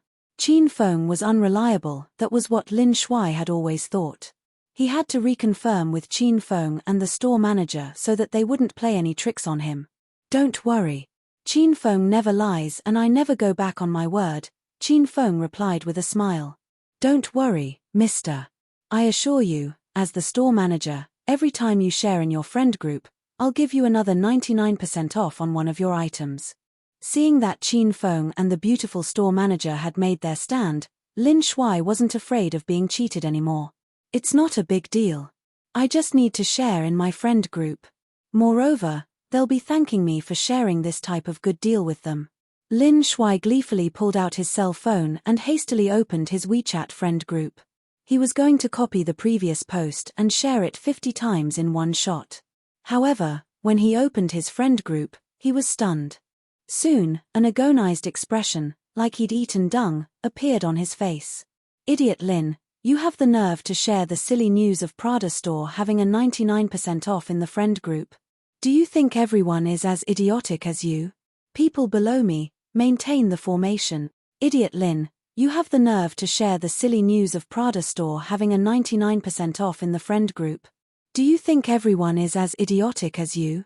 People below me, maintain the formation. In less than an hour, the news of Prada having a 99% off sale on all items had gone viral. Now it already had more than 100 likes and more than 70 comments. In the comments, more than 40 people were employees of Royal Group's sales department. The rest was either Lin Shuai's close friends, his seniors at work, and various friends with benefits that he'd hooked up with at bars. Those people gave the same comments regardless of their relationship. The moment he saw these unanimous comments, Lin Shuai had the urge to delete his WeChat and never ever touch this thing again.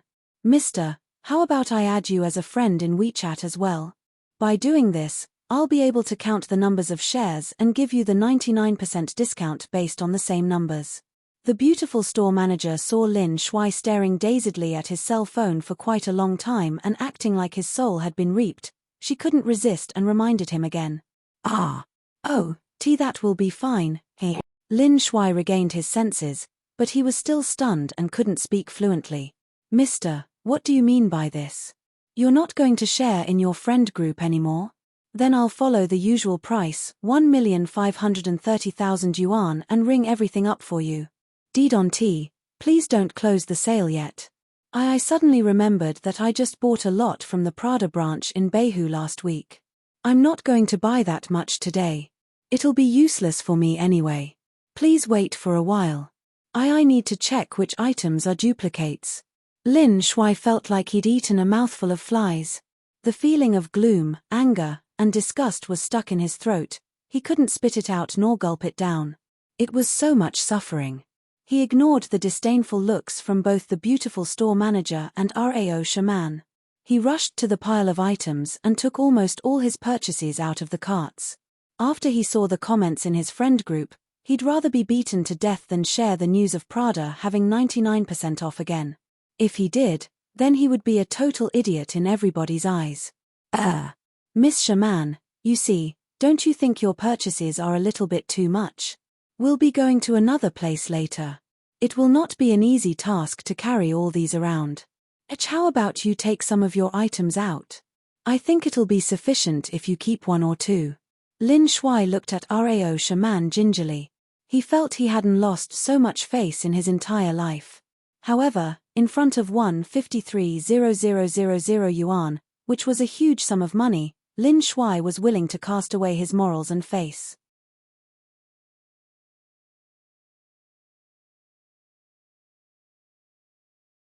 Chapter 268.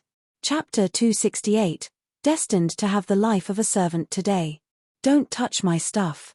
I didn't say I wanted you to pay for me, so don't delude yourself. I'll pay for myself. A wintry air shot out of Rao shaman. This time, she was actually a bit angry. When this Lin Shuai acted pretentious and said he wanted to pay earlier, Rao shaman thought he was an eyesore. Now that he didn't have enough money and couldn't continue acting, he even had the audacity to put the things she painstakingly selected back. Rao shaman had never seen such a shameless man. He plainly sucked.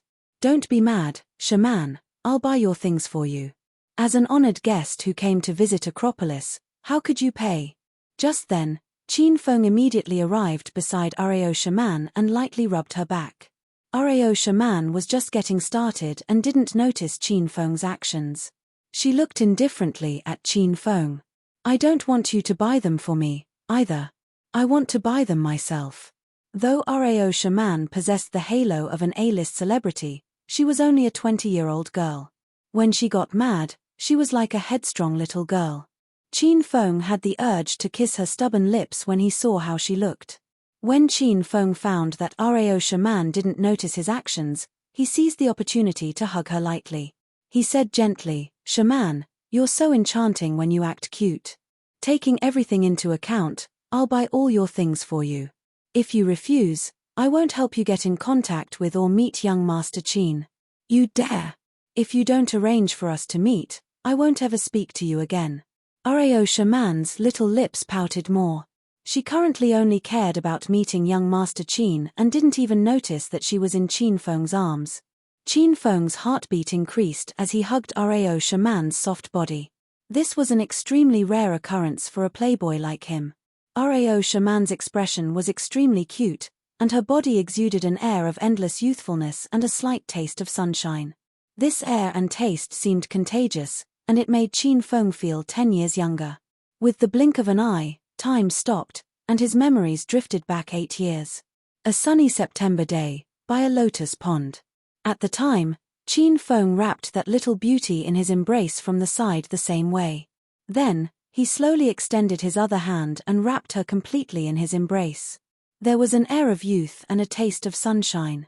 It felt both familiar and very distant. Qin Feng, what are you doing, you stinking brat? Let go of me this instant. Qin Feng's mind was filled with the extreme beauty of sunshine, lotuses, and a pond, when it was all shattered by a pleasant shriek. He looked down angrily at the Rao shaman in his embrace. He was instantly and greatly shocked. When had he wrapped this woman so tightly in his embrace? Misunderstanding. Shaman, this is all a misunderstanding, said Qin Feng with a smile as he immediately released Rao shaman. Does it look like I believe you? Rao Shaman glared icily at Qin Feng. She didn't give Qin Feng a big slap or end his family line because when Qin Feng hugged her, she'd felt a sense of familiarity. She'd even basked in the feeling for a couple of seconds. Though Rao Shaman was angry on the outside, she felt a little embarrassed on the inside. How could she have lost her senses in a man's arms? And most importantly, a man as vulgar as Qin Feng. All right, let the salesperson ring everything up. I want to go eat. Rao Shaman glared at Qin Feng and sat on the sofa to one side while seething. Qin Feng's lips quirked. This meant Rao Shaman agreed to let him buy the things for her. Though he hadn't interacted with Rao Shaman for long, he could be certain that a woman like her wouldn't readily let a man pay for her. With that said, did she take a liking to him?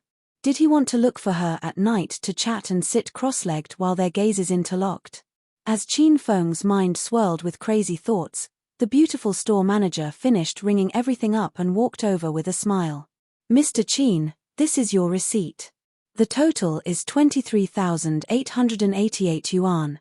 I took off 3,888 for you, so the total is 20,000.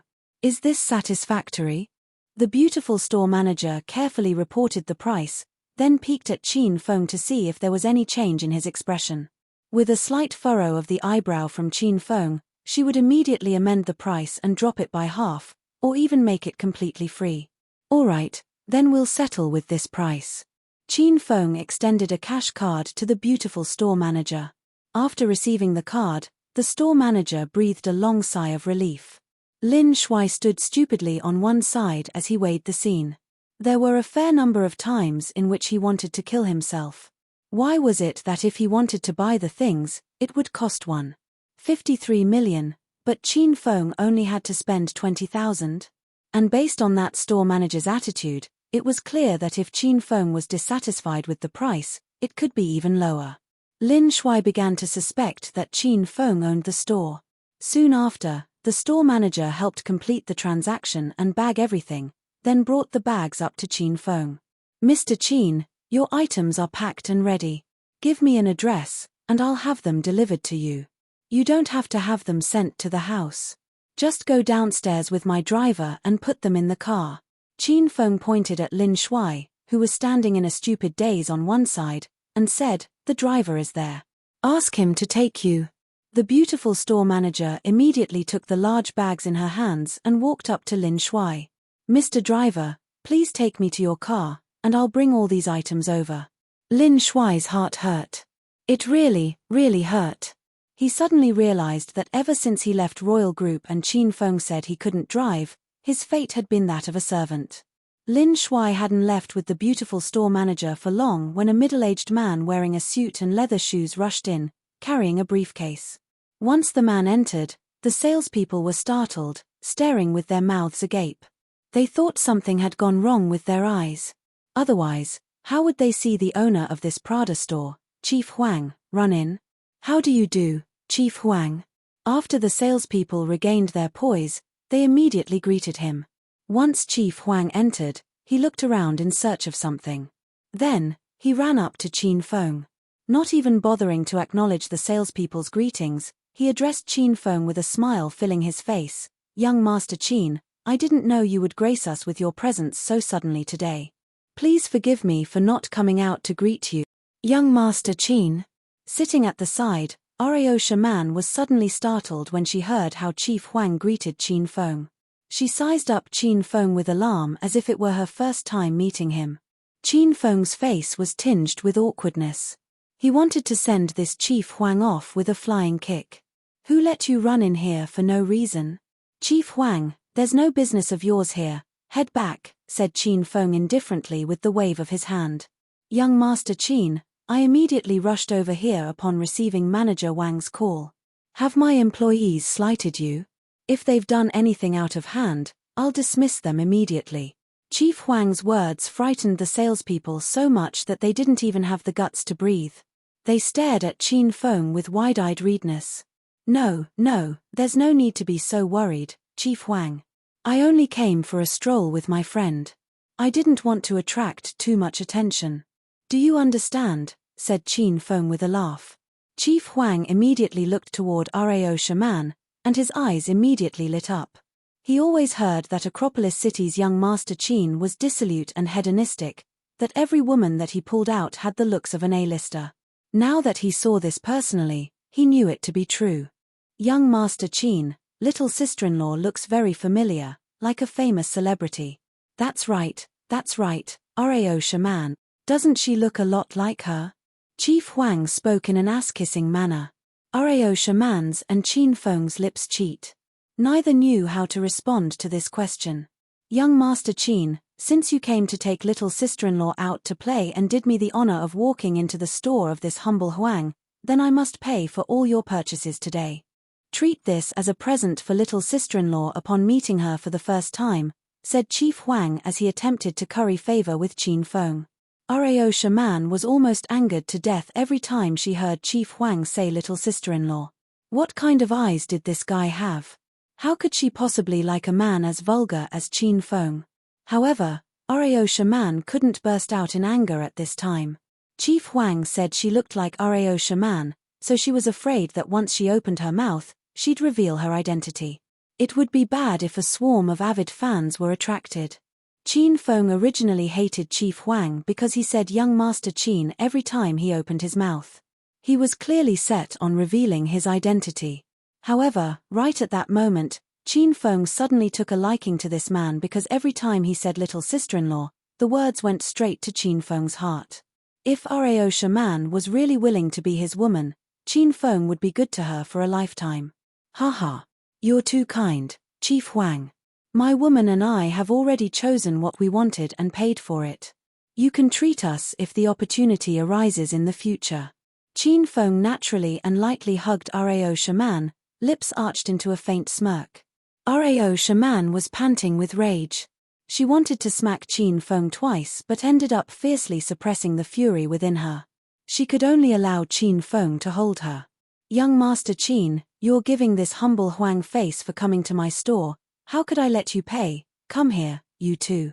Hurry up and refund however much young Master Qin spent.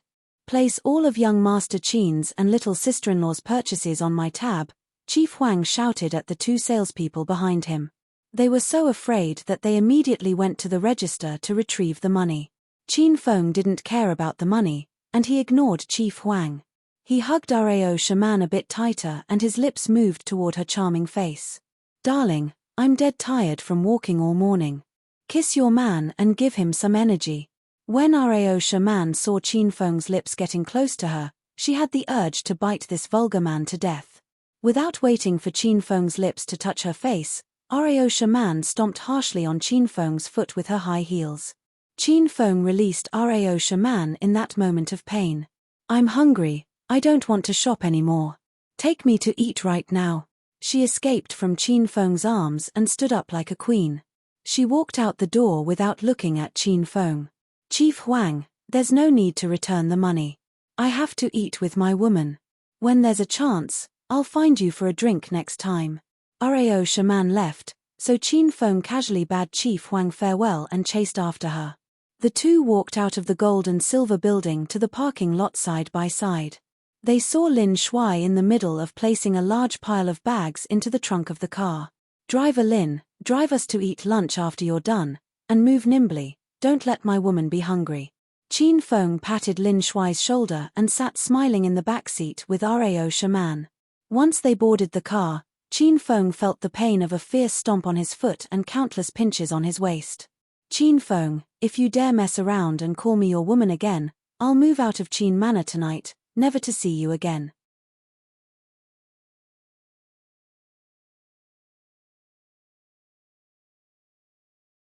Chapter 269.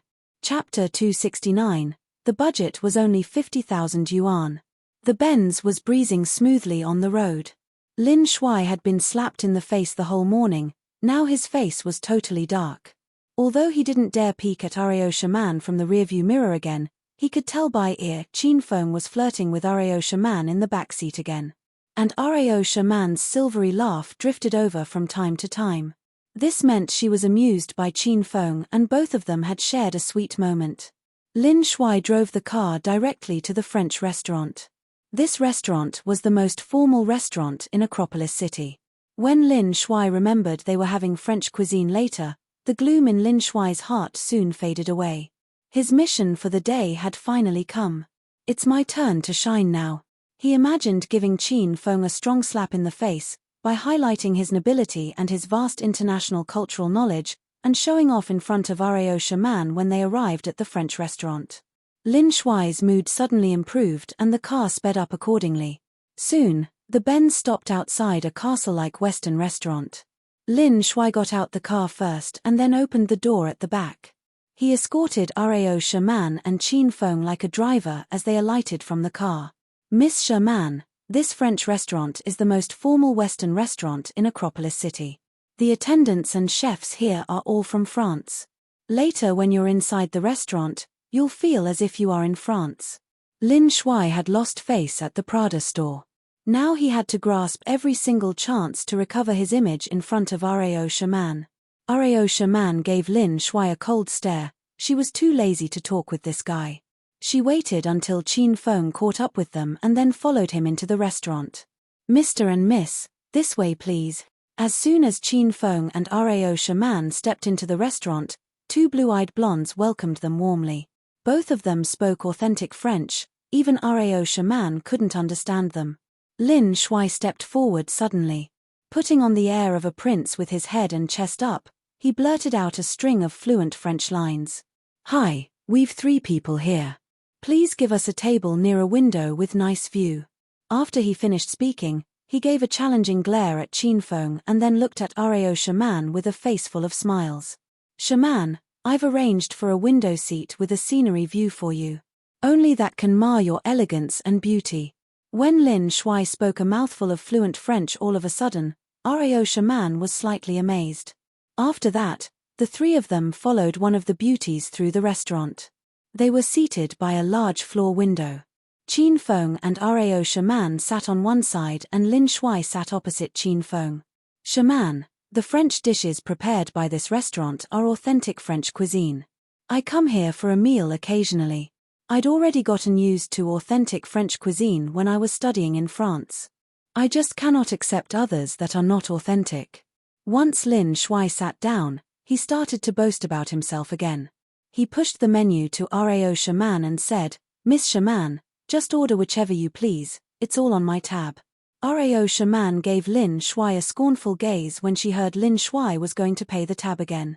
She still hadn't forgotten the incident in the Prada store. Hee. Miss Shaman, I'll definitely pick up the tab this time. Don't be so reserved, order as you please.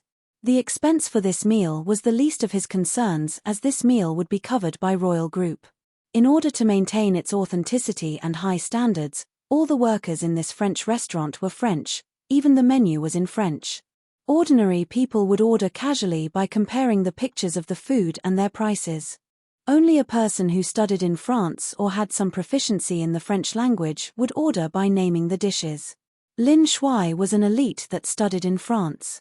He deliberately handed the menu to Rao Shaman because he knew that although Rao Shaman was a top-tier celebrity, she wouldn't have had the free time to learn French.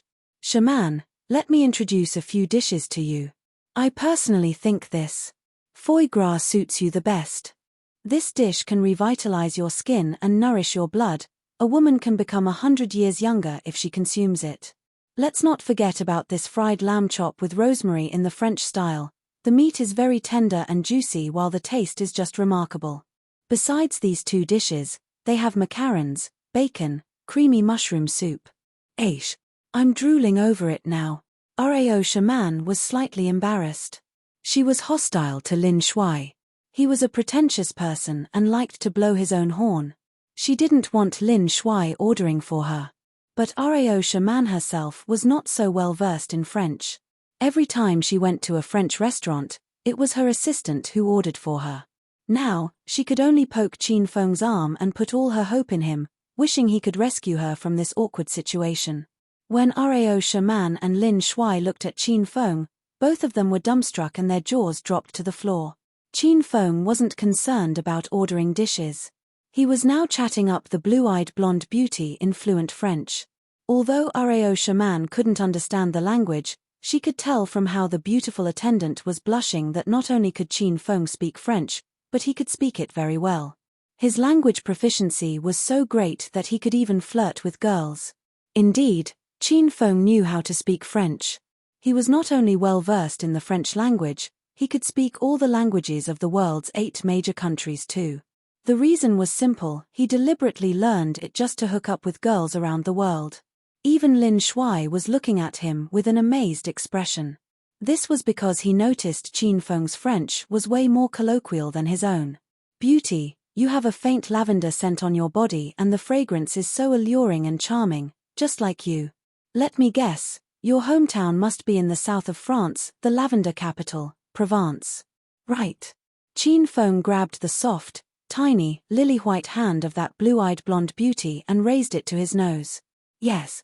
Just with a sniff of your graceful hand, it's like I'm immersed in a beautiful, big manor, grass fields, a chalet or a farm, sunshine, milk. Rao shaman was completely flabbergasted.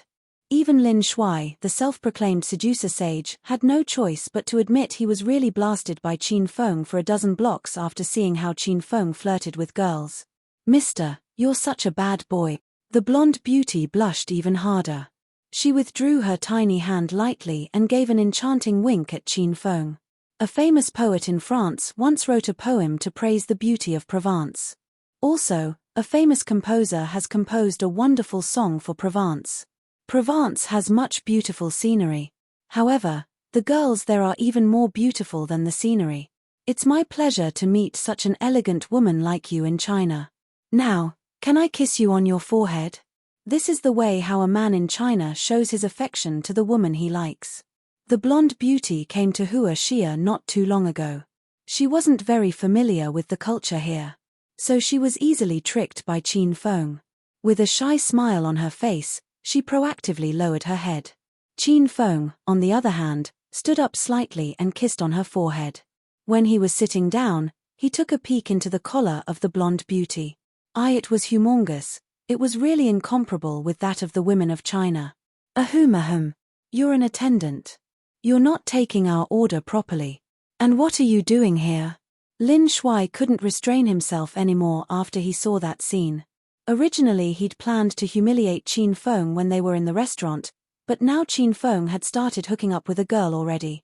People all around them gave abhorrent looks at Lin Shuai after he shouted. This French restaurant stressed a quiet, relaxed, and classy ambience. Lin Shuai just now acted like he was eating in a hawker center. How could he not be loathed by everyone? Even the beauty that was flirting with Qin Feng glared at Lin Shuai as well. What an unpleasant man. Qin Feng, order the dishes. I'm hungry. Rao shaman couldn't stand weighing Qin Feng flirt with that French girl anymore. She was a woman, not an ordinary woman but a beauty with a charismatic personality and elegance. She felt a little bit distressed in her heart. That's right. Leader Qin, our mission is to host Miss Shaman nicely. You just came here to flirt with girls. Are you looking down on our Miss Shaman? Lin Shuai quickly mocked Qin Feng. Qin Feng casually brushed off Lin Shuai's mockery. He smiled and replied to Lin Shuai, Idiot Lin, just now you said this meal is on you, right? Definitely, this meal will be the banquet for Miss Shaman from me, Lin Shuai replied with his chest puffed out. This meal is covered by royal group. What should I be afraid of? Indeed, this meal was covered by royal group. But Qin Feng knew the reimbursement was only 50,000 yuan. The excess would have to be paid out of one's own pocket. Otherwise, if a meal cost around 80,000 to 100,000 yuan, would royal group be silly enough to pay for it all? Idiot Lin said the same thing when you were in the Prada store just now. Now I hope you're not joking with us again, are you? Qin Feng looked at Lin Shuai with a grin on his face. Lin Shuai's mouth cheat, his mouth foamed in anger. I said it's on my tab, that means I'll pay for this meal. I'll fucking demolish whoever competes with me for the bill. If I don't pay for the meal in the end, I'll be your grandson forever. Shouting, Lin Shuai smacked the table. He'd successfully attracted even more disdainful looks from the crowd. Mister, please behave with civility. Otherwise, I've the authority to ask you to leave our restaurant. The blue-eyed blonde beauty took a dislike to Lin Shuai and warned him indifferently. Lin Shuai felt he had been stabbed once again in the chest. How come even an attendant dared to challenge him? Since Lin Shuai was paying for them, Qin Feng wouldn't be considerate with him. He recommended to Rao Shaman a few dishes that were expensive but had small portions and couldn't fill one's stomach. The duo ordered around 10 dishes within a few minutes. On the other hand, Lin Shuai just kept staring at them. He was rather unresponsive to them when he saw that most of the dishes they'd ordered were expensive. Why should I be afraid when I can get reimbursement from the company? Yet he was disappointed when he saw Qin Feng really could speak French and understood the French menu. His original plan to humiliate and mock Qin Feng had been foiled again. Idiot Lin, food and wine are inseparable. You won't object if I order some red wine, right? Qin Feng handed the menu to the blonde beauty after he'd finished ordering and looked at Lin Shuai with a grin. Lin Shuai waved his big hand and said heroically, "Just order whatever you like. Money is the least concern for me. Then we'll add on 2 more bottles of the 82 Lafite and a bottle of Bordeaux AOC Supreme Grade red wine." Qin Feng covertly gave the blonde hair beauty's booty a light smack and smiled. "Beauty, better be quick. Please rest assured. I'll ask the chef to prepare your dishes first." The beautiful attendant retreated shyly. "Miss Shaman, do you think these dishes are enough for you? You can always add more if you want." All the dishes were ordered by Qin Feng, so Lin Shuai again looked at Rao Shaman with a smile. Rao Shaman hadn't said anything yet, but Qin Feng's voice drifted over first. "Oh, yeah, idiot Lin, just in case you're not clear, this lunch is covered by Royal Group. But the budget is only 50,000 yuan. Since you're so generous and you're treating everyone, I've decided to give you the budget of 50,000 yuan. Afterward, you'll only need to pay for the excess. We're good brothers, right? Save the thank you for yourself." Qin Feng looked at Lin Shuai with a smile. The awe-inspiring righteous expression of Lin Shuai was soon replaced by a look like he'd eaten some shit.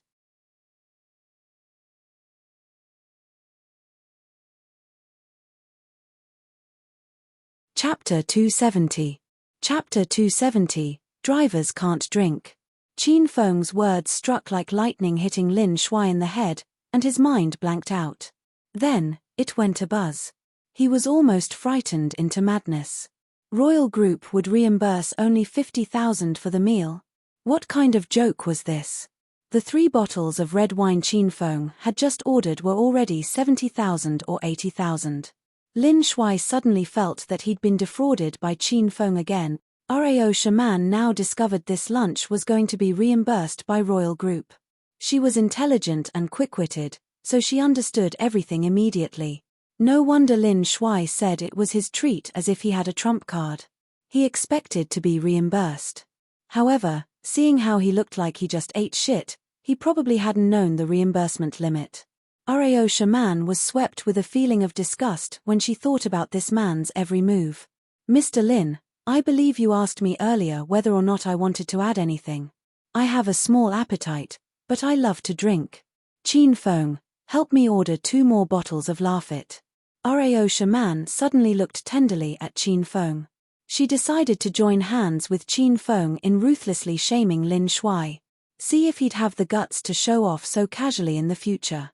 In no hurry to add the wine, Qin Feng grinned at Lin Shuai and said, "Idiot Lin, 2 bottles of Lafite are quite expensive. Do you want to let Shaman order them?" Lin Shuai was so furious that his eyes turned red, and sullen tears almost streamed out of his eyes. He was silent for a while before he clenched his teeth and stated, "Haha, yes, of course we have to order it. Let Miss Shaman choose whatever wine she likes. This meal is my treat." Compared to his previous grand and boastful proclamation that he would treat, the current Lin Shuai repeated these same words limply like a deflated ball. "You really are heroic, idiot Lin. But, if I had the chance to treat a beauty like Rao Shaman, my heart wouldn't ache upon spending this bit of money as well." Qin Feng snapped his fingers with a smile, and a waiter ran over. "Add another 2 bottles of 82 Lafite." Once Qin Feng spoke, Lin Shuai felt the sharp pain of 10,000 arrows piercing his heart. "You're fucking spending my money, of course your heart doesn't ache. Soon, Qin Feng's table was filled with delicacies. Lin Shuai's mood slowly calmed. He thought to himself that the food and drinks were already ordered, and the money was already spent, so there was no point in dwelling in it. He simply made himself seem generous. Later, while eating, he'd show Rao Shaman how to handle and consume the food. If Rao Shaman liked him, and he could get her into his bed, then any amount of money for a meal was worth it. Hey, why isn't there food for me? This thought crossed Lin Shuai's mind, and he found that something was off. The table was filled with wonderful food, and all of it was placed in front of Qin Feng and Rao Shaman. The area in front of Lin Shuai was empty except for the cup of coffee that they poured for him in the beginning. The person who brought the food was the blonde beauty Qin Feng flirted with earlier. She stared at Lin Shuai with an attitude and said, "Sir, you haven't ordered anything yet, so there's no food for you." "Qin Feng, why you didn't put an order for me?" Lin Shuai looked at Qin Feng like he wanted to eat him alive. "I was busy helping Shaman order. Didn't you study in France? I thought you know French, so why would I need to order for you? Plus, if what I ordered didn't suit the tastes of an elite like you, then it'd be pointless." Qin Feng looked innocently at Lin Shuai. Rao Shaman was tickled by Qin Feng, and she covered her mouth to laugh covertly. She stole a glance at Qin Feng and finally realized that ever since they left Royal Group, Qin Feng had been constantly showing off and slapping Lin Shuai in the face. But how come when she saw Qin Feng show off she wasn't averse to it, and even felt a bit smug, but when she saw Lin Shuai show off, she only felt disgust? Ahem. That's fine, that's fine. Anyway, when I studied abroad in France, I ate these things almost every day, so I'm tired of them. I'll just drink some red wine. You too eat lots. Lin Shuai's heart was bleeding, but he had to feign calmness and excellence. Ever since he returned to the country, he'd never actually come to this French restaurant. In reality, this place was so expensive that it wasn't somewhere someone would casually go to if they wanted to. Today, Qin Feng bled him dry. Lin Shuai hadn't even eaten anything, yet he'd spend over 100,000 yuan.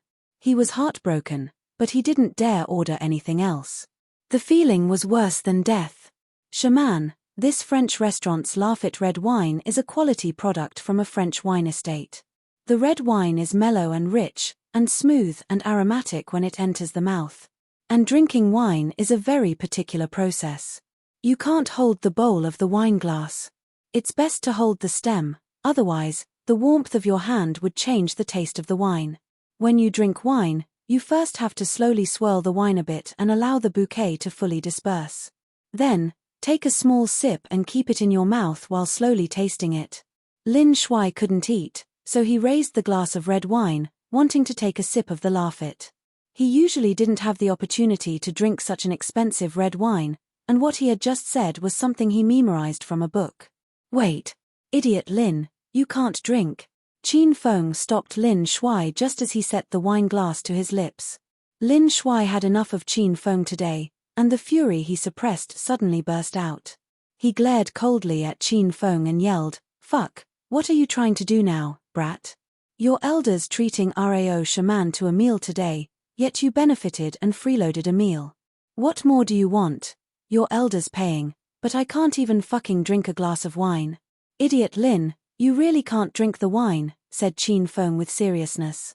"Why can't your elder drink it? Your elder's paying for this meal."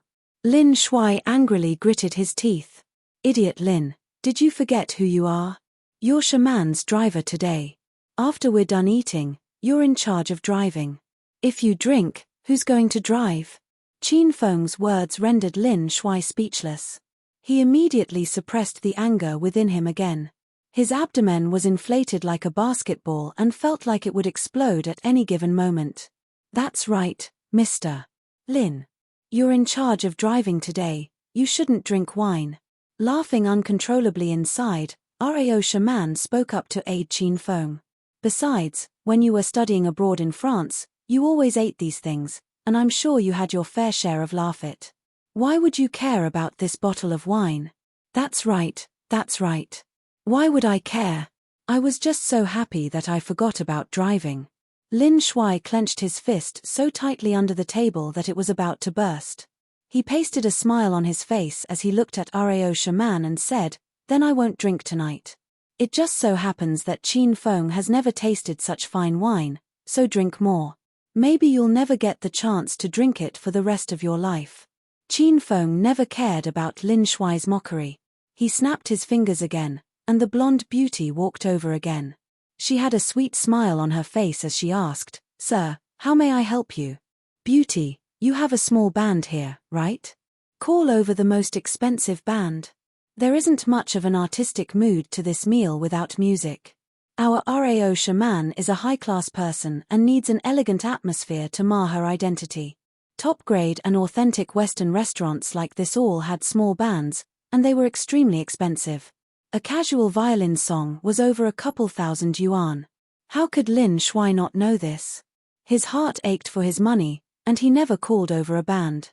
Now that he saw Qin Feng stealing the limelight while spending his money, he wanted to die. Qin Feng had already booked the band before he turned and smilingly asked Lin Shuai, "That's right, idiot Lin is treating today and I presumptuously called over a band to help us celebrate. You won't be mad, will you, idiot Lin?"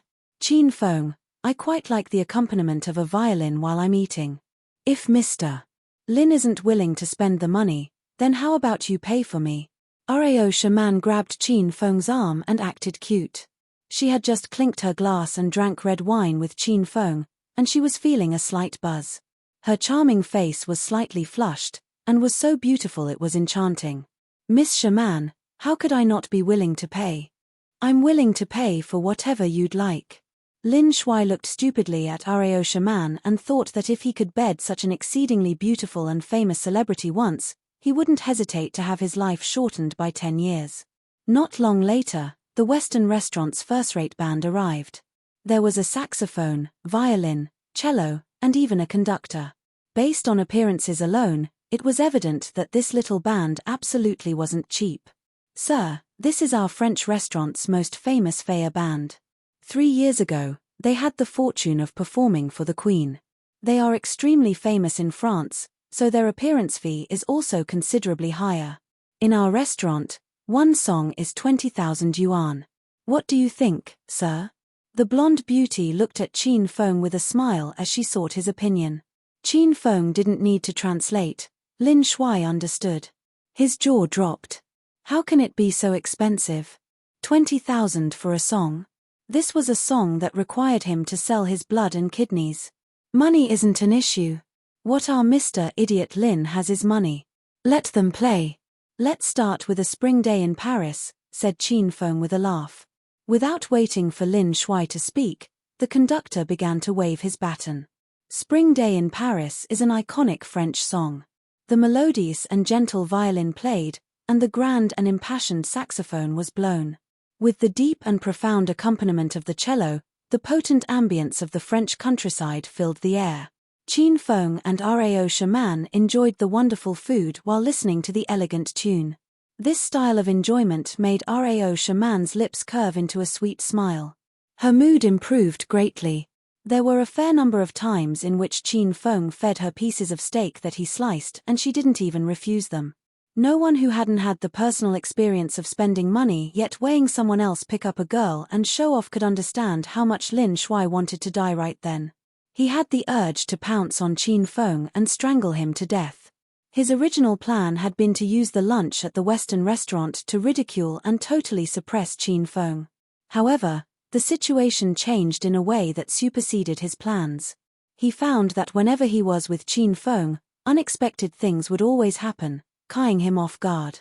It was a great fortune not to be slapped in the face, much less show off in front of him. You're tuning in to the Dreamy Chapters YouTube channel.